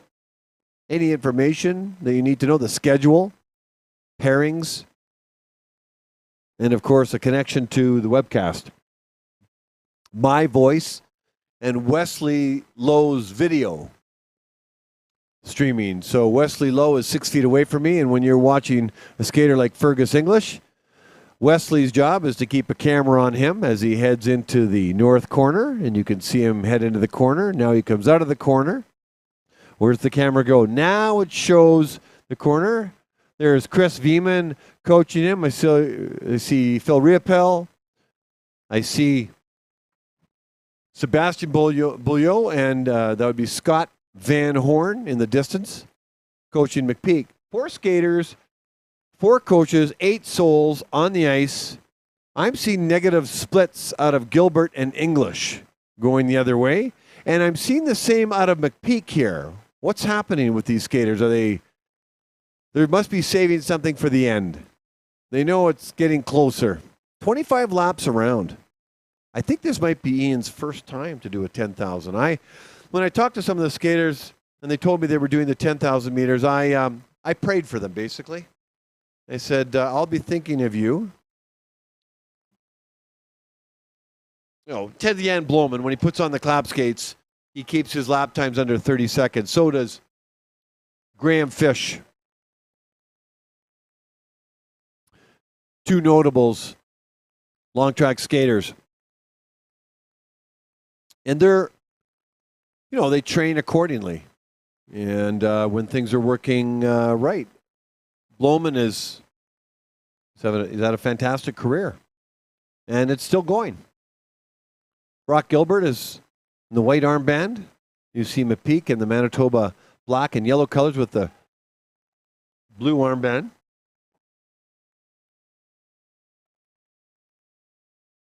Yeah, I saw some negative splits out there. That means that they went faster in one lap than the previous lap.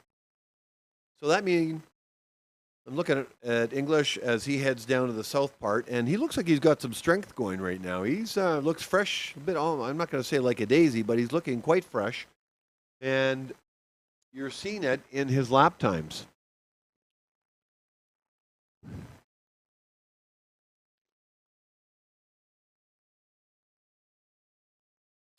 Brock Gilbert, Fergus English, William Boissonneau, Ian McPeak. This is the final quartet of the day.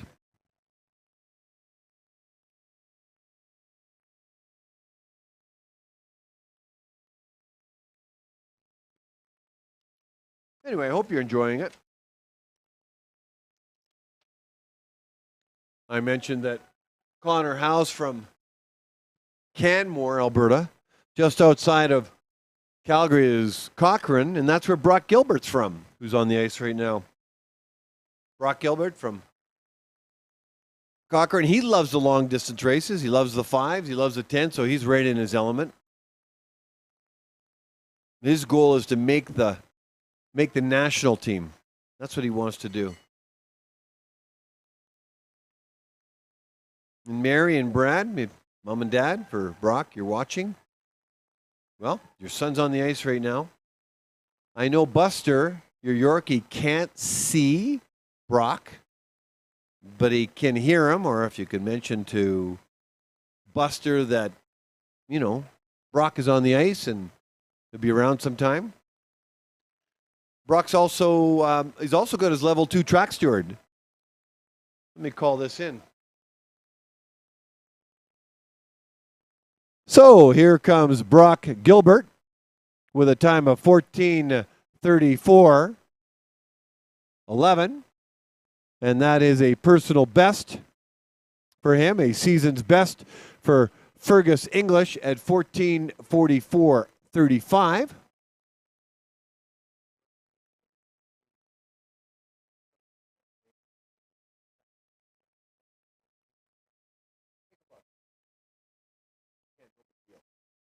William Boissonneau and Ian McPeak, with whatever McPeak can muster up to finish his final few meters. Congratulations to him.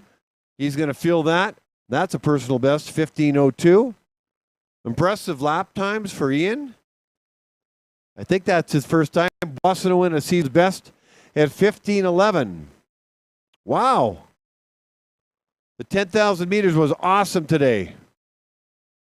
Chris Feeman, Phil Riopel, Sebastian Bulliot, Scott Van Horn, doing all the coaching. So, ladies and gentlemen, it's 3:37. And that does it for day three of the Oval Finale Canada Cup 5. We get to do this one more time tomorrow with the men's and women's 1,500 meters, the always entertaining, exciting mass start, and team sprint to bring the long track season to an end. Thank you for being here at the Oval, and thank you for watching and listening on the webcast. See you tomorrow.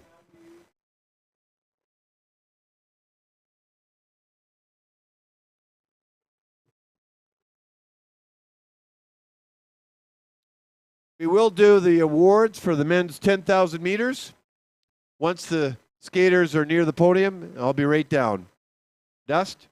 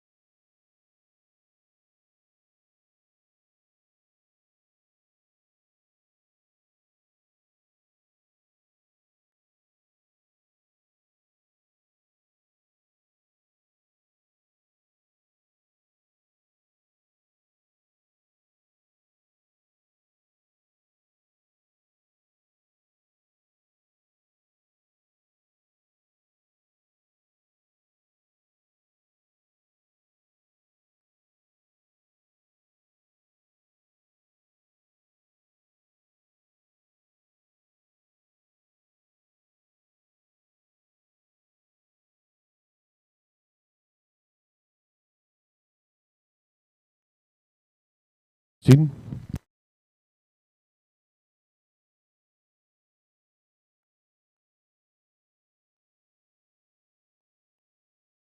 Heading down right now to present the awards of the men's 10,000 meter race to Perot, Howe, and Mueller. I believe they're nearby. Dustin Miller as well. Becker and 2 Albertans will provide the awards for the women's 5,000 meters tomorrow.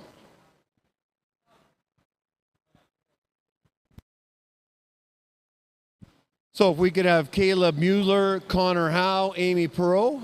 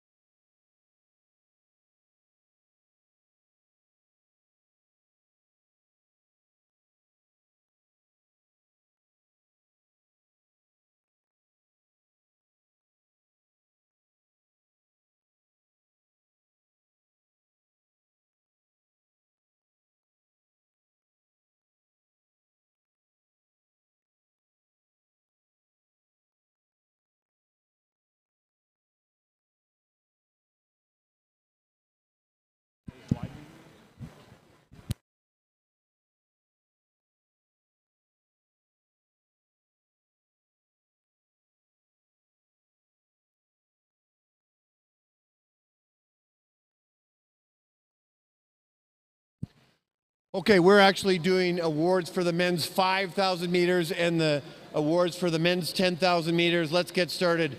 We'll need the 3rd place finisher in the 5,000 meters. We're going to see him twice from Quebec. Unfortunately, I don't have his time right now. From Quebec, would you give it up for 3rd place finisher, 5,000 meters, Amy Perot.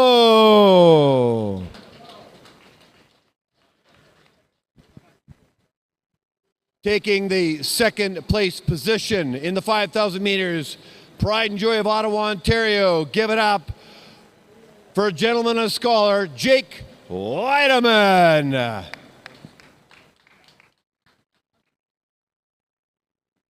And taking home the 1st position in the 5,000 meter men's from Alberta, Caleb Mueller. Caleb Mueller, Jake Weideman, and Amy Perot, congratulations on the 5,000 meters. Stick around for a picture. I'll do an interview with Caleb, but he's going to be back up there in a moment. So I'll do the interview for both the 5 and the 10 all at once. For those that are in attendance, give these guys a big round of applause. 12 and a half laps around a 400-meter track. Guys, get it together. All that hard work, you got to learn how to smile and look into the lens. Congratulations, Caleb, Jake, and Amy. In the men's 10,000 meters, going back into the 3rd position with a personal best time of 13:40.93. Amy Perot, get back up there. Taking the second position, the pride and joy of Canmore, Alberta, with another personal best, 13:39.76. Olympian wearing the maple leaf on his back in Beijing. Give it up for Connor Howe. Second place. And back into the first place with a personal best from Alberta with a time of 13:22.44. Give it up for Caleb Mueller. Dustin Miller, team lead of competition, is handing out the prizes. Get together, guys. Get used to it. You want to be on the podium a lot. Congratulations, Amy, Connor, and Caleb. Caleb, you stay right there by the number 1, and we're going to have a little chat. Connor, you're taller than I thought.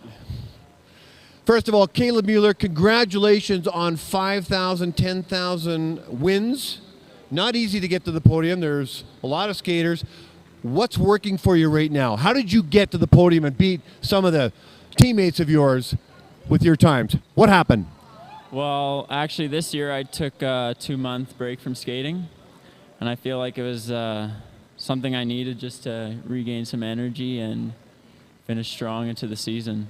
So your season starts in May, your off-season. Champions are made in the off-season. Your season then starts on the ice around end of August, early September. What 2 months did you take off? And are other coaches and skaters paying attention? Took off November and December, so. And it wasn't because of an injury? Nope, I just needed that break. Okay, so is that something that you'll do going into next year?